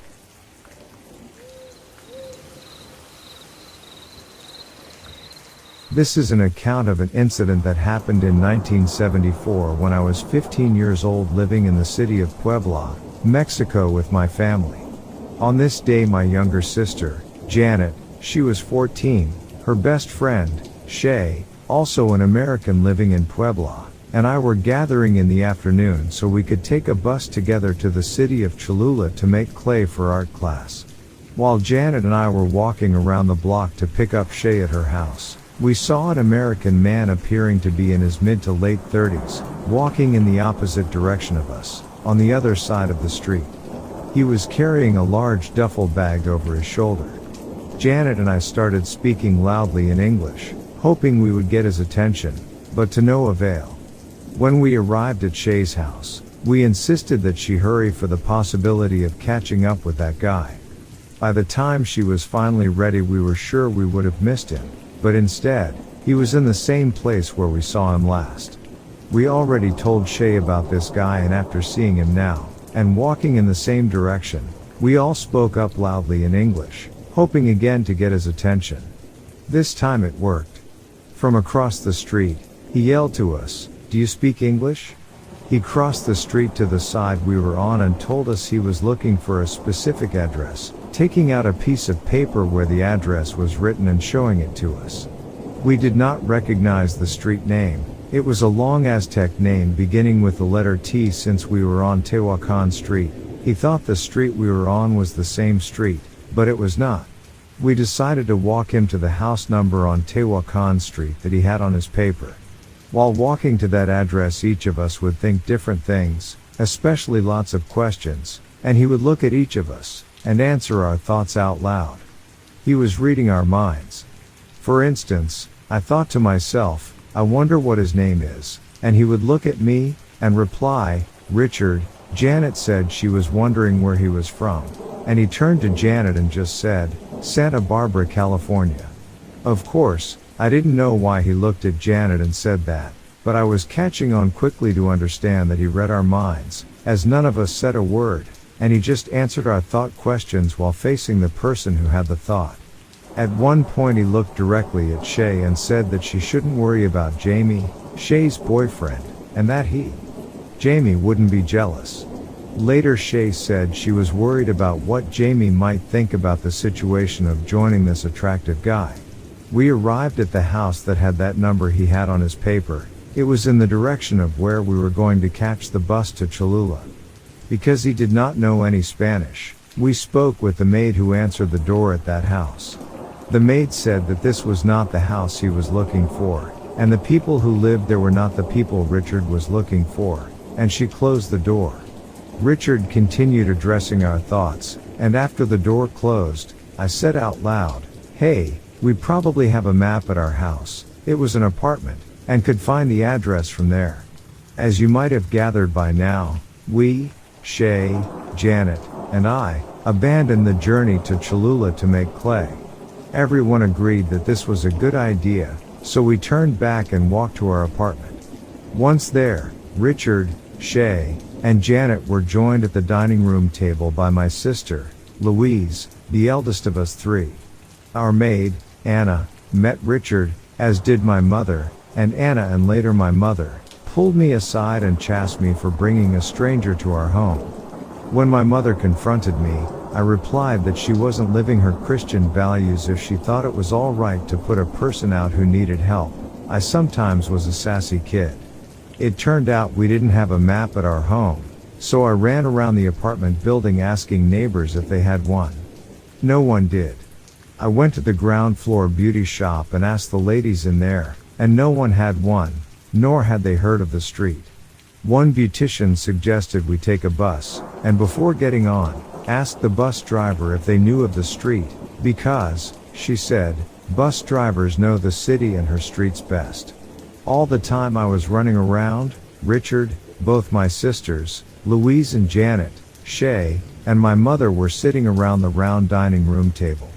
I would stop by periodically to give them updates. During one of these updates, I noticed that Richard had poured out a bunch of salt from the salt shaker, and in front of him, he had formed a pyramid, complete with 4 flat sides, and a pointed top.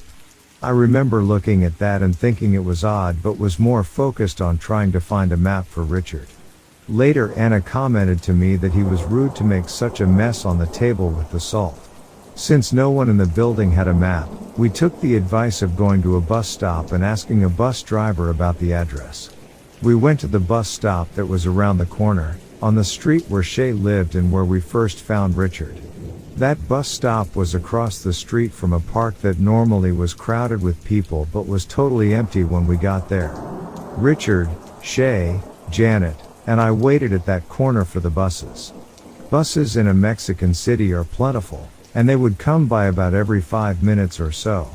When the buses arrived and stopped, I took the written address and asked the bus driver if they knew the street. 5 buses went by in all. A couple of the bus drivers replied that if the spelling and the name were changed, they might know the street, while all the others said there was no such street. I had thought that I would continue with Richard to his destination. As I have said before, he was attractive. In a little bit, you will see why this is significant. After the 5th bus left, we stood there quietly. Shay, Janet, and I were facing Richard and the empty park behind him, while Richard was facing the opposite way, with his back to the park. His duffel bag was on the ground next to him. We were all silent, and then suddenly, poof, in a split second, a large, old-time taxi-looking bomb of a car appeared right before our eyes. No engine sound, facing the wrong direction on a one-way street, and just behind Richard. We, Shay, Janet, and I, were totally flabbergasted. Breathless. In total shock. The car appeared old, with a splotchy green paint job, light green, with faded areas here and there. Directly after it appeared a man who looked and sounded exactly like Alfred Hitchcock, seated in the driver's seat, and having his elbow out the open window resting his arm there, said, "Young man, are you looking for T Street?" He said the exact name of the street that no one had heard of before. His voice was totally Alfred Hitchcock's voice, too. Immediately Richard picked up his duffel bag, turned around, and said, "Yes, I am." At that, Alfred Hitchcock closed his hands together, as in prayer, then opened them with a map opening between his hands. He said to Richard, "This is where we are, and this is where we're going," pointing out the places on the map. Richard was leaning towards Alfred Hitchcock and getting this information, and they continued talking to each other. Shay leaned against the car to catch her breath as we were all so blown away by the car and Alfred Hitchcock's appearance. Janet sharply told Shay to stop leaning on the car, because if it disappeared like it appeared, she would be flat on her back in the street. Shay stopped leaning. At about that point, Richard picked up his duffel bag, walked around the front of the car, threw his duffel bag in the car, and right before he got in the passenger seat, looked at me and asked, "Don't you want to come?" I said an emphatic, "No." He said okay, got in the seat, and then the car, with no engine motor sounds, turned the corner towards Shay's house, and while it was turning, Alfred Hitchcock said loudly to us, "Have a nice trip, see you in the funny papers." I had never before had heard the expression of, "See you in the funny papers." As soon as the car straightened onto the street, the car, with Alfred Hitchcock and Richard in it, disappeared immediately, as quickly as it had first shown up. We, Shay, Janet, and I, were so freaked out that we all started running towards our home in a frantic state, but at one point we all stopped, gathered together, kind of hugging each other and feeling like deer in headlights. When we were together like that, we heard all around us, especially above us, Alfred Hitchcock's voice laughing and laughing. After a minute or two of that low, sinister laugh, it stopped, and we felt released, and ran on. For the past, almost, 50 years I have kept my eyes open to anything that might explain the incident. Janet and I have told the story through the years. We have not been in touch with Shay, so I don't know if she has spoken of it since we all left Mexico. I've asked many people what they thought, and only once, when I went to a seance that a friend had organized, did the medium tell me it was an alien abduction when I explained the experience to her after she did a reading of the group. That never felt right to me, but I don't know. In 2008 I ran across a Reuters article on the torture of sleep deprivation that shamed our country in Gitmo with terrorist prisoners. I was teaching Introduction to Psychology and a course called The Psychology of Dreams at our nearby university, so I read much about sleep, dreams, and the effect sleep deprivation has on the psyche. The article was about the sleep deprivation of bin Laden's driver, Salim Hamdan. The article described how Hamdan was tortured by being deprived of sleep for 50 days. I read on and was blown away when I read 2 paragraphs in that article that stood out for me. The first read, they also said the records indicated Hamdan and other prisoners at the remote detention camp in southeastern Cuba were visited by someone called Alfred Hitchcock, apparently over the British master of psychological thriller films who died in 1980. Later in the article under the heading, "Who was Alfred Hitchcock?" it read, defense lawyers said they were curious about the meaning of entries in the documents that Alfred Hitchcock had visited Hamdan and other prisoners. Who Alfred Hitchcock is, I have no idea, said Navy Lieutenant Commander Brian Miser, a defense lawyer. It's obviously a code name for something. I have not found any further strange information about Alfred Hitchcock, but the incident that happened to us happened in 1974, and Alfred Hitchcock was alive at that time. I don't think I ever thought it was the real Alfred Hitchcock, nor a ghost of one, but a duplicate in some strange way. This entire incident was experienced by my sister, Janet, her friend, Shay, and me, while several other witnesses were a part of the experience at certain points. My older sister, Louise, my mother, and our maid, Anna, met Richard and witnessed some of his strange behaviors, reading minds and making a pyramid out of salt. I would just like to know if anyone out there has any idea what it may have been about. I had most of my out-of-science experiences there in Puebla, and I have always wondered if it is a place where magical types of things happen. Even when I go back to visit my older sister, nephew, and his family, I have strange things happen, so I don't think it was a thing of youth, but rather of place. That is interesting to me. I am a licensed professional counselor, LPCS, and educator in Texas, with 3 master's degrees. My sister, Janet, is a veterinarian and a paramedic here in Texas, and my sister, Louise, has a PhD and teaches at a university in Mexico. I think we could be considered credible.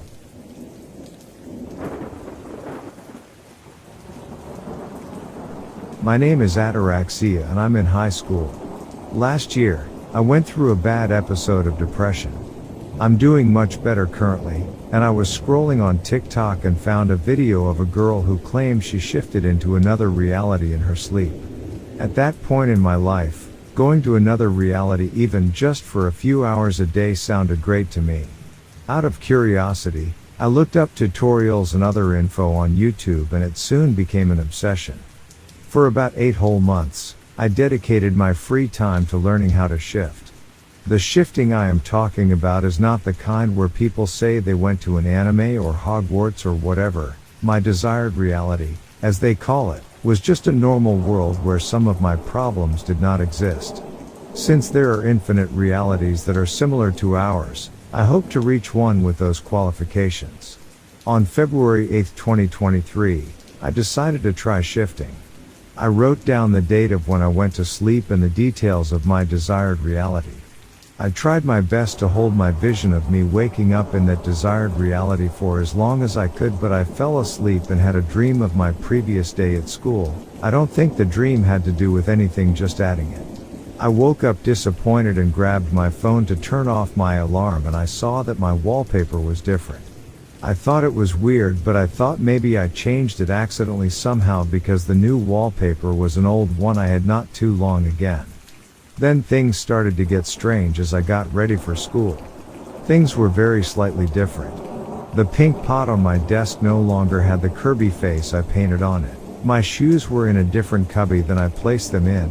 I go to a private school, so I place my school shoes in a top cubby so that they are easier to reach. I no longer had a paper cut on my thumb. My blazer was wrinkled and in the laundry even though I washed it and ironed it on Monday, which would be February 6th. My jewelry dish was gone and instead my earrings were just on my nightstand.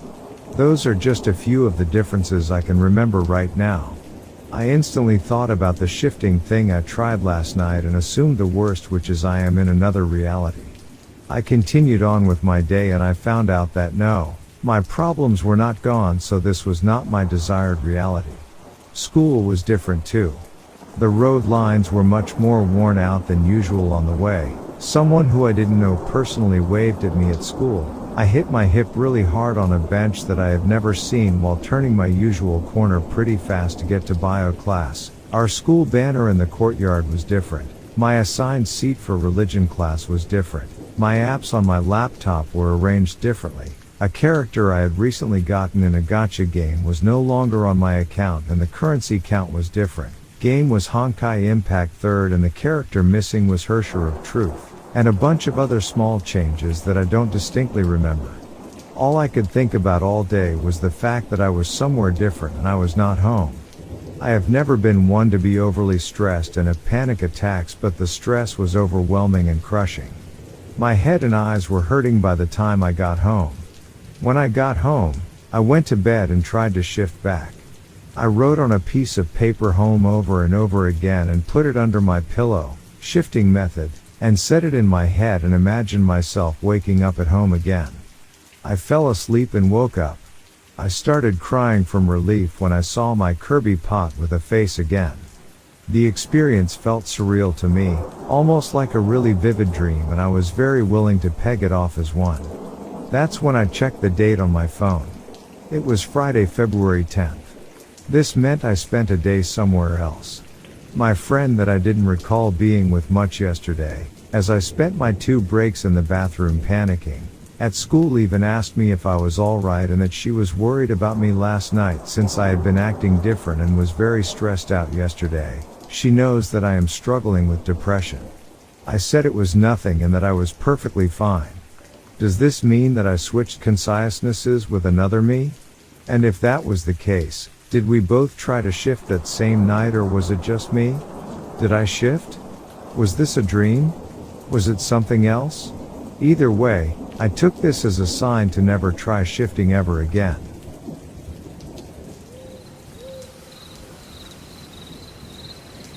I just came here today, about 20 minutes ago, and have seen 2 videos about the sounds. One I do believe is faked, in all honesty. One sounds like a concert in the distance. But this isn't really about the recent happenings. What I want to know is if anyone else has ever experienced this sound before. And if so, how old are you now, or how old were you then, when you first heard it? I've read only certain people can hear it. I think above age 25, or actually 40 and above. Myself, I'm early 30s. And I have heard the sound at least twice in my life. The first time was about 12 years ago. I saw something really effing scary on someone one time. It looked like a weird smile. And because he was a friend who I trusted, I felt some super deep sense of betrayal. Like he was betraying all humans because he wasn't one. Like a demon. Yeah, I know. Crazy. But when I saw him smile that way, I heard such a sharp sound. Sounded like a trumpet, but like it was a string instrument that someone slid their fingers across really quickly and aggressively, then abruptly stopped. I used to hear this swing set all the time. For years. But when I looked for it, I couldn't find it. Then I never heard it again. And the area where I heard it, the people all still live there. No swing set. And about a year or year and a half ago, at a different apt building, I heard this loud rumbling. Didn't sound like a trumpet or anything.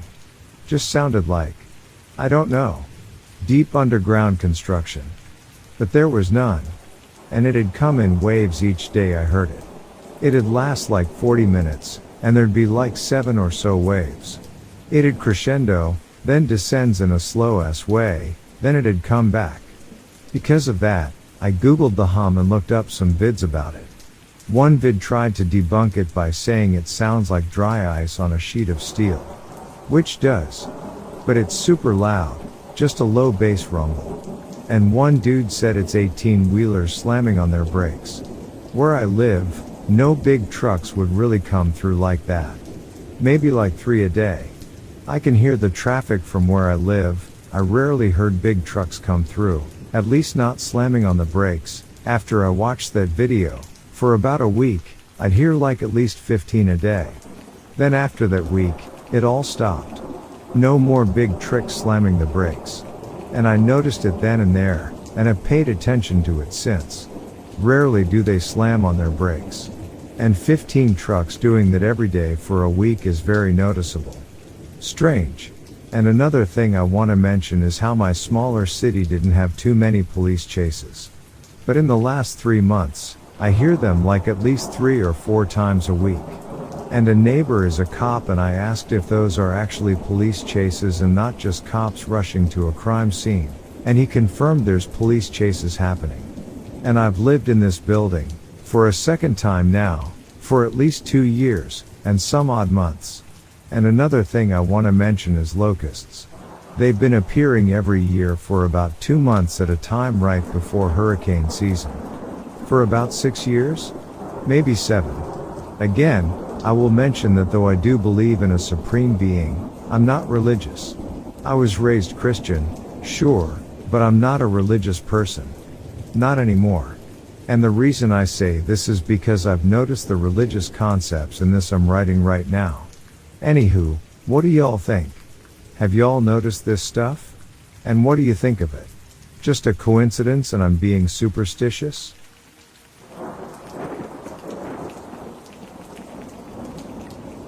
A few years ago, I was lying in my bed, drifting in and out of sleep.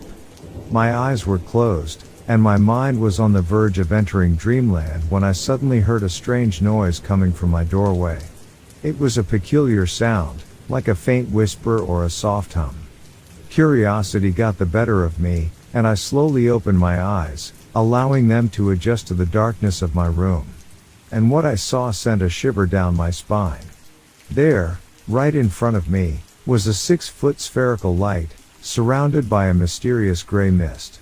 It hovered in the air, emanating an otherworldly glow.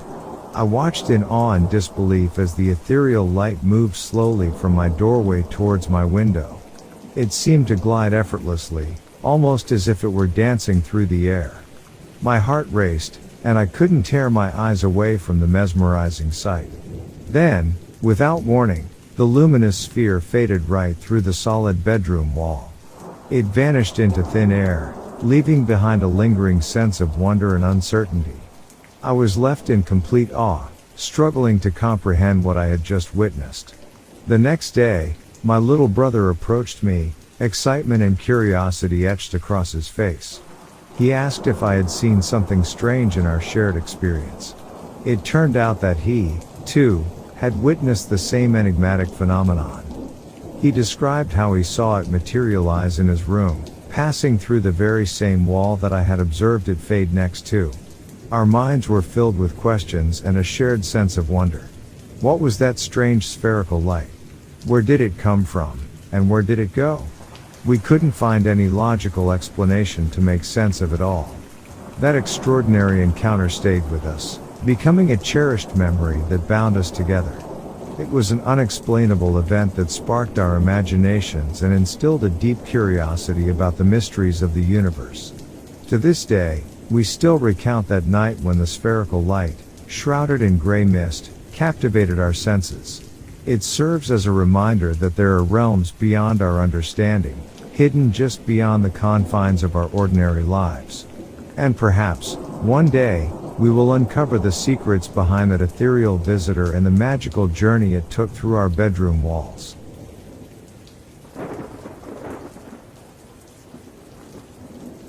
Around 4 p.m. yesterday, I was in my bathroom when I heard something fall to the floor above me.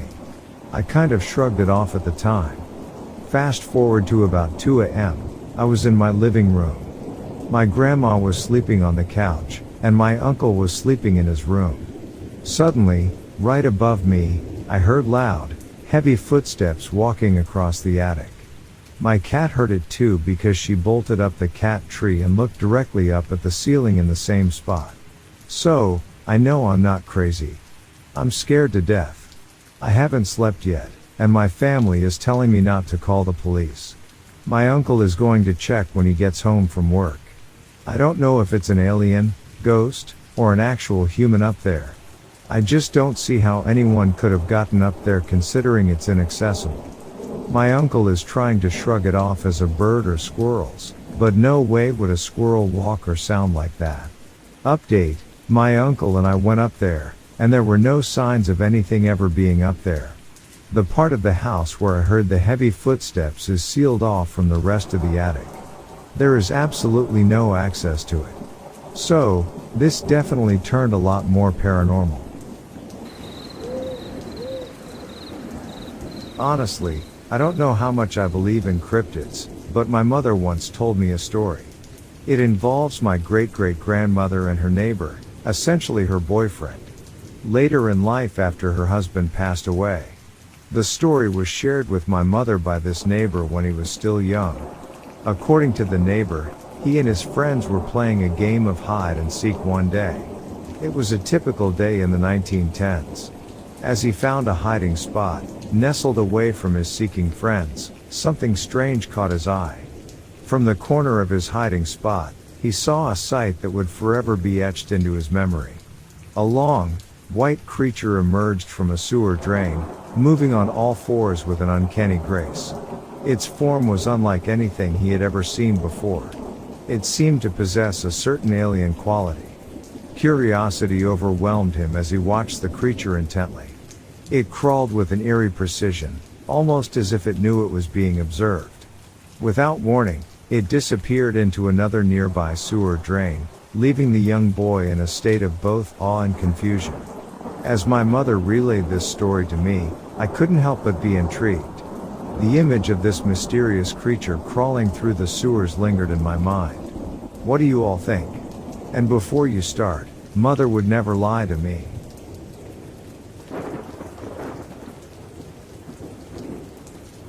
A camp instructor I once had was mountain biking or camping somewhere in Canada with a mate of hers. It was up in the mountains in a really remote place, so she's biking around and they decide to set up camp in a clearing up on the trail. They see the clearing is perfectly round and the trees surround it so they can't see out. They're chilling making noodles near the tent as the sun's setting and they see, around 10 to 15, people have surrounded them. The people are wearing dark robes and, apparently, something similar to HP Death Eater masks. The masked people start stepping in unison and get closer and closer to them.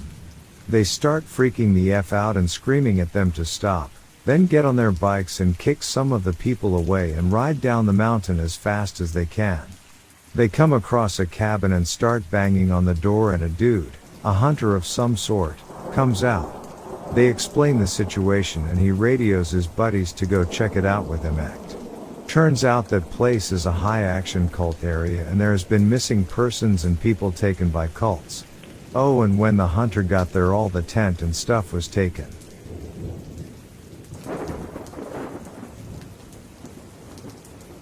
I live in western North Carolina in a very secluded area. We have bears, we have seen coyote, deer, even cougar on a tree cam, bobcats. What I am saying is I am familiar with the animals in the woods around me and I know that what I saw was not an animal. One night about midnight or so our animals were acting very strange. The chickens were awake and squawking, the cats were up on the roof of the buildings or under them and growling, the dogs were whimpering and whining backing into the corners. So my son and I went to check just what was scaring them. He walked the property checking the pens and looking for anything. So we get to the back of the property where we have a utility path cut through to the mountain ridge. This path is about 6 foot wide and cuts along the top edge of a gully. Well, about 30 foot from where we are standing is something. Darkish figure that is standing on 2 legs way taller than any man. It turned its head and looked at us in a way that made me feel threatened. The eyes shined blue in the flashlight beam. It looked at us and then turned and walked down into the deep gully. I have no idea what it was, but my son and I both saw it and it was not an animal or a man.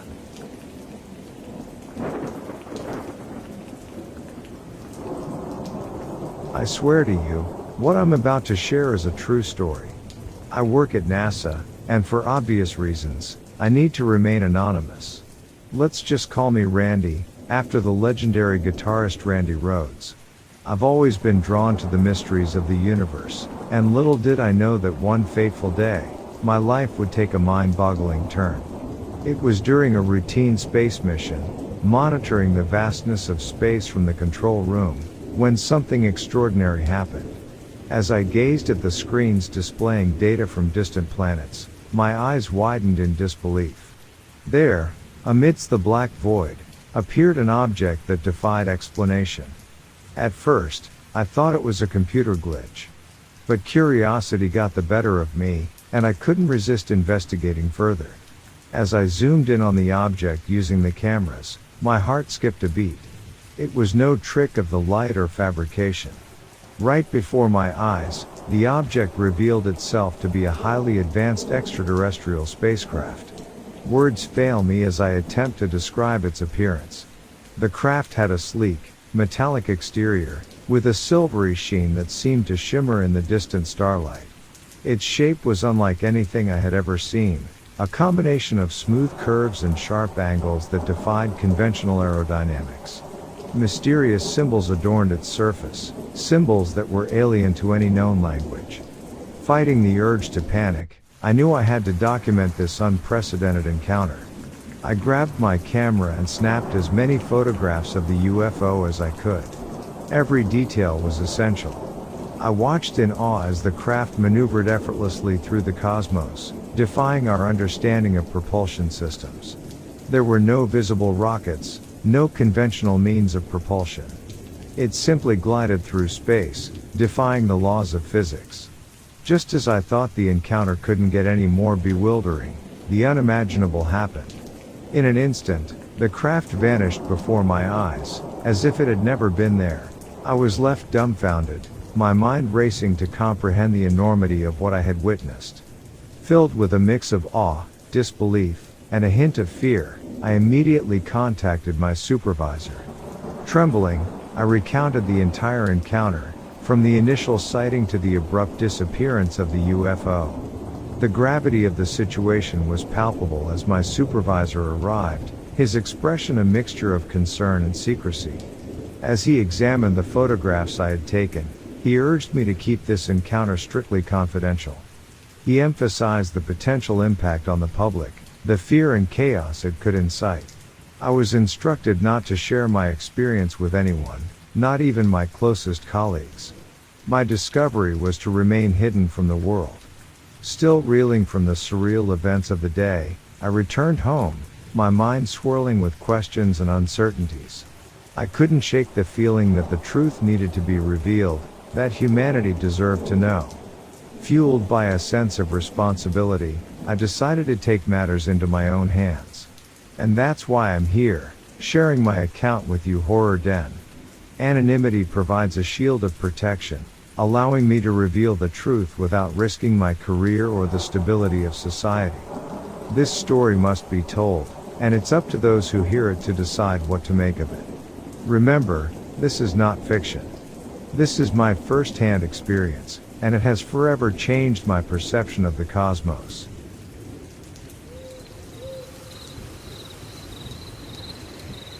I'm a park ranger here in the Northern Cascades. I frequently respond to emergencies, search and rescue, and also do some law enforcement work myself. This summer, I was working on a trail crew about 20 miles from the Husband campground. I dropped back a few hundred yards from the crew to relieve myself, and I noticed a large, sickly sweet odor in the air. It kind of smelled like bear feces, but it was different. As I stood there, I heard crunching twigs from down the trail, and that's when I saw this large dark figure walking upright in my direction. I turned and began to hide behind a tree. As I turned back to look, it was maybe only about 10 feet away. It was black, a bit shorter than I, with no visible neck that I could see. It stopped at the tree I was hiding behind, sniffing the air with its nose pointing up. I could not see any visible eyes. I was rooted to the spot in fear and could not physically move a muscle. And then, it turned around and walked away casually in the same manner it had arrived. I stood there for a few more minutes to see if it would circle back around, and then ran back to my crew. I refused to tell anybody what I'd seen. I hope nobody has to experience such a thing.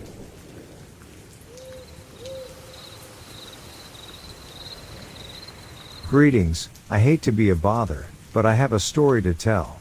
Please do not think my mind is going from the many stories you all hear, and bear with me that this is very hard for me to do, although I believe it needs to be said. Last summer, on July 4, 2017, around 10 p.m. at night, I was driving home from my family cookout. Late at night, I was also off duty. It was about 11 p.m. near the swamps by this point, and I live in Gulfport, Mississippi. What I saw, a figure up ahead on the side of the road, caught my attention. As I got closer, what I thought was a normal man, I soon realized that this was not the case. It stood over 8 feet tall, long legs and arms that reached down below its knees. It had dark scales all over its body, but most notable were its hands, which hosted 4 fingers each with long claws. The most bizarre thing, though, was its head, which appeared more like an iguana or a dinosaur than a human being. Upon seeing this strange creature, I slammed on my brakes in total shock, not knowing what to make of what I was looking at. It didn't take long, though, before I became aware of my presence as it quickly turned its head, looking directly at me with glowing yellow eyes and some sort of light that seemed to emit from within its skull. And then, it began walking towards my vehicle as if trying to scare me or intimidate me to leave. In a panic, I reached for my gun, which was on the seat next to me, quickly aiming it at the creature's head, not knowing if shooting this thing would kill it or not, but wanting to stop whatever this thing was in hopes it would just leave. As soon as I took aim, this thing let out a nasty growl and came rushing at me with great speed. Seeing this thing moving so quickly, I was overwhelmed with fear, slamming my foot on the gas as fast as I could. The last thing I remember is seeing in my rearview mirror if it was going to give chase, but instead, it just turned around and kept going back into the marsh. I don't know how long it took me to get home that night, but all I knew is that at the time, whatever the creature was, Satan himself couldn't have been any more evil looking. I went home immediately after and told my family what had happened, but of course, they didn't believe a word of it. There were no tracks or anything else to prove the encounter ever happened. However, about a week went by, and I could swear I smelled that same deathly stench coming from the swamps when I drove by again, but no sign of it. So, I just dismissed it all, thinking it was a trick being played by my mind. I've watched a couple of your encounters on your YouTube, hoping to find any proof of anything that might explain what happened to me that night. But after a while, you just learn and let it go. Until this past spring, one of our own deputies told me he had an encounter with one of these creatures in the swamps himself back in 2015. He said that he had seen something covered in mud running through the brush, trying to hide, only then to turn its head at him before turning around and disappearing into thin air. He also said that shortly after seeing whatever this thing was, his cruiser's engine gave out, along with metal bending, that he had to have the thing towed back into town. I don't know if there's any truth to what we saw, but I'm not taking my chances, and I will pray every night before going to sleep for the Lord and Savior to keep me safe from whatever we might have encountered out there in the swamps.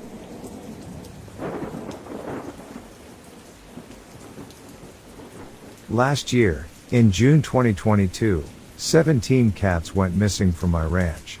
I have a private rescue providing heated cat hotels, food, a lake, 7 stall stables, and medical care for 35 to 45 cats.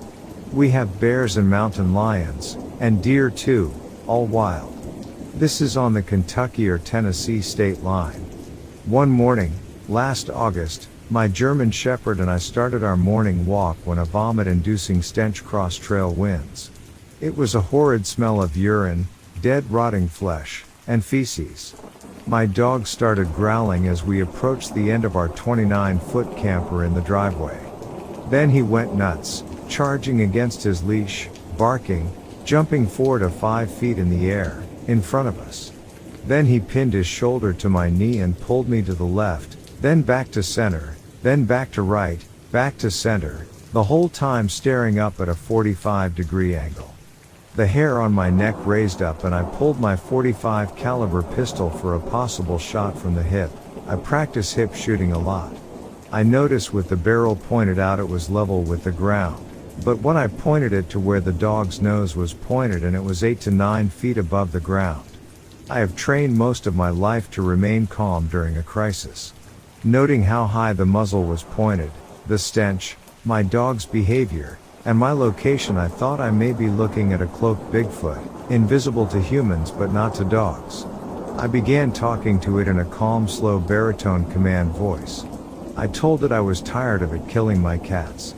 My cats were my kids. Feeding them, housing them, giving them meds, and protecting them was my job. If it didn't stop using them as snacks, I would kill him. I don't want to kill you, but I will, I said. Stop killing my cats. There are a lot more humans than there are of your type. How would you like to be hunted down? As I finished, my dog sat but continued to stare 9 feet off of the ground. Soon, the stench was gone and my dog relaxed. Over the next couple of months, I began to see rabbits, skunks, deer, and coyotes, and my cats stopped disappearing. I'm a retired airline pilot and former Special Forces soldier, and worked for 10 years as a police officer. I live near Fort Campbell, Kentucky. I'm a believer.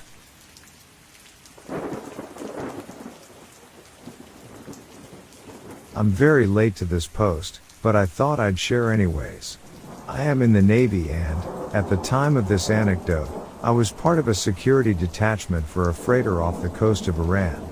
It was a few hours into my watch, probably around 1 on a gun mount, when a small fishing vessel near the horizon starts beaming our ship with a high-powered laser pointer. This is actually a pretty common occurrence in the area, but I reported to my superior to make sure they were aware. About 2 or 3 minutes later, I looked back over to where the vessel was to check on it, and it's gone. It was the middle of the night in the ocean, but my naked eye should have picked up the boat with relative ease. I put on my night vision goggles and scanned the same area forward of the ship. Nothing. Literally, nothing. No vessel, no stars, no horizon, just nothing. I felt like I was tired, perhaps my night watch was getting to my head. I took off the goggles and did some jumping jacks and push-ups for a few minutes and took another look. That's when I saw it, an impending wall of gray, no start, no beginning, just gray. Fog. Heavy, thick fog, thicker than any fog I've ever seen. Within moments every metal surface was coated in mist. I could not see more than 20 or so feet in any direction. It was eerie. The civilians piloting the ship didn't use any horns or anything. We just sailed through the dense cloud. I couldn't even see the water. My only perception of speed was the thick mist moving past me. Luckily, nothing happened, but when you are standing an armed watch on a big freighter near Iran, in waters that have had reports of pirates, and your most important sense is taken away from you, I couldn't help but imagine what could happen as we moved through that dense fog for what seemed like 20 minutes.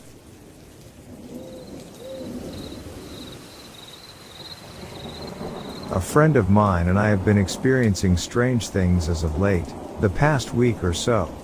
My first potential encounter with this thing happened 7 years ago, but in the past week, my friend and I have experienced some terrifying phenomena, climaxing at what he saw earlier today.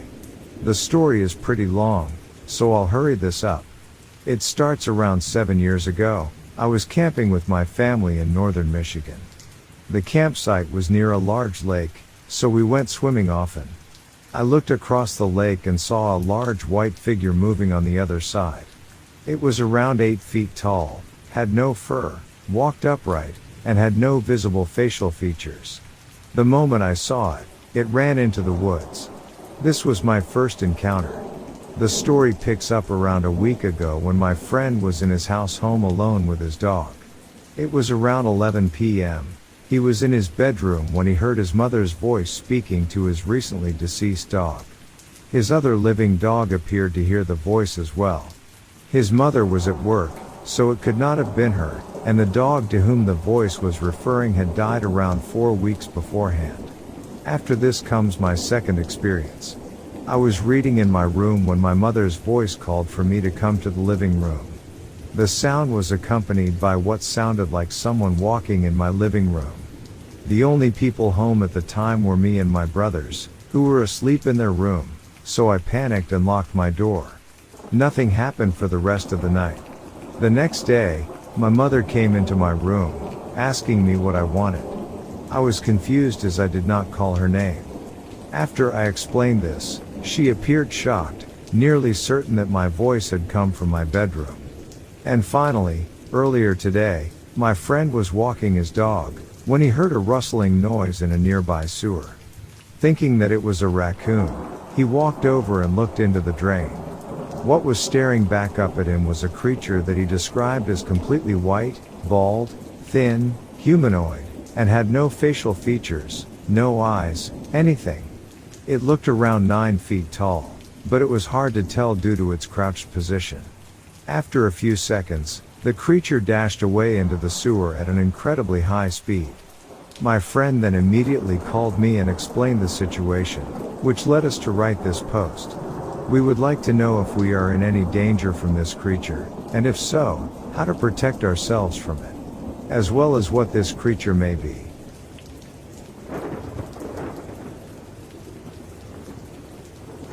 Good morning. As I sit reading this article, it amazes me that no one caught one of these things yet. I understand that if something with a 25 to 30 feet wingspan flies past you, you're not going to grab your camera as a first instinct. My son and I saw this thing in the summer of 2010 in Mertztown, Pennsylvania. We were parked on the side of the road in a heavily wooded area when this thing casually glided up the road. It looked big enough to carry a full-grown man away with no effort. When the winged thing flew over the hood of my car, we instantly ducked down. This thing had a round human-sized head with no beak and huge bat-like wings. Now I would never tell this story if it wasn't for my 16-year-old son sitting in the back seat who also witnessed it on that summer day. I'm a pretty capable guy, not too many things can shake me, but this thing scared me. Here is what I saw. The body was 5 to 6 feet in length accessible. The wingspan was 25 to 30 feet easy, no feathers, bat-like skin, jet black, and a 4 to 5 feet skinny, rat or dragon, like tail that stuck straight out. This thing didn't fly like a bird, it glided about 10 feet off the ground at a plodding speed. After 50 to 75 feet of gliding, it took one huge flap of the wings, never changing elevation, and glided up the road till it disappeared into the woods. I'm convinced this thing lives underground, probably near some sort of hot spring because it has no feathers. Well, that's my story. Feel free to reply with any questions. That 45-second event will forever be etched into memory. I say we find it and catch it. I would love to see it again up close.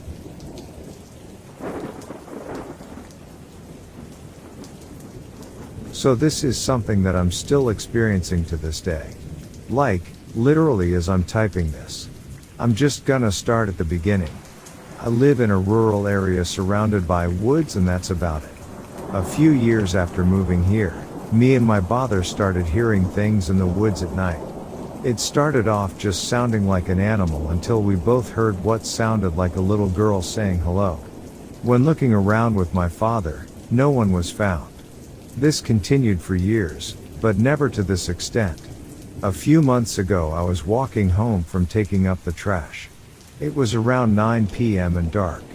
As I walked, I could hear something following me in the woods next to me.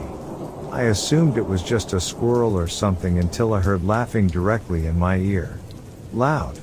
I was unable to run due to a mild leg injury at the time, so I just called my mom as I walked home. Nothing else happened that night. After that, our dogs would start barking like crazy every night at around that same time. Then, starting a few months ago, this thing started trying to imitate our dogs. We always let the dogs in at 7 p.m., and around 9 p.m. the barking would start. The barking in question though is very obvious, not natural. It is almost human-like and follows a strict pattern. Bark, 1 second, bark bark, 3 seconds, and repeats for about 30 minutes before stopping. Once stopping, there will be taps and scratching on my window for a few minutes before everything stops completely and returns to normal. No one else in my house really cares as much as I do, and I know I'm probably overreacting. There is probably a decent explanation to this, but for now, I'm going to assume it's some sort of skinwalker or crawler.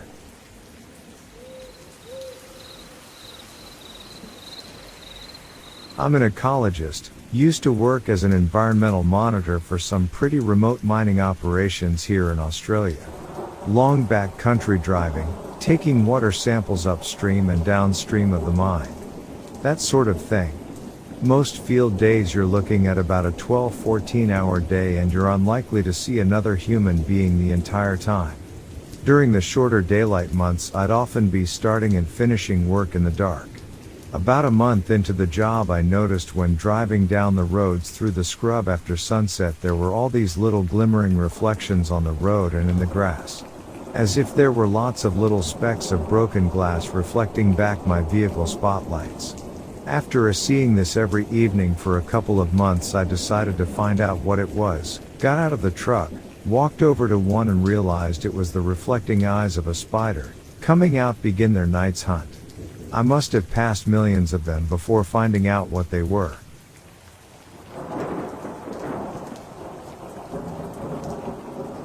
I don't know too much about the full extent of the sighting, but back in 2001 my dad worked for a farming company and had to help in building a new grain silo. He said that while he was working, he kept getting the feeling he and the others were being watched. He happened to glance up at a tree line close by while grabbing a panel and said he saw something thin and pale staring at him. It didn't make any noise, and most definitely wasn't an albino deer or a goat.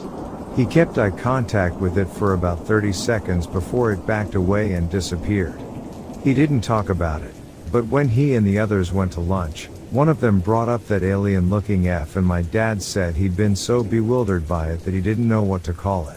In my local area, we've had several paranormal events, aliens which I have a hard time believing, our own Bigfoot called Murfreesboro Mud Monster, the Enfield Horror, whistlers, native spirits, thunderbirds, that sort of stuff. My dad only recently told me about this, and I've been searching for what it was called. I definitely think he saw a crawler, and possibly a young one, since it seemed like it was insanely curious. But I dunno, what does everyone here think?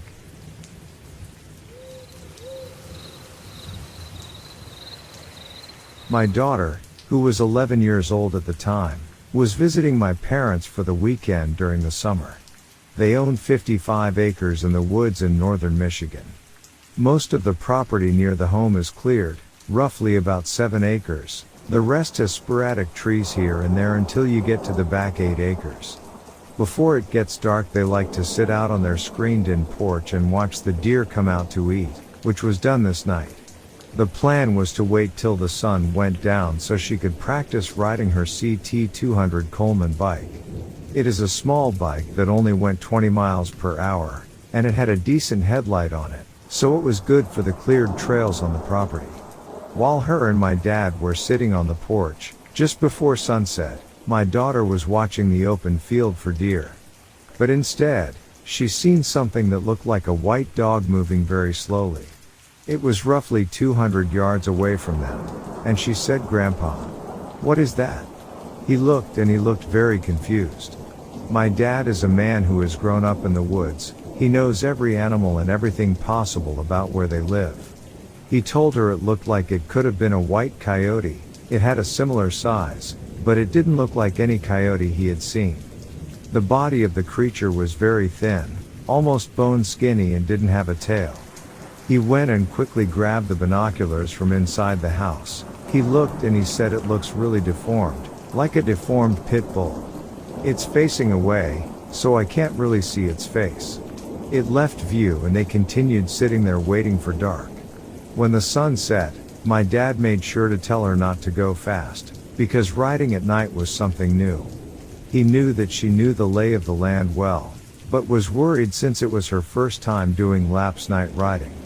When he was done with his safety brief, she took off. As she was riding her way around the property, she had a weird feeling of being watched. But she pushed those thoughts to the side because she assumed it was nerves on top of it being dark in the woods. As she rounded the corner to the straightaway with her light shining down the path, the light from her bike reflected back 2 eyes. She slowed her bike down, thinking it was a coyote or a deer. As she came slowly closer, she realized it was white. She was frozen in a panic when she realized that this was the creature she and my dad seen in the field. Only this time she was just feet away. The creature was facing her and she was able to clearly see its head this time.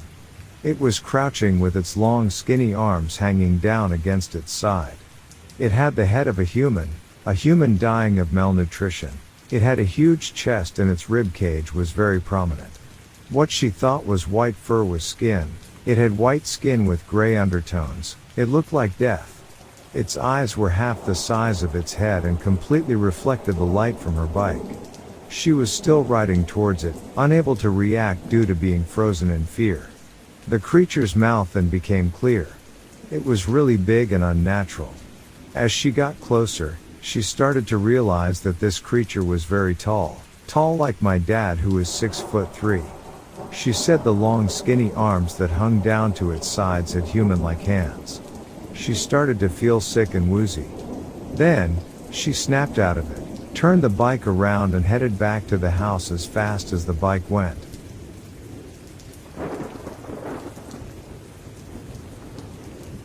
One night, a few years ago, my aunt and I were driving down a familiar road we had traveled countless times before. It was a typical evening, nothing out of the ordinary, until something caught my attention. Out of the corner of my eye, I glimpsed a fleeting figure darting across the road and disappearing into the woods. I couldn't shake off the strangeness of what I had just witnessed. The creature I saw was unlike anything I had encountered before. It was smaller in size, hunched over, with a grayish complexion and sparse hair. The way it moved reminded me of a chimpanzee or some kind of primate. Instantly, I knew it wasn't a raccoon or any other familiar animal that I was accustomed to seeing in the area.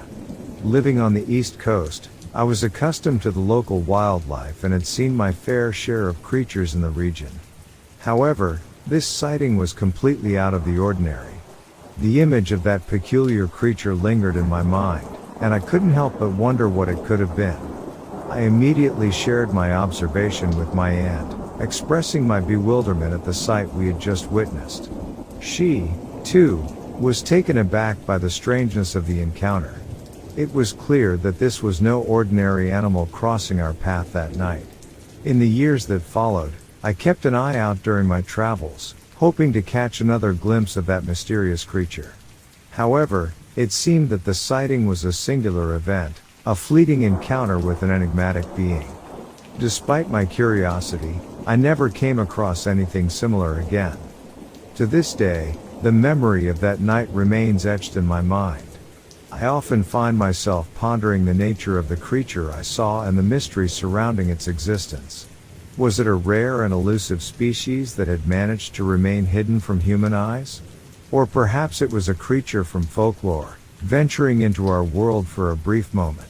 While I may never know the true identity of the creature I encountered that night, the experience has left me with a sense of wonder and an appreciation for the unknown. It serves as a reminder that there are still mysteries waiting to be unraveled, even in the familiar landscapes we think we know so well. So, as I continue my journeys and explore the world around me, I keep my senses sharp, ready to embrace the unexpected and embrace the possibility of encountering something extraordinary. Who knows what other secrets the night may hold, just beyond the reach of our ordinary perceptions.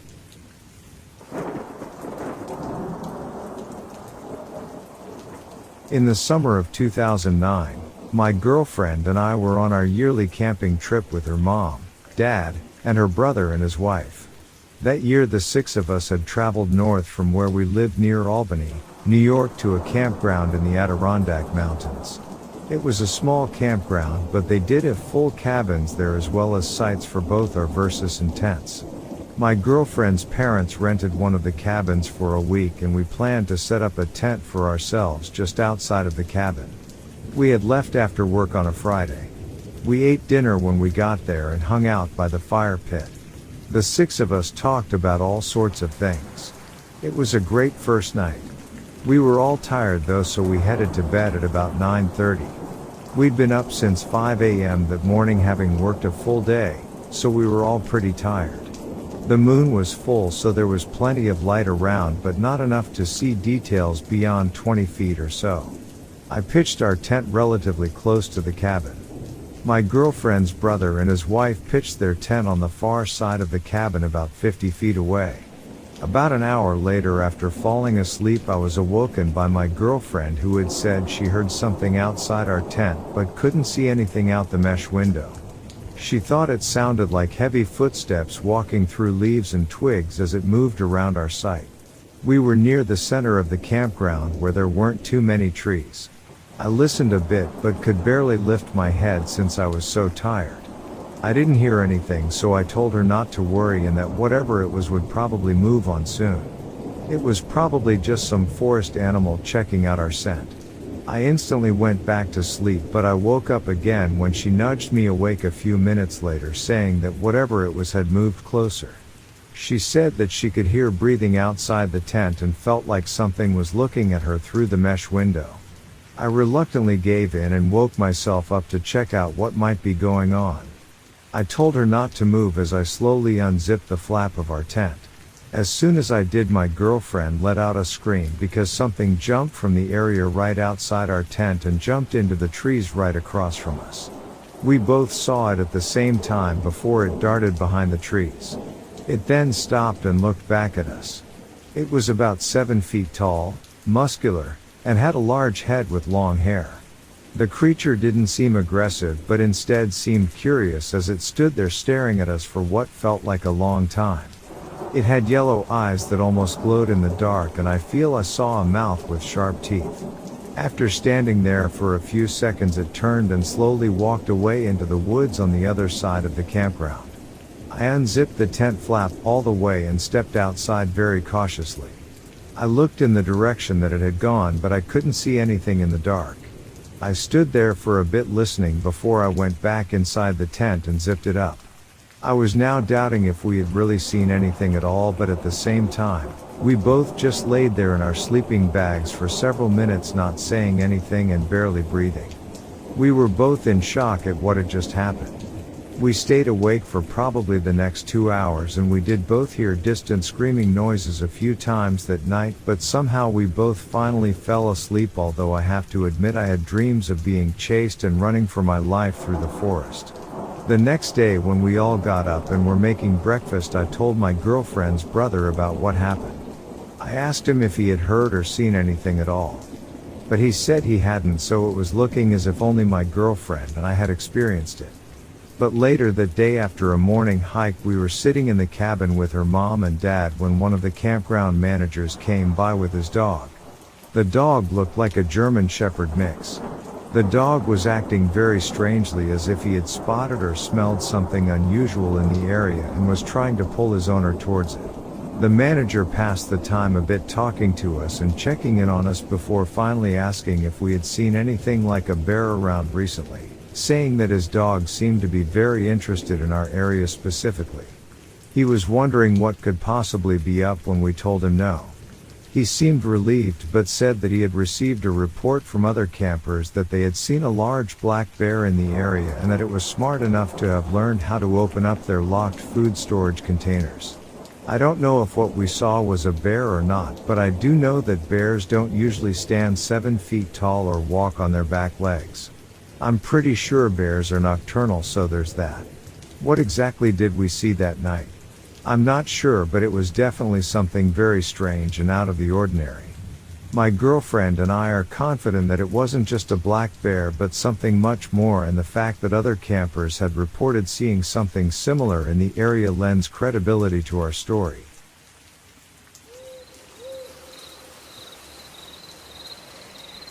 After I graduated high school, I went on a 10-day-long backpacking trip with some friends of mine through the terrain of Utah and Arizona.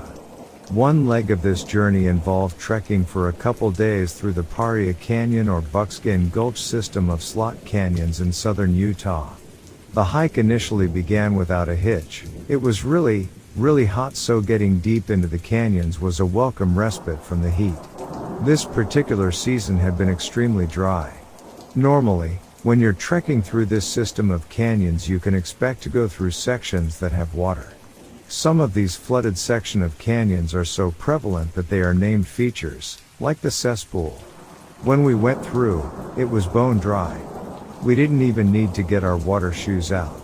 Now, what you need to know about slot canyons is that they are extremely prone to flash flooding, and thus can be extremely dangerous.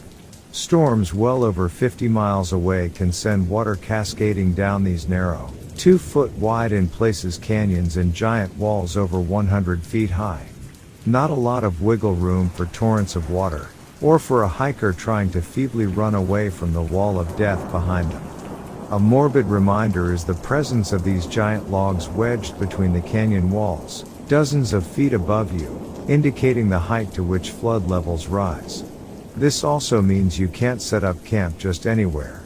It is vital you find a sandbar elevated above the floor of the canyon in the sparse sections where the canyon widens out, just in case you're unlucky and a transient flood just so happens to pass through.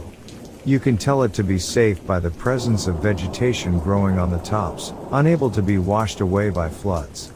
But as I said, it had been really dry up to that point, so we weren't really worried about that. When we stopped for lunch about halfway through the trek, I looked up and noticed little cute cumulus clouds floating by. The deserts are known for their random thunderstorms.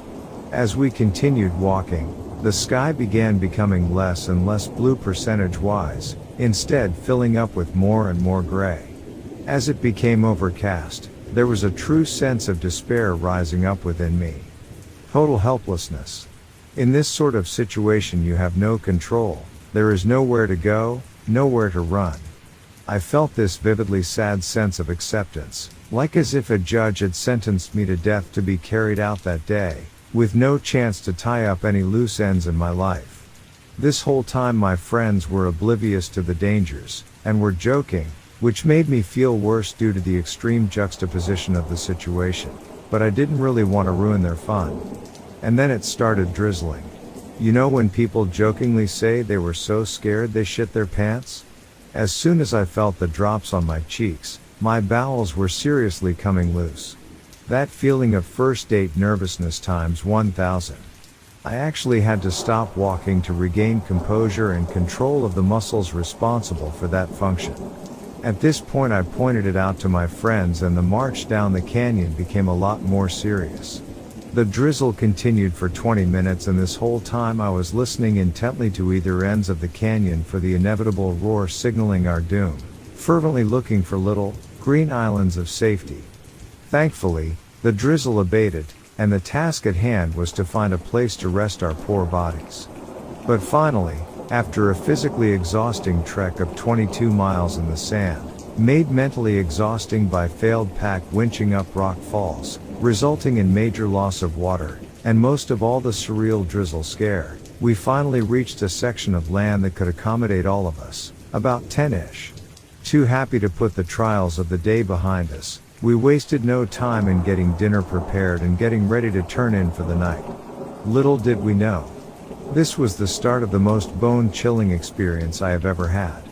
To this day just the memory of it evokes a goosebump reaction similar to that which you get in horror movies. As we lay in our tents one of my friends told us all to shut up and listen to something he heard coming from one end of the canyon. He said that it sounded like a R whistle. Sure enough, there was some shrill noise faintly coming from where we had just trekked. We kind of wonder what the noise could be, and we thought maybe someone needed help. Maybe they broke an ankle or were cornered by an animal. I jokingly threw out the possibility that maybe it was the ghosts of the Native Americans angry at us for disturbing some sacred ground of theirs, and the sounds were of them tracking us through the canyon.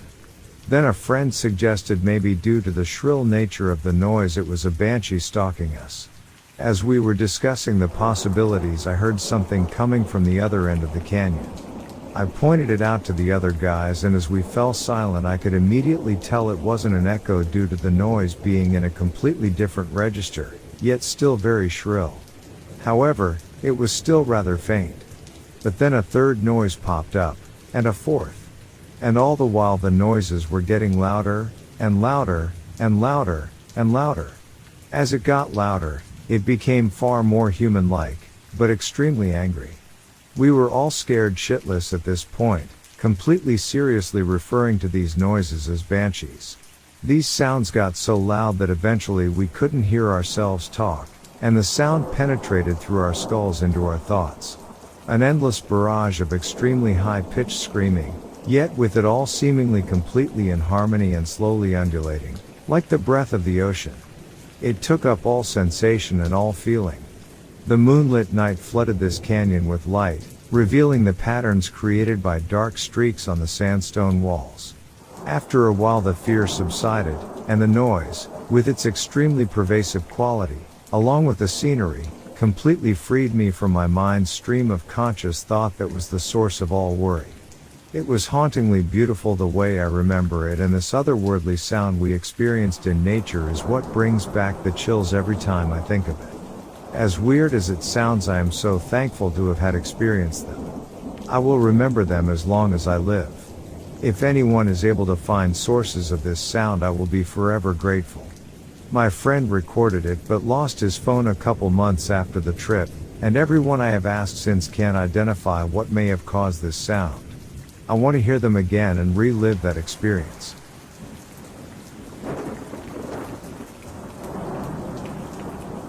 I'm from Texas and my family has land on the Guadalupe River. I've been tormented by something out there for about 35 years and only recently came to realize that it's probably a Sasquatch family. Now that I know what they are, I'm more annoyed than anything, but still don't feel safe there at night and especially outside. I saw a child and an adult in about 1989 when I was sleeping outside on a trampoline. The child, about 4.5 feet tall, its shoulders just barely breached the top of the trampoline frame, woke me up by accident, and I scared it, I guess because I was so startled. I sat straight up from sleeping. I'm guessing it tried to touch me because that's just about the only thing that I can think of that would have caused me to jolt awake like that. It grunted. Then I saw something very tall and lanky run in the opposite direction to the trees.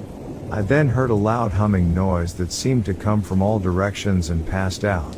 I have had multiple interactions over the years, mostly hearing them and seeing the red eyes, and hearing them scream. I believe it lives under a bridge on X during the day, where I and others have seen it on a dare to walk through the dark tunnel when we were kids. We heard something moving and it turned to look at us and we saw the red eyes. It was screaming, absolutely terrifying. It was about 7 or 8 feet tall. We didn't see a silhouette, only its eyes. At night it roams up and down the property line back and forth to the river. Recently we've found odd things to mark trails like X's and branches stuck in fences, tricycles tied 5 feet high in a tree with vines, sheets tied around tree branches, and a dead animal in a tree next to a fort. The fort could be from kids or poachers because it's next to a park, but I don't know. The fort and the animal in the tree area are where the sound came from the first time I heard it. To this day we are still hearing heavy deep breathing in the tree line, hearing strange bird noises in the middle of the night all around the house. And a few years ago I heard loud screaming on the river by the fort area. It sounded like a woman being hurt. I thought it was a mountain lion, so I just went inside. It was terrifying.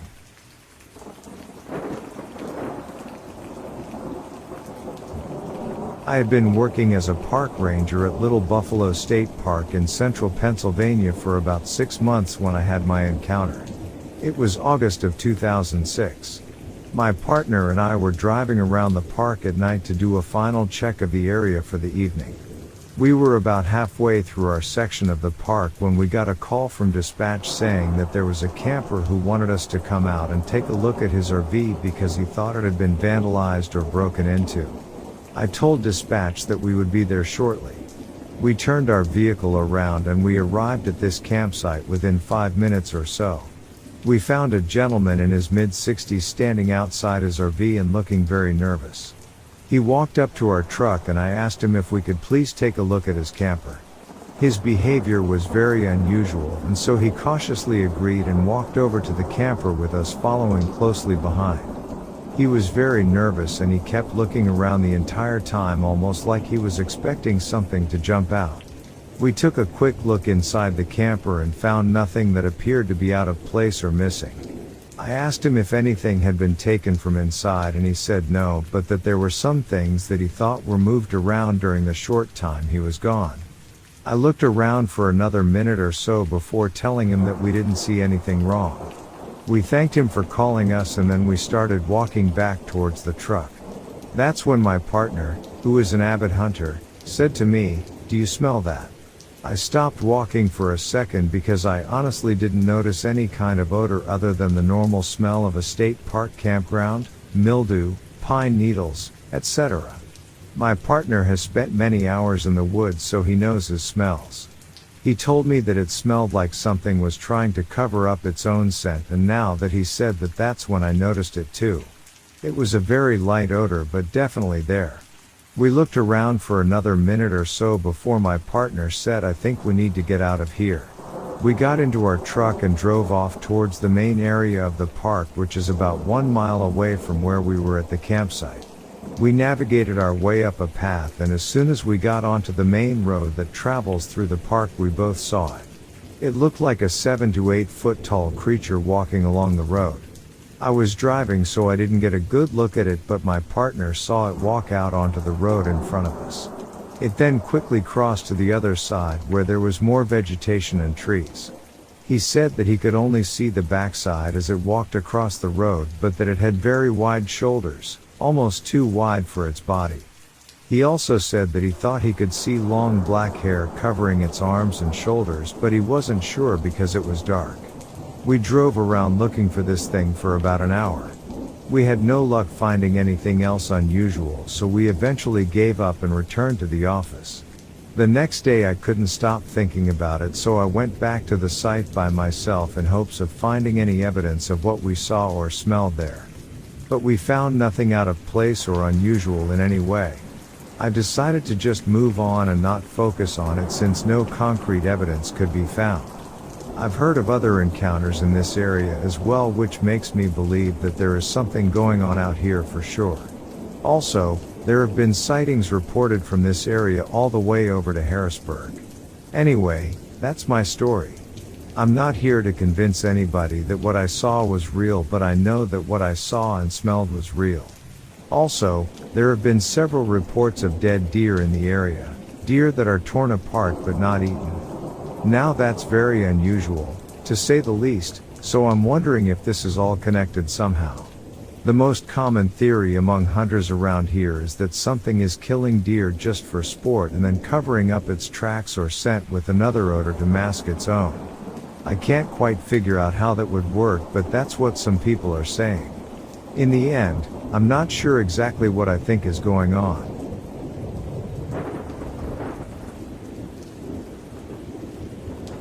A military man, Jay, went outside to have a smoke.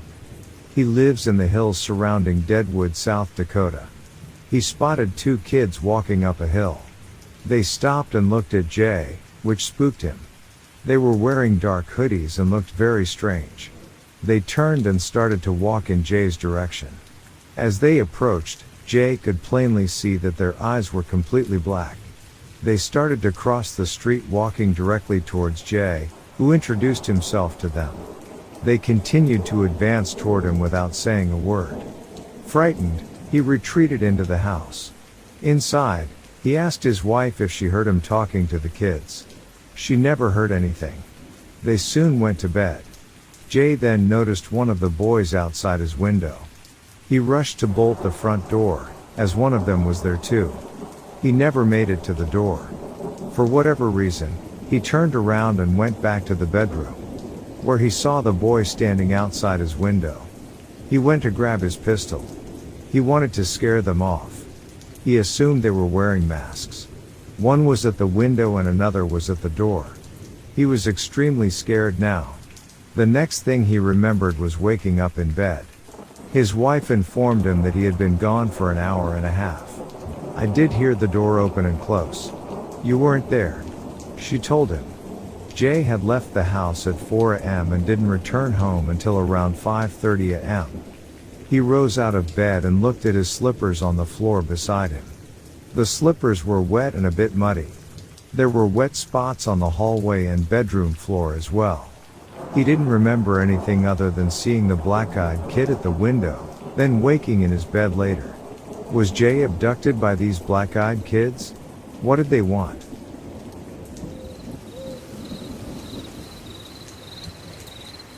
I don't like to talk about this incident or even have any thoughts about it because I really feel like whatever I saw could still possibly be watching me. Or following me in some way, but I feel like in this community I could get some answers. On July 7th of last year, my boyfriend and I decided to go to a lake called Boiling Springs located in central Pennsylvania to do a late night photo shoot because he wanted to do something special for me on my birthday. We got to the lake around 11:30 p.m. and surprisingly when we got there we both were calm, happy and ready to take some pictures. I felt zero negative feelings or any type of negative presence in the air. We took some at the pool house and then we eventually made it to the lake area. We decided to lay down a blanket by a very old sycamore tree and watch the stars. Still, no feeling of negative presence and my body was on zero alert of having to fight or flight.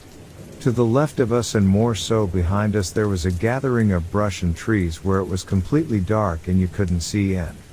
We were casually laughing and talking until all of a sudden we heard what we thought were dogs, then coyotes, and then they started to whimper as if they were being attacked or in pain. I said, "What is that?" I then started to be more alert. "Probably just a neighbor's dog," he said. Probably about 5 minutes after the whimpering stopped I heard something heavy being dragged through the brush towards us. I got up on my knees with my heart beating out of my chest. I said, "Get up." My boyfriend just kept sitting there still, not very fazed. About 10 seconds later I looked through the brush more and about only 8 feet away from me knelt a glowing white, bone-thin being on all fours digging in the dirt below it. Now, I don't have the best vision, so about 3 different theories went through my head at once. Deer? Wolf? Person? Then my stomach dropped and tears welled in my eyes and my gut told me that whatever it was not any of these. My body and mind told me that this was not something that I've seen before or have ever encountered or even of this earth or dimension. I don't even remember getting up from the blanket, but my body jolted up and I started crying. What is that? I have never felt that level of fear. And the weirdest part? No response. Just kept digging and digging with its white front limbs. I wanted to scream but nothing came out. I thought I was going to pass out. I ran over behind the sycamore tree close to us, yet my boyfriend stayed sitting on the blanket, but I could tell he was terrified too. "What are you?" he yelled. When he said what and not who, I knew that what we were looking at was no human and not even an animal. It stopped digging, didn't look over at us, but talked in a language neither of us have ever heard. It sounded ancient, like no one had spoken that dialect for centuries. My boyfriend asked, "What?" No response. He then asked, "Are you a trail hiker?" Slight pause, then it said in a deep bone-chilling voice, "Yes." Nothing after. He then nervously said, "Oh ha, are you traveling north or south?" "South."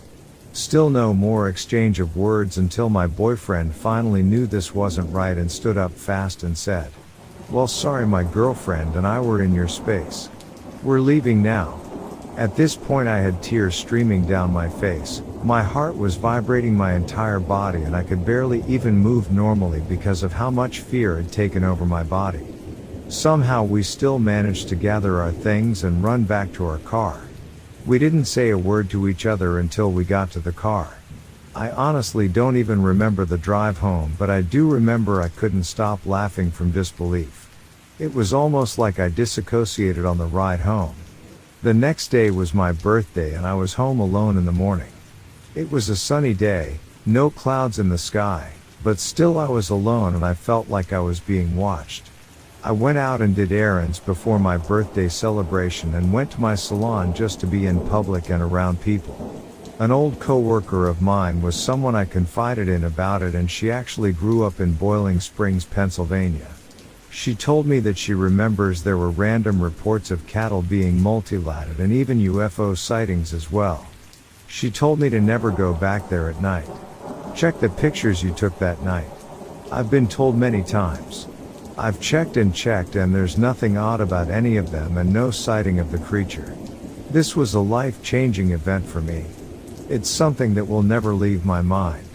The core feeling I felt when I saw it digging in the ground just a few feet away from me, I'll never forget.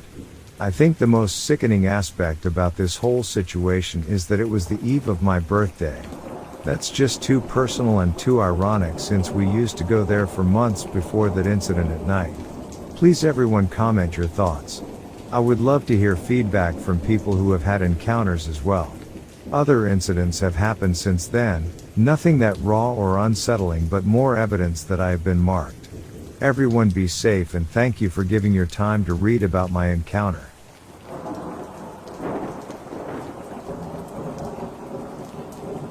So two of my friends snuck out last summer and took a walk listening to music.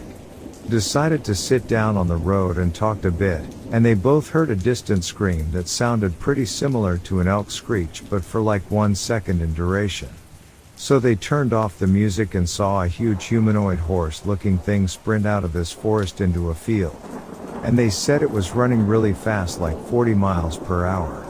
They said it was kind of hunched and had a limp. Was lean but muscular, and was completely pale or gray and naked. They both sprinted home and FaceTimed each other.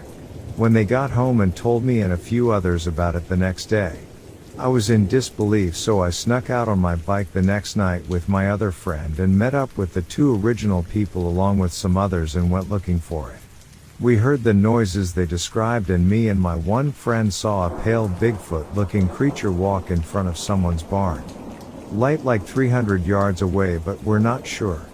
We continued to do this for a few nights and one of them was walking to meet up with us alone to go looking for it and had seen it like 5 times on the walk there. Sometimes like 20 feet in front of him. We probably all went looking for it like 6 or 7 times in total.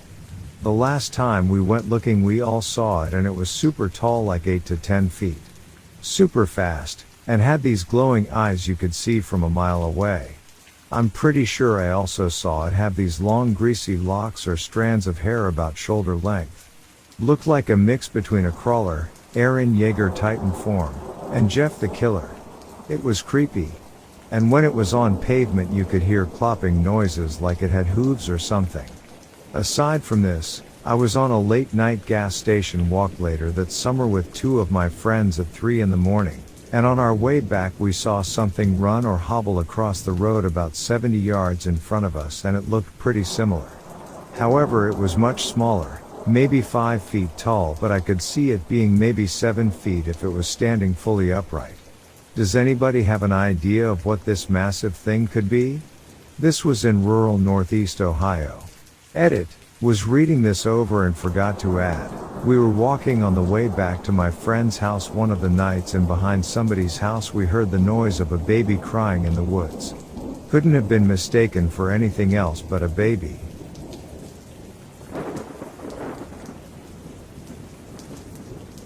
My name is Tanya, and I am a teacher at a local school. One evening, after visiting a fellow teacher and friend, I began my journey home.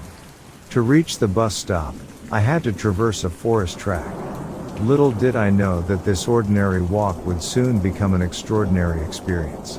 As I made my way through the peaceful woods, a faint voice reached my ears. I halted, my curiosity piqued, scanning my surroundings for the source of the call. And there, just a few steps away, stood a small humanoid figure. It was unlike anything I had ever encountered before. The creature wore a tight-fitting black overall, resembling a diver's suit. To my astonishment, it communicated with me telepathically. The being introduced itself as a traveler, akin to the astronauts or cosmonauts of our own world, having journeyed from a distant corner of space. It sought my advice or, perhaps, my assistance. Despite the strangeness of the situation, I felt an overwhelming sense of calm and curiosity instead of fear. Compelled by intrigue, I agreed to accompany the enigmatic visitor to its spacecraft. Together, we veered off the beaten path, venturing deeper into the dense pine forest. And then, before me, loomed a colossal silver object resembling a flattened egg. towering like a medium-sized truck. It lacked wings or windows, its form defying conventional understanding. With a simple hand gesture from the alien, an invisible hatch materialized, revealing an entrance into the craft. Stepping inside, I found myself in a cabin devoid of visible controls or mechanical instruments. The creature motioned for me to settle into a deep armchair, which felt strangely inflatable and unnatural. As I sat, I scrutinized the alien more closely, noticing the details that had escaped me earlier. Its hands possessed 6 fingers, a peculiar trait. Its expressionless face seemed almost doll-like, and its mouth moved out of sync with its speech, reminiscent of a puppet. The alien explained that the interaction between us held immense significance for both scientific understanding and the advancement of civilization, both on Earth and its own planet. Astonishingly, it proposed a most extraordinary proposition: to engage in intimacy with the purpose of conception. It assured me of its unwavering commitment to care for me and our future child, offering assistance during critical times through imperceptible means. Months later, my child was born, evoking concerns among doctors due to his unique physical attributes. Yet, these worries soon dissipated as he thrived and grew, appearing outwardly ordinary except for a few peculiarities. His eyes lacked lacrimal glands, and his breathing became shallow during sleep. To ensure his well-being, I even secured a job at a nearby kindergarten to keep a watchful eye on him. In 1992, a local newspaper correspondent had the opportunity to meet the boy and hear his story. According to the journalist's account, when sunlight graced his eyes, they emitted a red glow akin to a Siamese cat, with his pupils transforming into vertical slits. Remarkably, the boy possessed a mature countenance resembling that of a Lilliputian. During their extensive conversation lasting 4 hours, the boy revealed that, besides myself, the journalist was the first person he had confided in regarding his extraordinary origins. He spoke with confidence, saying, "I am unafraid of our secret because my father will protect me from harm. I carry his knowledge and experience, inherited even before my birth. In some aspects, I embody his individuality, not just in flesh and blood." The boy, however, declined to demonstrate his abilities but hinted at changes within his own body, including temporary transparency. He expressed a desire to share his wisdom with those willing to help humanity, including the people of Russia, to navigate through challenging times. According to him, humanity stood on the precipice of an evolutionary leap, faced with the choice to embrace transformation or fade from the cosmos. He emphasized ecological concerns, the struggle to adapt to new technologies, and overpopulation. Moreover, the boy proclaimed that all religions were essentially one and urged the inhabitants of Earth to renew their consciousness, akin to ancient mystics and prophets, becoming spiritually awakened individuals living in harmony with the divine laws. In the second phase of his experiment, he aspired to determine if the qualities of Earth's inhabitants could be inherited, much like his father's qualities. With positive changes occurring on Earth, the boy believed his father's planet and its civilization could eventually join forces with ours. The story of this extraordinary encounter continues to intrigue and challenge the bounds of our understanding. It serves as a reminder that the universe holds wonders beyond our comprehension, offering glimpses into a realm where the extraordinary and the ordinary coexist in fascinating harmony.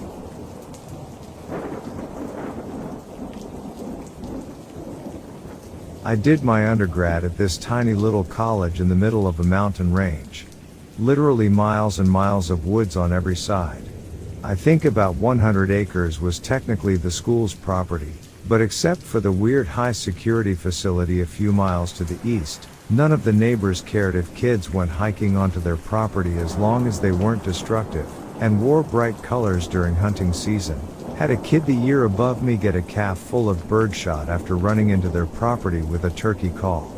Anyways, the point is, there is or was a lot of woods, and a lot of trail markers. My, now ex, still very violent or nutty, fiancé was in a grad program in the city, so we were living apart. I was planning on going on a quick 2-mile walk through the woods on a well-marked trail, just to see the lake, de-stress from midterms, etc. Relationship was extremely rocky at this point, and I get a phone call right before I start the trail. What it was about doesn't matter. The important part was that it was essentially a napalm bomb to the heart and my trust in humanity. Not trying to be dramatic, I was just a sensitive kid. So I took off sprinting down the trailhead, tears running down my face. Figured I'd take a slightly different trail that goes up a steep incline and maybe just burn myself out. It works, kind of. I'm catching my breath and still sobbing, and I hear a group of people on the trail headed towards me. Not wanting to be known as the crying girl in the woods and not entirely in my right mind, I took off running in a random direction, passing a lot of the tree houses and forts that people make in the woods, telling myself I know where I am and that I hike these woods often and can find my way back to either the trail entrance or to the road. I jumped 2 creeks, which in hindsight, should have stopped me, because that meant I was straying way off campus. But I kept going, slipping on branches and then picking a new direction to run in. I was a dumb kid. I was a really dumb kid. There were a couple turkey vultures following me, which wasn't too surprising. Kids left food out pretty often, so they tended to be watchful. On long hikes by myself, I'd often sing to them when they tagged along.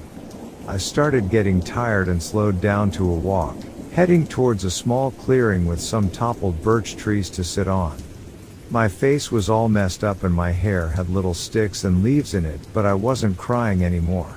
I lit a cigarette and stared at the ground and felt pretty damn sorry for myself. At some point I stopped feeling pretty damn sorry for myself and started feeling jumpy, kind of tingly, and everything I saw had this new level of sharpness and clarity to it. It wasn't really a feeling that I was being watched, more like I was somewhere I really didn't belong.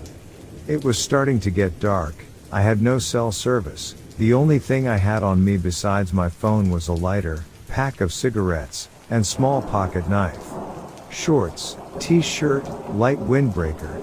I was literally search and rescue's worst nightmare.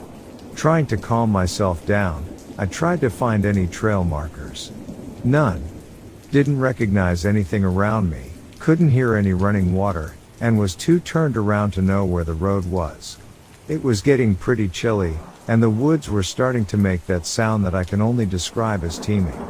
I didn't want to wander in a random direction, but the feeling of dread kept getting stronger and stronger, so I slowly started walking. Started hearing things, mostly whispers, which I figured I was hallucinating due to dehydration or exhaustion. And then, the shadows. It was the strangest thing. These tall, thin shadows being cast on the trees. I would have chalked it up to the sunset, but the movement of them was unnatural, and I kept catching them in the corner of my eye. They kind of swayed? Or kind of jumped? It was a strange juxtaposition between how thoroughly creeped out I was and how pretty the sunset was that night. I remember looking at the sky, trying to calm myself down and pick a direction that felt right. But no direction felt right. I kept getting turned around, heard a few distinctive twig snaps in the distance.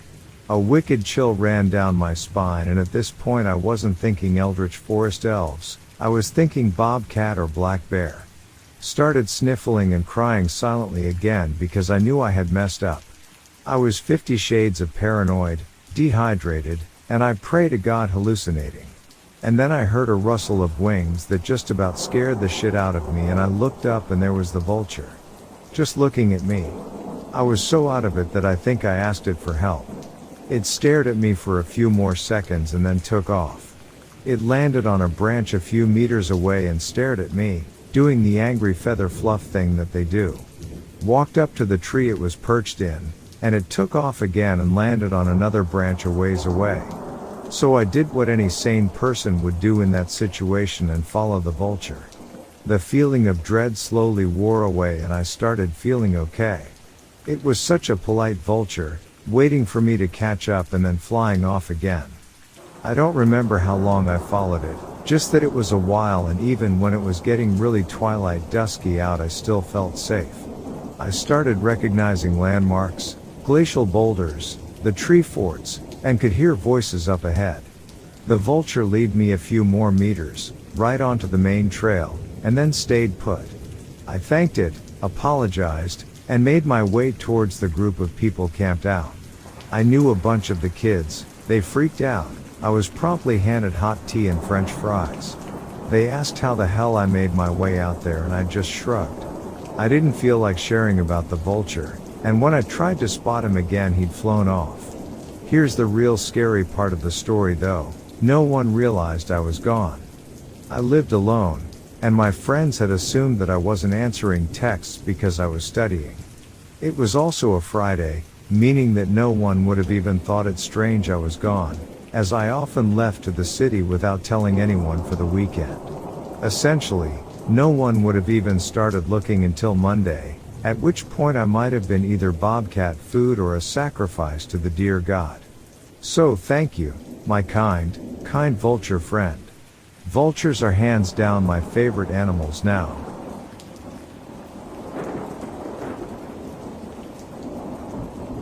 I recently received a telephone call from a friend of an eyewitness who was born and raised in a northwest suburb of Chicago, Illinois. The only specific location reference was given as near the Des Plaines River. The eyewitness discussed multiple sightings from 1978 through 1988 while he lived there as a boy.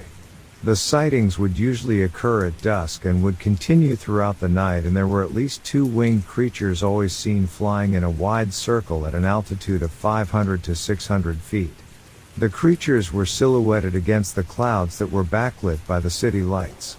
The description of these creatures was that there was no head or neck that could be seen. They had long, thick tails, but no legs or feet were visible. The huge wings had no feathers but were membraned, similar to that of a dragon or pterosaur. Apparently, the neighborhood residents were well aware of the nightly sightings.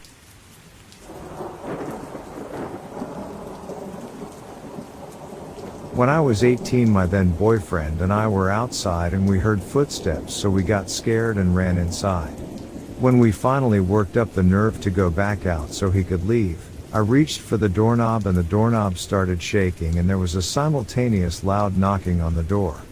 We started screaming, of course, and went and woke up my father, who went outside with the gun and nothing was there. My father has lived there for 60 years and isn't one that believes in paranormal anything. He makes comments about the noises and had someone tear down the crosses in the fence after I told him about what I had learned.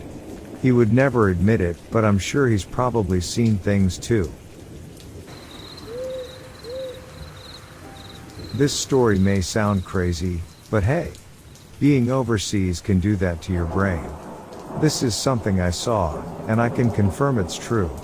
You can do with my account whatever you want. So I never thought I would find myself in such a dire situation, but it happened. Over 10 years ago, I was part of a Navy SEAL, a special forces stranded behind enemy lines during a covert mission in Benghazi. I knew that my training and resilience would be put to the ultimate test as I fought to survive against all odds. I had always been an occasional basketball player, finding solace in the court during my downtime. Back to the story. So our team was on a routine patrol when we were suddenly ambushed by enemy forces. We took cover, returning fire and desperately seeking an escape route. In the chaos of battle, my eyes caught something peculiar in the distance.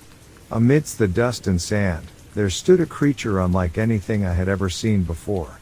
It had the silhouette of a werewolf, but its entire form seemed to be composed of sand, swirling and shifting with the wind. 2 menacing horns adorned its head, and its eyes glowed with an otherworldly intensity. I couldn't believe what I was witnessing, and for a brief moment, time seemed to stand still. But in the midst of the fight, I knew I had to focus on defending my team. We were outnumbered and outgunned, but I refused to let fear consume me. With every ounce of strength and determination, I fought back. To make this account short, we managed to hold our ground, but the cost was high. One of our brothers, Jack, good man, had fallen, leaving a void in our tight-knit unit. As the dust settled and the enemy forces retreated, we felt a relief. This ambush was unsuccessful. We had survived. But the weight of loss hung heavy in the air, overshadowing the survival we had achieved. Now to the cryptid. I couldn't shake the image of the creature I had seen, the sand-filled werewolf with horns. I still wonder, was it a mere hallucination, a trick played by the mind under extreme stress? Or was there something more lurking in the shadows of this desert? Please tell me I didn't lost my mind.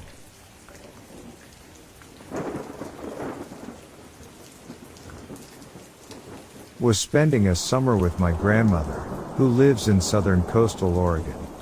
We were taking a walk through one of the many little hiking trails peppered about the state, and it was beautiful. The woods were gorgeous, the trees were huge, and the ambient noise was soothing. Then, suddenly, it just stopped. The birds stopped chirping, the insects stopped buzzing and whirring, the breeze stood dead in the woods, the trees and ferns no longer rustled. It was absolute stillness, like a tableau frozen in a moment. I was spooked solid. I felt really uneasy, and a pit was rapidly forming in my stomach. I tensed up, as if by instinct, because it felt like something was near, something with the presence and gravitas to make the whole forest silent. Then it passed, whatever it was, and the sounds of nature started up again. To this day, neither I nor my grandmother know what happened.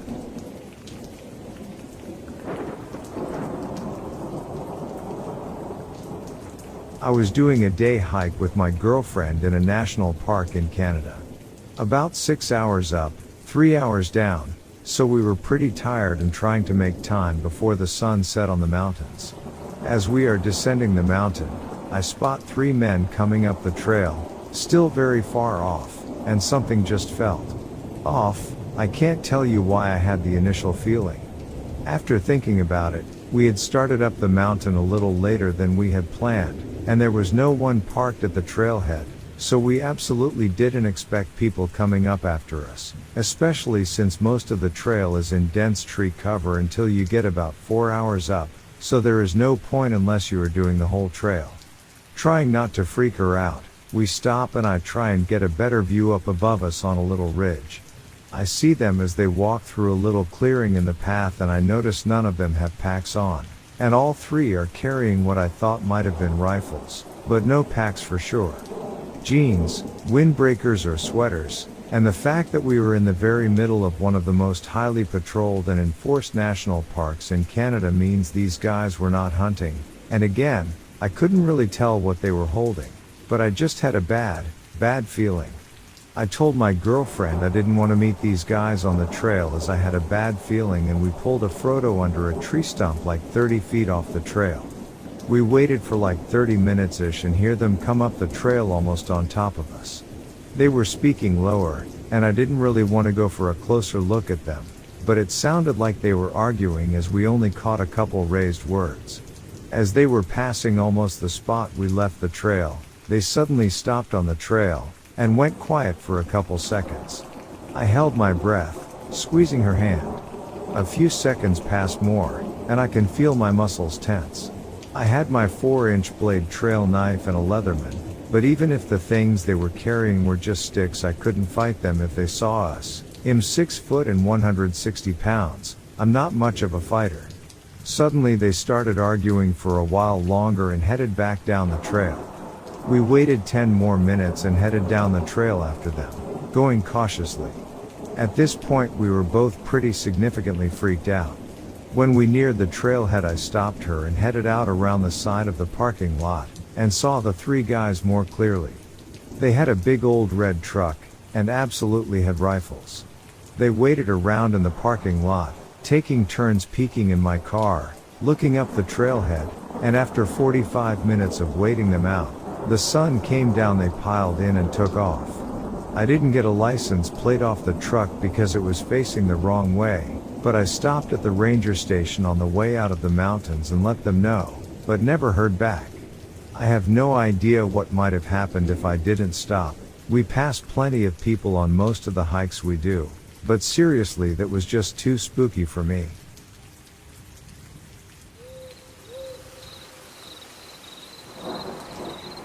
My uncle was with the Canadian Fisheries as an inspector and recently retired.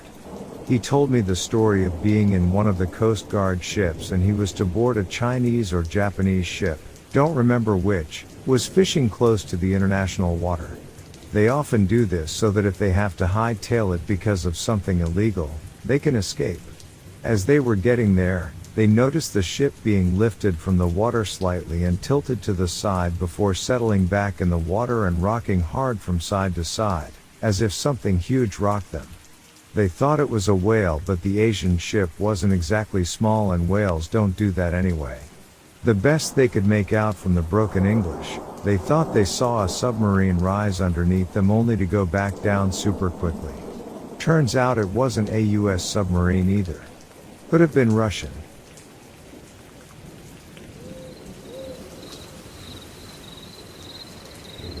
I had been working as a forest ranger for almost 5 years.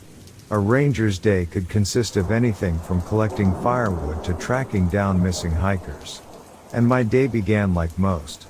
I would wake up early, walking into work and grabbing my binoculars. As I was about to drive out of the forest, I got a call.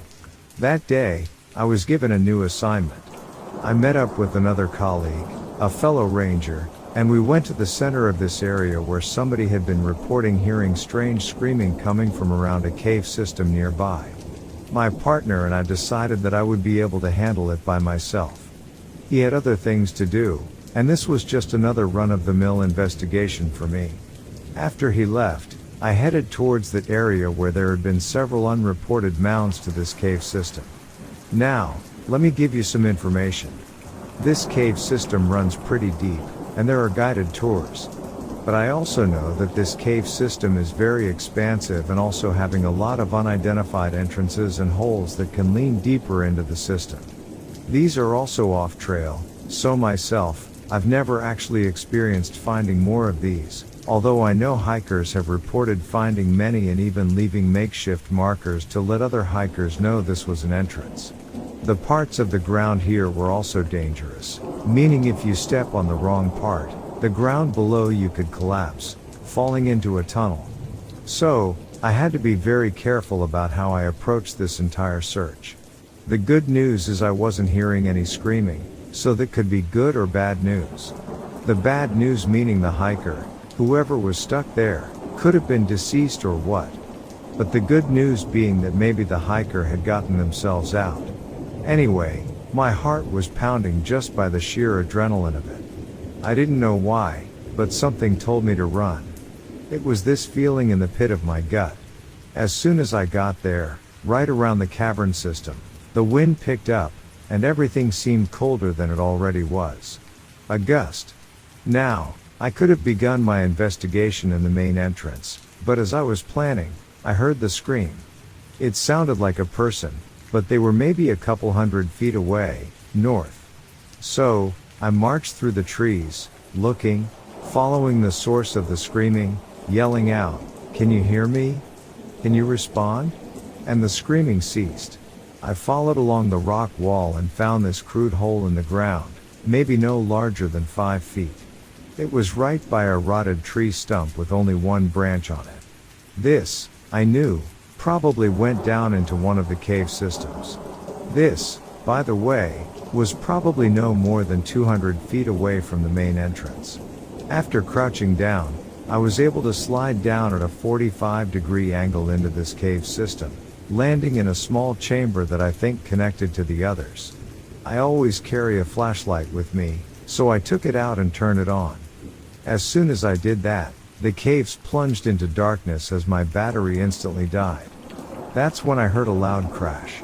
I turned around, or I should say turned to meet the noise, and my flashlight popped back on.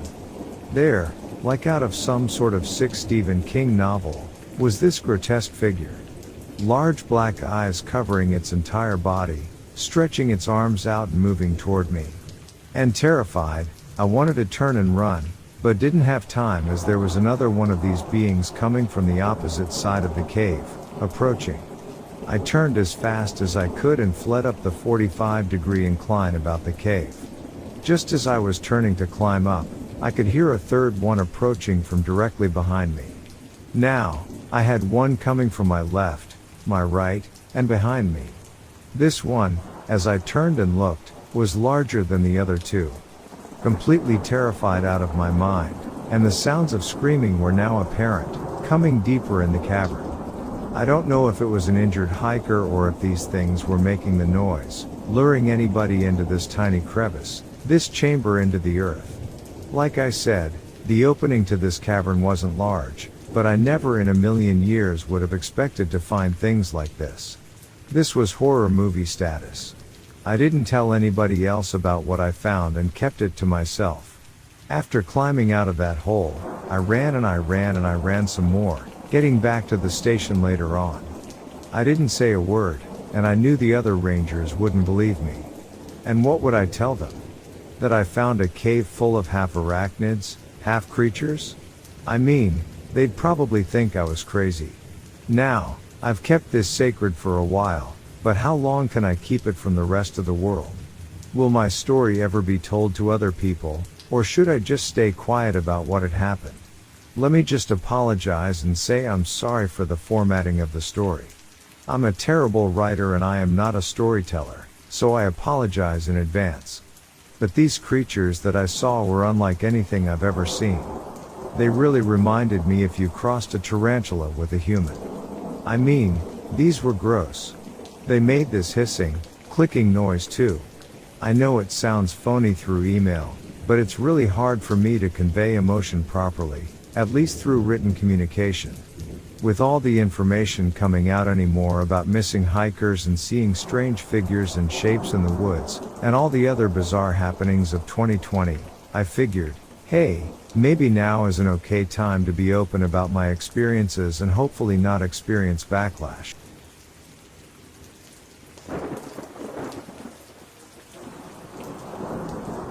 Folks, I know this might be hard to believe, but it's what I've gone through. I had just finished up with a traffic stop one night where all I found was an expired registration on a car, which did not match the plates. So, I let them off without warning, went back to my cruiser to call dispatch before returning to patrol. This being said, I should have been able to see everything in front of me as clear as day, even though it was winter time and where all the trees had lost their leaves, so visibility shouldn't have been too much of an issue. My headlights illuminated almost anything within 100 yards or so, but sometimes things can hide in the shadows of those yards. I noticed something out of my peripheral vision. This is right as I was on the phone with dispatch, so I immediately cut off dispatch and began slowly driving towards where I saw whatever it was, thinking it was a person up to no good. But then I saw that it moved slowly and had a long fluid stride. Despite having no leaves, it seemed to blend in with the surroundings enough that you could just barely make out what it looked like when I saw a large head, 2 long ears, and horns. Dark deep eye sockets that appeared almost hollow, taken up by most of my headlights' illumination. By this point, I felt like Alice chasing after whatever Alice chased after into Wonderland, except without all the trippiness and trying to find an exit. Except this time, it was the one chasing after me. I sped up a bit and tried to keep it in sight, but as I got closer, it suddenly crouched down, and I lost sight of it. The more I go into detail about this experience, the deeper things get. Just know that there is no car for it to have gotten into or jump over any fence, so where did it go, whatever it was? But as soon as you stop asking questions is when they get answered. So, I slowly circled around the same 100 yards again, searching for anything unusual with my high beams on full illumination. It must have been hiding from me somehow. There was nothing except a few stray cats starting behind some trash cans on the other side of the street. I jumped some bushes and parked cars, still nothing. So, I start to just go back on duty, probably looking like a crazy officer driving around aimlessly for no reason. But that's what we do sometimes in this job, you just never know when something is going to pop out, so better be safe than sorry. I'm about halfway down the block towards my car when suddenly, up ahead of me, which is now being obstructed by tall grass, I see it again. It had been crouched down again, but its head was now tilted upward at an angle directly towards me, and its mouth was wide open. There were no teeth visible that I could recall, and it did not appear to be making any sounds. It would only remain in that position for a few seconds, then it would slowly move from side to side before standing back up on its two legs. It was at least 10 yards away from me, so I did the sensible thing, which was to get back into my car, lock the doors.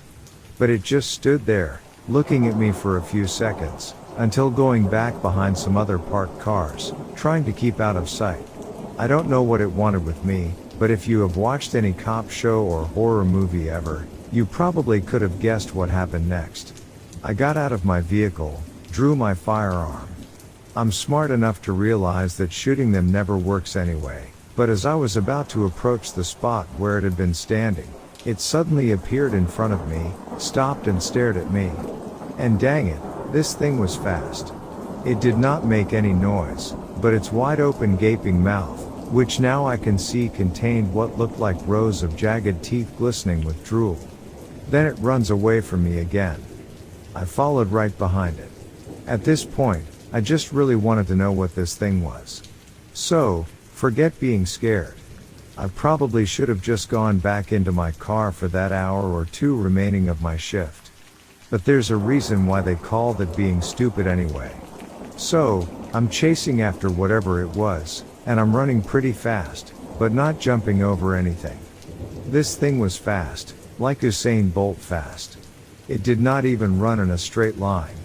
When it ran away from me, it would just kind of weave in and out of any obstacle in front of it, which consistently mostly parked cars or trash at the time.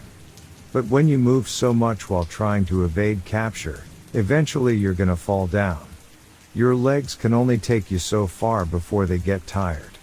That's what I think happened in this thing. It seemed to collapse on something that was invisible in my headlights and then pulls itself back up, which I'm not sure if it tripped or why it collapsed. Maybe it was feigning death. I don't know. But as soon as it pulled itself back up, it runs into a nearby backyard, which made sense. I mean, all the streets have been blocked off at this point. So, I'm going chasing after it to the same gate that is still wide open in the fence. And to my horror, I see another similar creature on my left, staring right at me like an idiot while not making any noise. It, too, was crouched down like something out of a prehistoric Paleozoo exhibit. Its mouth agape, but I couldn't see any teeth. I couldn't help but notice that this one had very large eyes, much larger than the other one, almost like a child or a baby compared to an adult. And then another creature just took off running while I was still trying to figure out if this creature was real or not, or was I simply running after a nightmare. And then a smaller one jumps right in front of me. Out of reaction, I shoot this one point blank in the chest several times, which my gun did not even seem to faze it. It kept on running towards me, and I panicked at this point. Despite my training, I'm now thinking that this is some kind of demon. I did not even bother shooting at it again. The first few shots seemed to have no effect. So, instead of wasting bullets, I pulled out my taser and tased whatever it was, expecting it to fall over. But it did not even react. The taser did nothing. Unsure of what to do at this point, I do the only thing I know I can do: run. This creature and the other two gave chase, following quickly behind each other.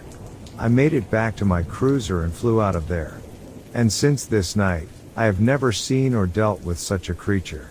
But I believe that this was something that had come from deep in the pits of hell. And I know these things are very real.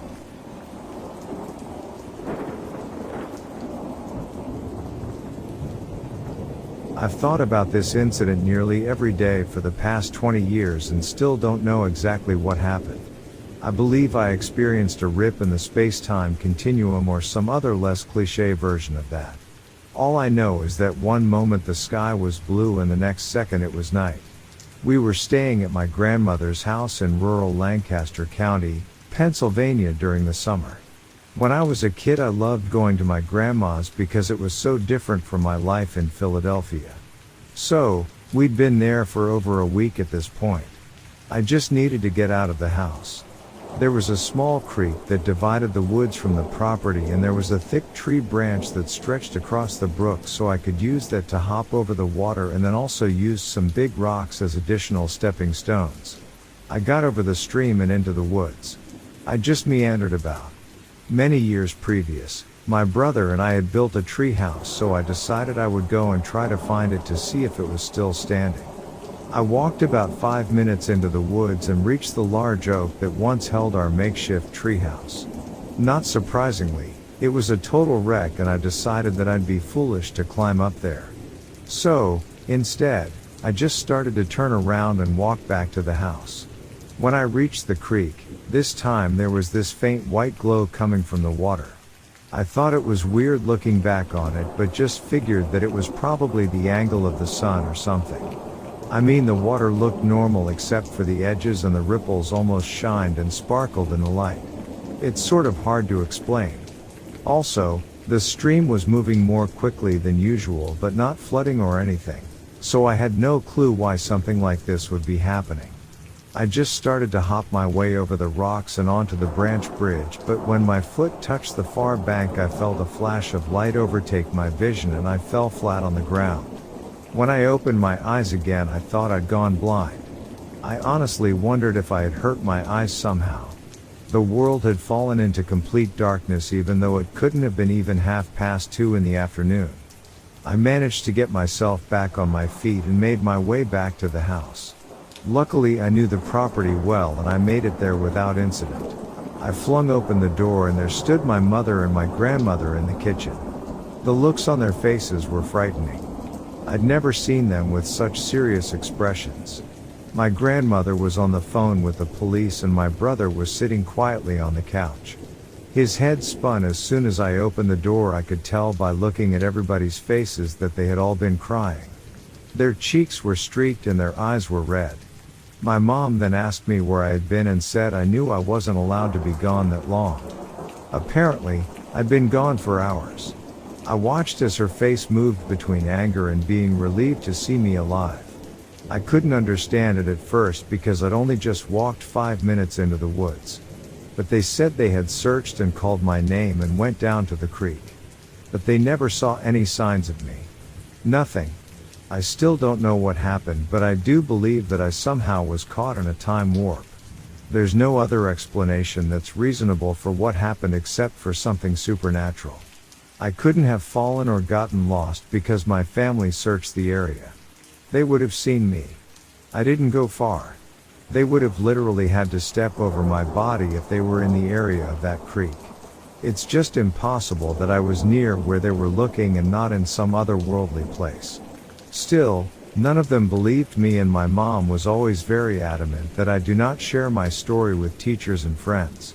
Since then, I realized that I wasn't alone in this experience after watching various videos and reading other accounts. But I'm still looking for answers. I can't easily go back there to check it out because my grandmother ended up passing away a few years ago, and after that, my family sold the property. I am eventually going to contact them and see if I can go back and find answers.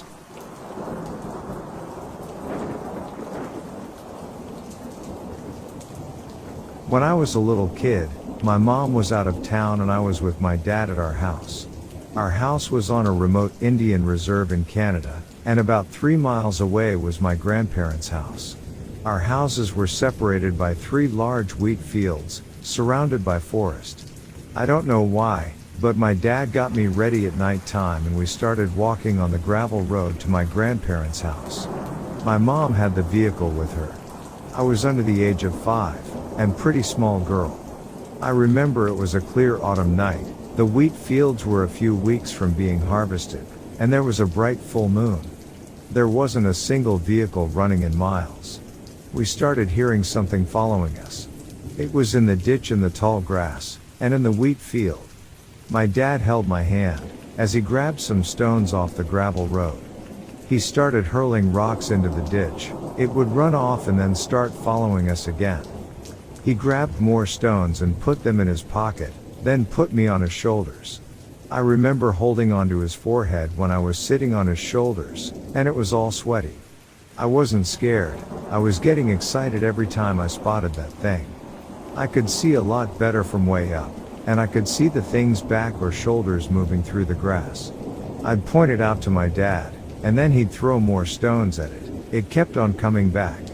To make matters creepier, we took a short cut that was along the forest line on a thin dirt road. My dad started whistling loudly for my grandparents' German Shepherd, Boss. The house was still far away, but we could hear Boss barking and moving towards us. Whatever that was following us was still following us. That dog was such a welcoming sight to see, sniffed around both of us for a moment, then dashed off into the field barking like mad. We got to my grandparents' house. My dad told my grandparents. I fell asleep on the couch. I talked to my dad about it many years later. He said after that they had smudged. My grandparents and father believe in the old ways, and think maybe it was some bad medicine spirit, and prayed for protection. Whatever it was, I was the target. Predators always go for the youngest or oldest.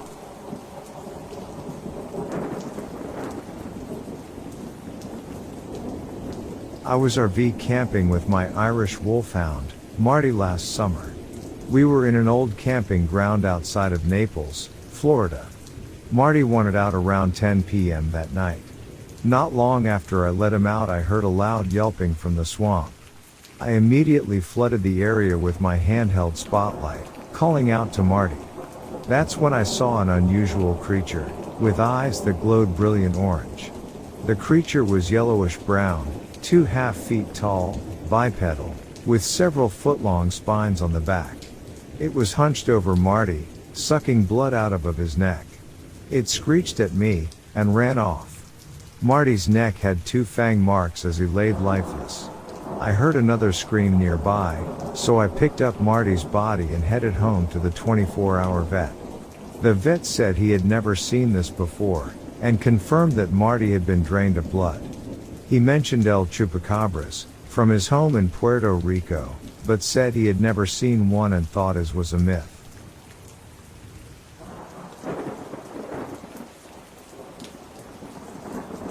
I am 26 years old and have worked on a sea scallop boat since I have been 18 years old. During the course of my time on the water, this question brought 2 stories to my attention.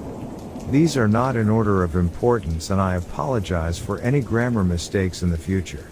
First story happened a couple years ago when we were working off the coast of Long Island, I believe. It was a little rough, but nothing out of the ordinary. It was dark and about 3 in the morning, and everything was going smooth. On a scallop boat you are required to shuck and do other things in between tows that happen every hour. It's basically a floating factory. I was in a shack back in the stern of the vessel, standing in the back that can be closed up while you shuck. All of a sudden the wind starts to pick up and the lightning starts closer than you want when you are the tallest object. It's roaring and raining so hard that the rain was hitting me in the back of the shack. The boat starts listing to port and it sounds more violent than you can imagine. The door was tied off, so I rushed to shut the door and use all my strength to shut it. I am by myself in here, and I have been never so scared when the boat started listing over even harder. This lasted for about 10 minutes. Then it was over. Looked outside and all the gear was everywhere, and a bucket that was deep inside a tote up in the front of the deck was taken out and laying on deck. The position and protection where this was only led my other co-workers and I on watch to believe we indeed were just hit by a water spout.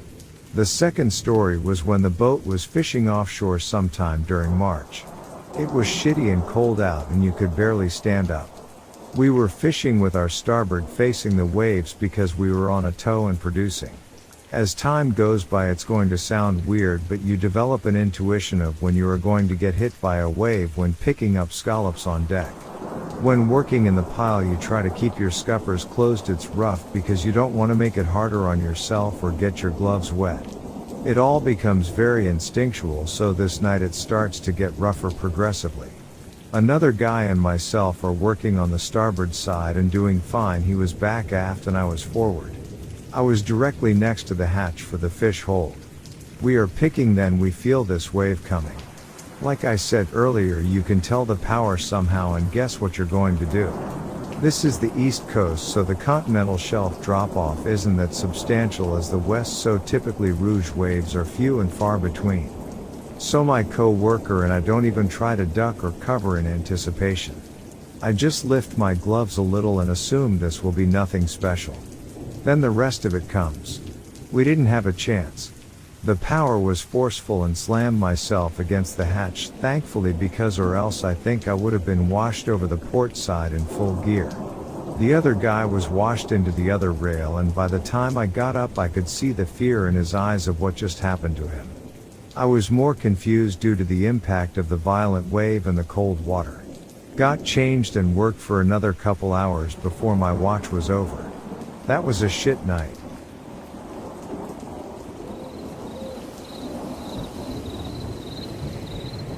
My name is Don Montgomery, Jr.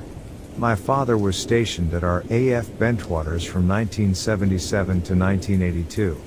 At the time of this event we were living in Suffolk on the Blacks Farm near Rendlesham Forest. This house is huge. We had some very interesting events happen in the home. Once we moved in, my brother started talking to an invisible friend and he had full-on conversations. Shortly after that I started hearing noises coming down the driveway, which used to be a cobbled way, their hoofs beating on the stones. But no horses were there. Then an old lady in white, dress and bonnet, would walk across the walled yard. Then an elderly man in a wheelchair would wheel himself down the hall and up the stairs, which could only be accessed via a staircase. Our room was upstairs and our room looked out over the walled-in yard. The home had entirely too many rooms for us to heat, so we would frequently close off a lot of the main rooms and just heat the main area. I had tried telling my parents that I had been seeing people that were not there and they thought I was making this up. We were all sitting in the living room watching something on the television when something pushed down the mechanism to push down the heavy oak door. With a very loud thunk, the door opened and closed. My family were flabbergasted as we all heard walking through the living room. Then the other door on the other side of the room, the one that led to the stairs, was opened and then shut. My parents looked at each and then looked at me. Me being 16 at the time, I looked at them and I said, "Told you." I never saw my brother's friend, but I knew he had to exist. The whole time we lived there we always constantly had something happening in the paranormal. It was later, in 1981, that I found a picture of the man in the wheelchair in a class photo in an old garage. I showed it to my parents and I told them, this is the man that I had been seeing. He was considerably younger, but I will never forget that face. I still see spirits to this day. They have become a part of my life and I have learned to accept it. Now Rendlesham Forest, December 23, 1980. I was sitting on the back porch of the Blacks Farm. It was dark and cold. I was cleaning rabbits on the back porch that my father had shot. I was finishing up with the rabbit when a white ball of light coming from the south of the house moved north to the back field behind the house. It is completely silent. I watched it with awe, not quite believing what I was seeing. It hovered over the far field and looked to be about the size of a Mini Cooper. It cast a glow on the wet mud in the field and then seemed to land in the field. It was simply beautiful. It looked like it was pulsing. I eventually snapped out of it. I went to get my dad. I was very excited. When we came back out, it was gone. Like it had blinked out of existence. My father did not think I saw what I knew I had seen. He told me it was probably a helicopter and not a big deal. I knew what I had seen. The next day I walked out to where I thought it landed. I went back to my house, got my dad and told him he needed to come out and see what I found. We got out there and there were 3 circular impressions there on the ground, equally spaced out, and my original set of footprints going to and from the site, very muddy, and then our prints going back to the site where the orb had landed. My father was surprised enough that he called the base and reported what he had found and I had seen. No one ever came to my knowledge to check the site. Then a couple of days later the famous Rendlesham Forest event occurred at our AF Bentwaters Woodbridge.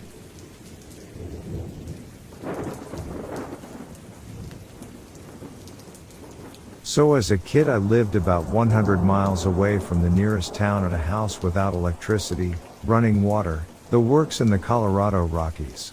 This place was in the bum-f middle of nowhere, and we frequently did see all sorts of wild animals. Elk, deer, coyotes and such. Our property and a bunch of other neighbors' property bordered national forest roads, so to keep people off of our road we had a gate about 1.5 miles from our house that we drove through before we were home. This time of year we are the only people up there. All the other homes are hunting cabins long empty by this late in the winter. Now, this was not the type of gate that you could drive around if you forgot your key.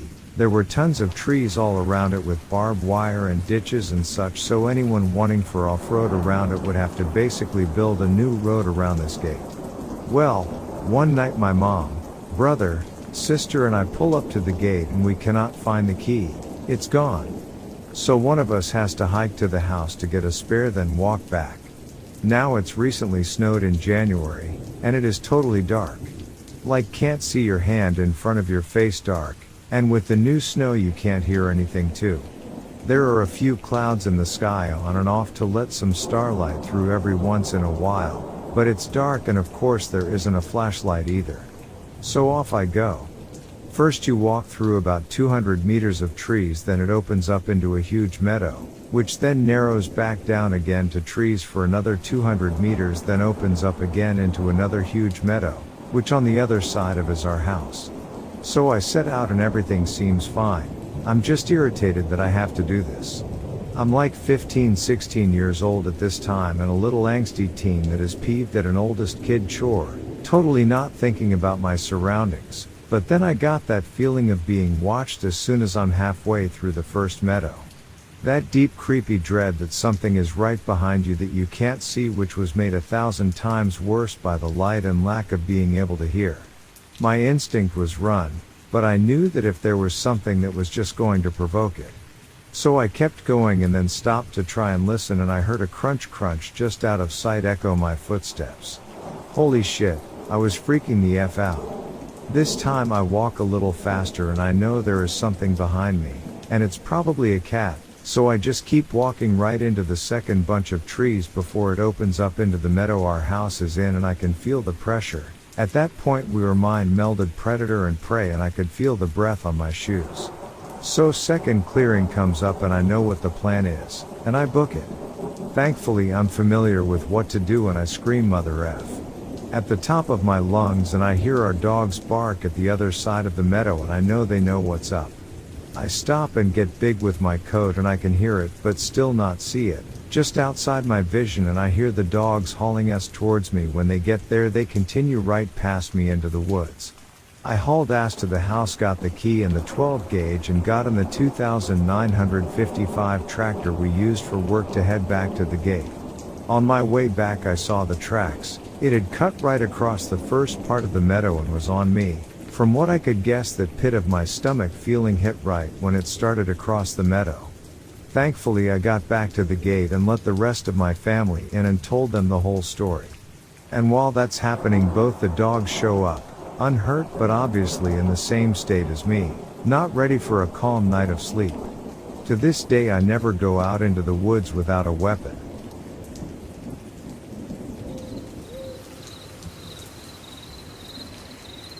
This occurred in Oakland, California, where my wife's parents live.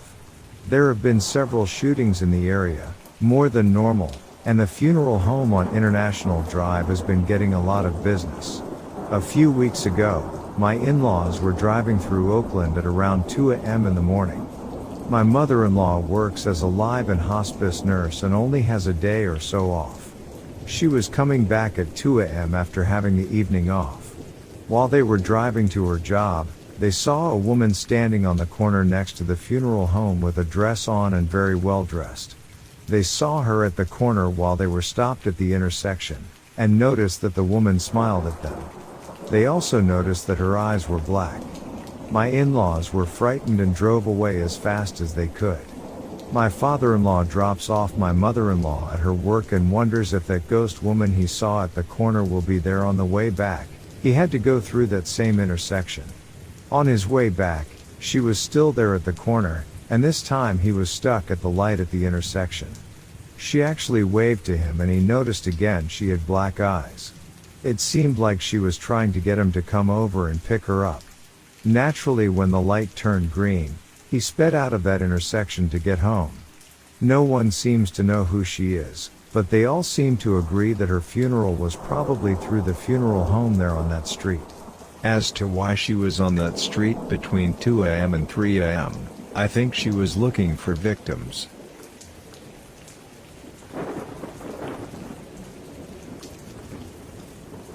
I spent 28 years in the U.S. Navy, almost all on aircraft carriers. I've witnessed some awesome things at sea, bioluminescence, for one. But the creepiest was probably one of my deployments to the Persian Gulf, early 2000s. We sailed through acres and acres of dead sheep. Apparently, one of the big ships that hauls sheep up to the Emirates, from Australia, had a big die-off, and they simply dumped all the carcasses over the side. There had to be thousands of them. Aside from that, another time in the Gulf we frequently saw huge balls of sea snakes. It is creepy as F.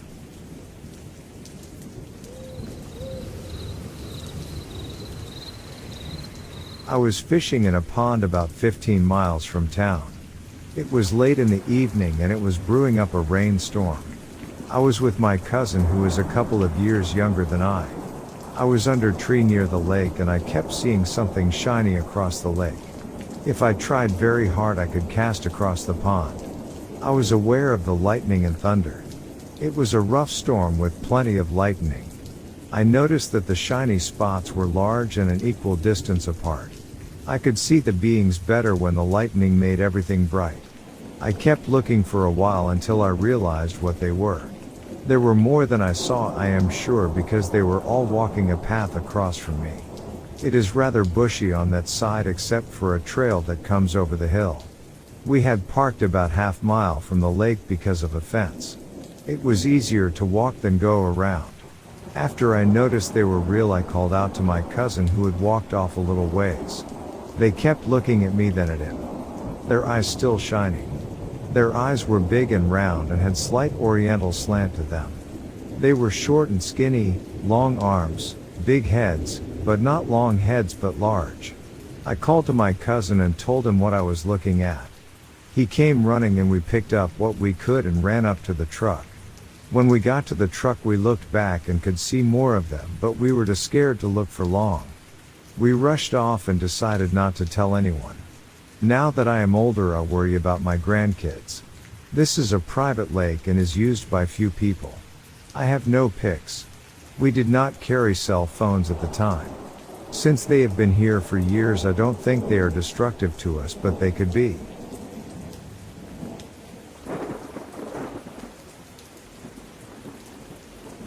My old man served in the Royal Navy and Merchant Navy. He told me about these access spaces that ran through the ship. One ran the full length of the bulk carrier he was on in a storm, and some poor sod had to do down there to do something. They open it up and there's lights all along it. As the ship flexed in the storm they could see the lights at the end disappear and reappear. Wasn't exactly a rush of volunteers to go down there. He always said that St. Elmo's fire could be quite eerie when you saw it on another ship.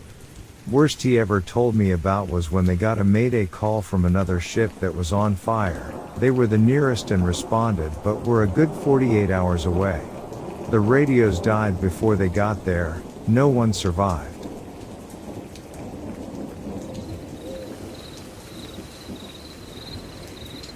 I've lived in Lake Charles, born and raised, but in 2004, I moved to Alaska to be a youth pastor for a church. I was living in Seward and was invited to come and speak at a church in Fairbanks. About a 9-hour drive. I'm from the south. Not used to. I got there in January, this was in February. I took out on this trip by myself and had been given tips. This is where you want to stop. This is where you don't want to stop. Gas is real expensive here. Things like that. So I got out just north of Anchorage. North of Wasilla, up in that part of the country. There are people who have said that you stop and pick up hitchhikers. It's just kind of a thing. You don't really do it in Louisiana. Here it's life and death. If you see somebody on the road, you stop. So I saw a man walking north on the road and I pulled over. He got in the truck and I just remember distinctly, he had a bit of a body odor smell. He smelled like a campfire. He was unshaven. His name, he told me, was Alex. He spoke with a Russian accent and he said he was a mountain climber and he said his favorite place on earth was the top of Mount Everest and that he was in Alaska to climb Mount McKinley. So he was on his way to Denali Park. He rode with me in the car for about 2.5 hours, asking me about why I was there. About my calling and feel on my life, those types of things, with me. He gave me tips about driving on the ice, told me not to do things that would have caused error. We came to a town called Trapper Creek. I don't know if you are familiar with it. I was not going to get gas there. It was one of the places I was told not to get gas there because the prices will kill you there. He said, "You'll want to stop here because the weather is too bad. Denali is going to be closed," and so I said, "Okay." He had been in the car for 2.5 hours. We talked extensively about Everest and his plan to see the top of Mount McKinley. Well, we stopped. I got out, started fueling the car. He grabbed his small backpack that he had, and walked into. I saw him walk into the gas station. The little junction station had a little cafe in it. He walked through the doors. When I finished filling up, I went in to use the restroom, pay and grab a bite. I asked the clerk, I said, "Where's the man that just walked in?" And she looked at me and said, "You're the only one that has been here for hours." I said, "No, a man just walked through these doors." We spent 20 minutes walking around the back of the building. We followed the tracks, the 2 sets of tracks back to the truck. He was nowhere to be found. There was icy wetness where he had been sitting in the truck. The truck still smelled like him, so at that point, I've chalked it up to, was it a ghost or was it an angel? I don't know what. I wouldn't have had enough gas. And when I got to Denali, the gas station was indeed closed.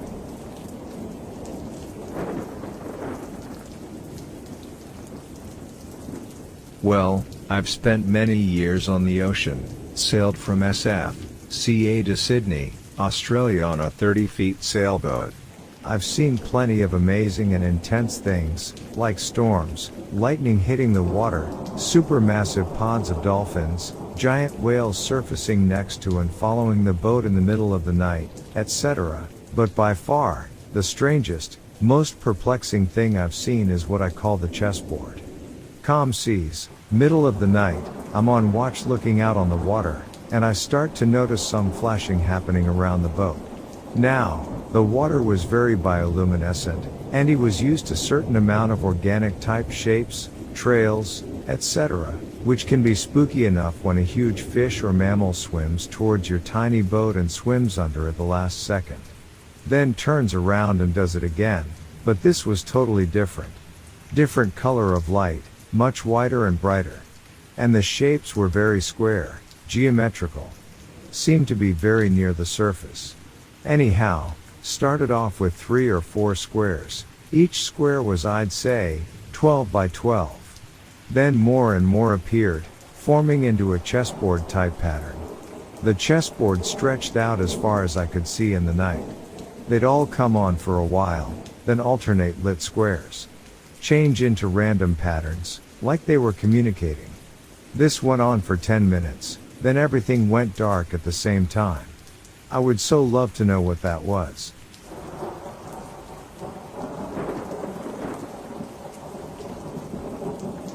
In 1999 I was working at a state park in Pennsylvania and got to know the back areas of it pretty well, the areas most tourists do not get to see. Approximately 1 mile from the park on a long all-dirt road was a large clearing in the woods which was cleared for power lines and gas well use. Once you got to that spot you would have to walk over a long hill until you came to an old abandoned trail. If you followed this trail it would take you deep into the forest. One day I followed it and found that it led to an old dilapidated cabin, not on the park cabin records, and it looked like it hadn't been used for many decades. Even though it was daylight I still got this creepy feeling like I shouldn't be there and worse. That something was watching every move I made.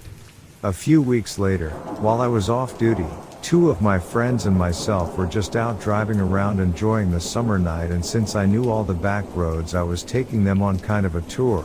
Note, none of these roads are off limits or secret, so I wasn't breaking any rules.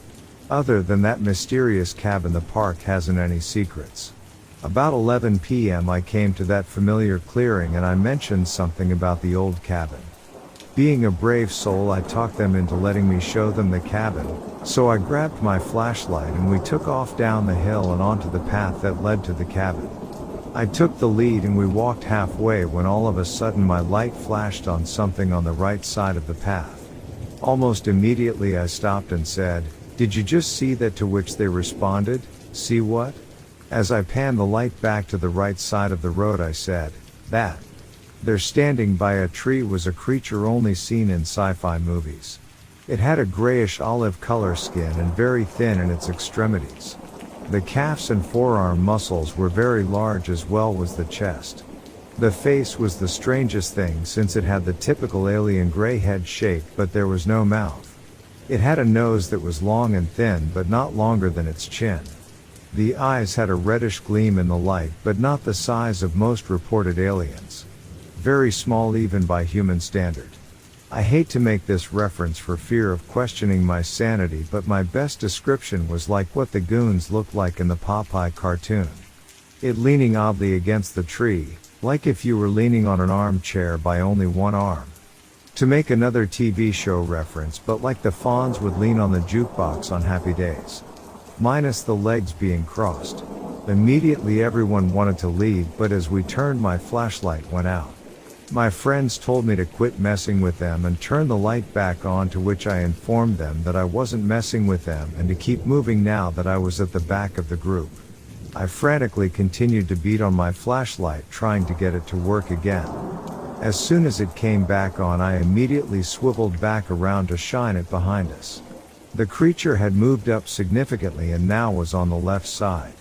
We hurried to the clearing, and once we got back up the hill and to the main dirt road, things got worse. Out of woods we had just come through was this high-pitched, blood-curdling screeching noise which, after it started, others started to answer back from the other side of the clearing. The fact that I was a park ranger, had been in the woods all my life, and had my degree from Penn State in wildlife management means I've heard a lot of noises in the wild, but I've never heard that sound before. I know it wasn't any kind of owl or bobcat, bear, bird, porcupine. You get the drift. Once I told my dad about the encounter. He told me it could been the chupacabras, which I had never heard of before, and as far as aliens go, never believed in it until recently. Months went by without incident. Other than not being able to shake that "I'm watching you" feeling. I was to the point of feeling like I was being stalked. One night I went to get something from my truck when I looked into the woods and saw those reddish glowing eyes staring at me in the shadows. I immediately ran into the house and grabbed my biggest knife. I am not a gun guy, to which my dad asked me what I was doing. I told him I was tired of feeling stalked and was going to face this thing. He told me he was coming with me, but all along I knew he never truly believed me or my encounter. When we got outside, he nonchalantly asked, "Okay, where did you see this thing?" And I pointed to the spot, to which he directed his flashlight. Much to his disbelief, there it was, and as soon as the light hit it, tore off deep into the woods.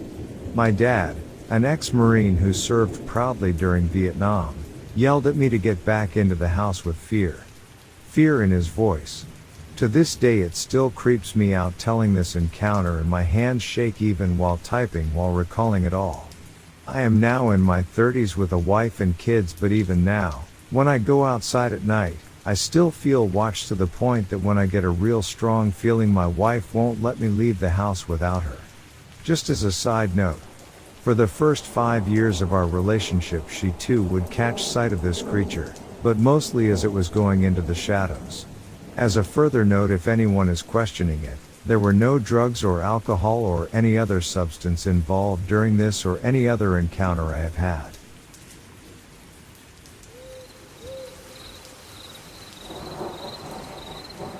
Former submarine sonarman here. No windows, so it falls outside the creepy things I've seen requisite. More of a creepy thing we heard. I was stationed on the West Coast. Whenever we would transit near a particular Californian city, within a specific area, we would hear over the headphones the something that started off sounding like a woman screaming and ended sounding like bullfrogs on a hot summer night. None of the sonar techs up through our chief knew what to make of it. We chalked it up to just being a mere frog and carried on.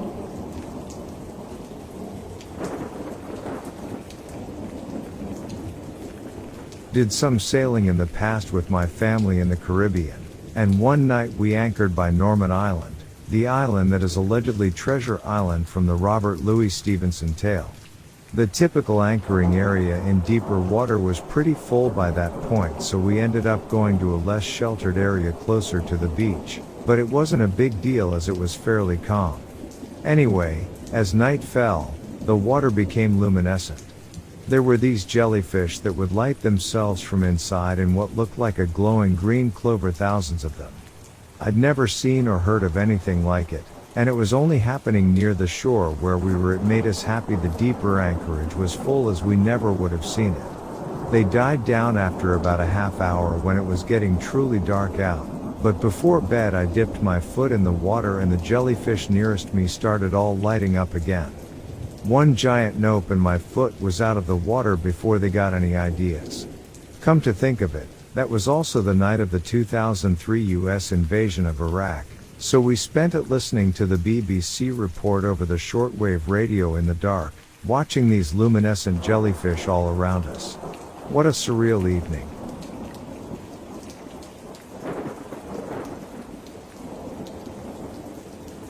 I worked offshore for 5 years as an ROV pilot, the robots that go underwater. I have seen some odd things. Worked on a job where the field we were working on has barrels at bottom of ocean. We were told we couldn't go near these with the robot. Apparently these were dumped by the US government during Cold War era. Who knows what was in those barrels? I've seen all kinds of rare creatures, including exclusive 6-gill sharks. One of the cooler things I saw was an eel eating another eel the exact same size. Imagine a snake underwater eating another snake exact same size. That was pretty cool cause it looked like the eel detached its jaw like a snake and everything. Also has seen giant bluefin tuna. Tuna in general can be anywhere from surface to a couple thousand feet down. The ability to dive like that still amazes me. I worked in the oil spill in the Gulf. To see oil just pour out like that is something we have all seen, but to be there and realize that's just below you, a mile below, is something else. For me it was crazy to see that many robots underwater at same time as you have usually max 2 vessels, but rarely. It was chaotic as heck. The vessels out there were so close we could almost just have conversations with people by shouting, which is very rare. One of the crazy things I won't forget is 2 vessels were flaring off, literally just burning off oil, and I could feel the heat from their vessel on the one I was. I have whole stories I could talk about that really, but to be part of something that was that huge, even though it wasn't a good thing in our history, I can still say I was part of it and be proud to stop the spill.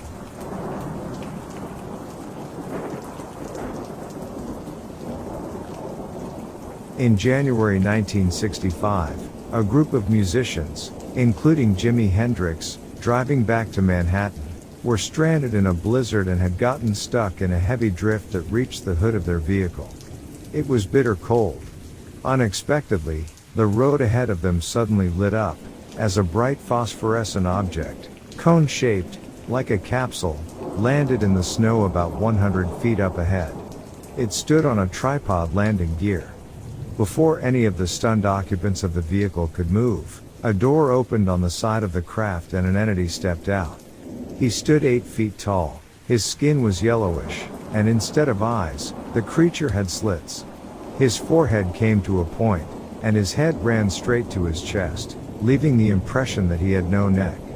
The being proceeded to float to the ground and glided towards the trapped occupants of the van. The snow melted in the wake of the creature. His body seemed to generate tremendous heat, so much so that as it came across a small rise, The snow disappeared around in all directions. In a matter of what seemed like seconds, the being came over to the right-hand side of the van, where Hendrix sat, and looked right through the window. According to other witnesses at the scene, the creature seemed to be communicating telepathically with Hendrix.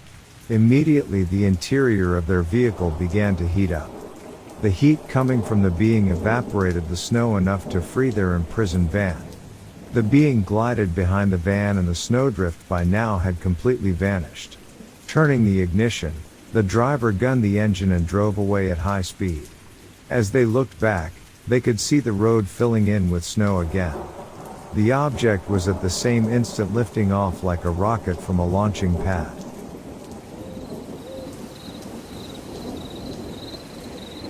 When a freak storm lashed the Gulf of Leon and the inland villages were battered by winds of ferocious force, I was awakened by an insistent tapping on the window of my downstairs bedroom. At first, I dismissed it as the wind rapping a twig onto the glass, but finally, I got up and went to the door with a lantern. A strange sight met my eyes. In the doorway stood a boy, aged about 10, wrapped in a piece of sacking. His hair was long and yellow, quite unlike that of the local boys, and his face almost luminously pale. He appeared to have no clothes apart from the sack, and as he stretched out his arms towards the light, I noticed that there were only 3 fingers on each of his long slender hands. I stood there uncertain of what to do until my wife's voice roused me into action. She had come from the bedroom, taken one look at the strange tableau, and told me to bring the child into the house. She roused the fire in the kitchen, placed the shivering boy before it, and covered him with a blanket. He slept the night on a mattress in front of the fire. In the morning, my wife and I found him some clothes belonging to our oldest son, but it was soon apparent that he didn't know how to put them on. At first, I took him for some dumb waif, a simpleton, but it soon became apparent that he could speak, albeit in a language we had never heard before. Even the most commonplace things appeared to astonish him. He was bewildered by a cup containing warm milk and had to be shown how to drink from it. A knife and fork were complete mysteries to him. When a farm cat strolled through the door, the boy backed away, apparently in fright. My wife and I, totally bemused by our uninvited guest, told the story to the village priest, Father René Mouville, a retired Lyons University professor who had entered the priesthood at the age of 50. Once Father Mouville met the boy, he knew there was no obvious solution. The child was quite unlike any human he had seen before. Even the construction of his body seemed exceptional. His hips were extremely narrow, and his rib cage almost an inverted V shape, quite the opposite of a normal chest structure. Just looking at those delicate, 3-fingered hands made the priest feel a strange sense of foreboding. The next day, he took the child back to his house to be cared for by his housekeeper. He soon found that the boy had a fantastic intelligence. Unable to communicate by any form of language, Father Mouville began by drawing simple diagrams of everyday objects, which received no response. Then one day, he wrote down a series of numbers in the form of clustered dots. Immediately, the boy took the paper and pencil and began writing dots at high speed. When he passed back the paper, Father Mouville found that he had worked out the cube root and square roots of all the groups of numbers. As the weeks passed, my confidence grew. I began to master simple words and to go out with Father Mouville on his rounds. I began to be accepted in the village as almost ordinary instead of a curiosity. Basic physical phenomena fascinated me. I would sit for hours by moving water or watching birds in flight and the movement of clouds. It was as though I had never seen such things before. Then, after Christmas 1900, I became ill. At first, the symptoms seemed to be those of a heavy cold, and after a few weeks, I seemed to have recovered. But by February, I was sick again, this time with a high fever and a deathly pallor. A doctor was sent for and confessed himself mystified. My heart was the slowest he had ever heard, almost half the speed of a normal human. I should be taken to a hospital, but in my condition, such a journey could well have been fatal. So, the boy who came from nowhere became weaker, And on the second week of March, I died and was buried under an ash tree in the graveyard of Saint Mayan.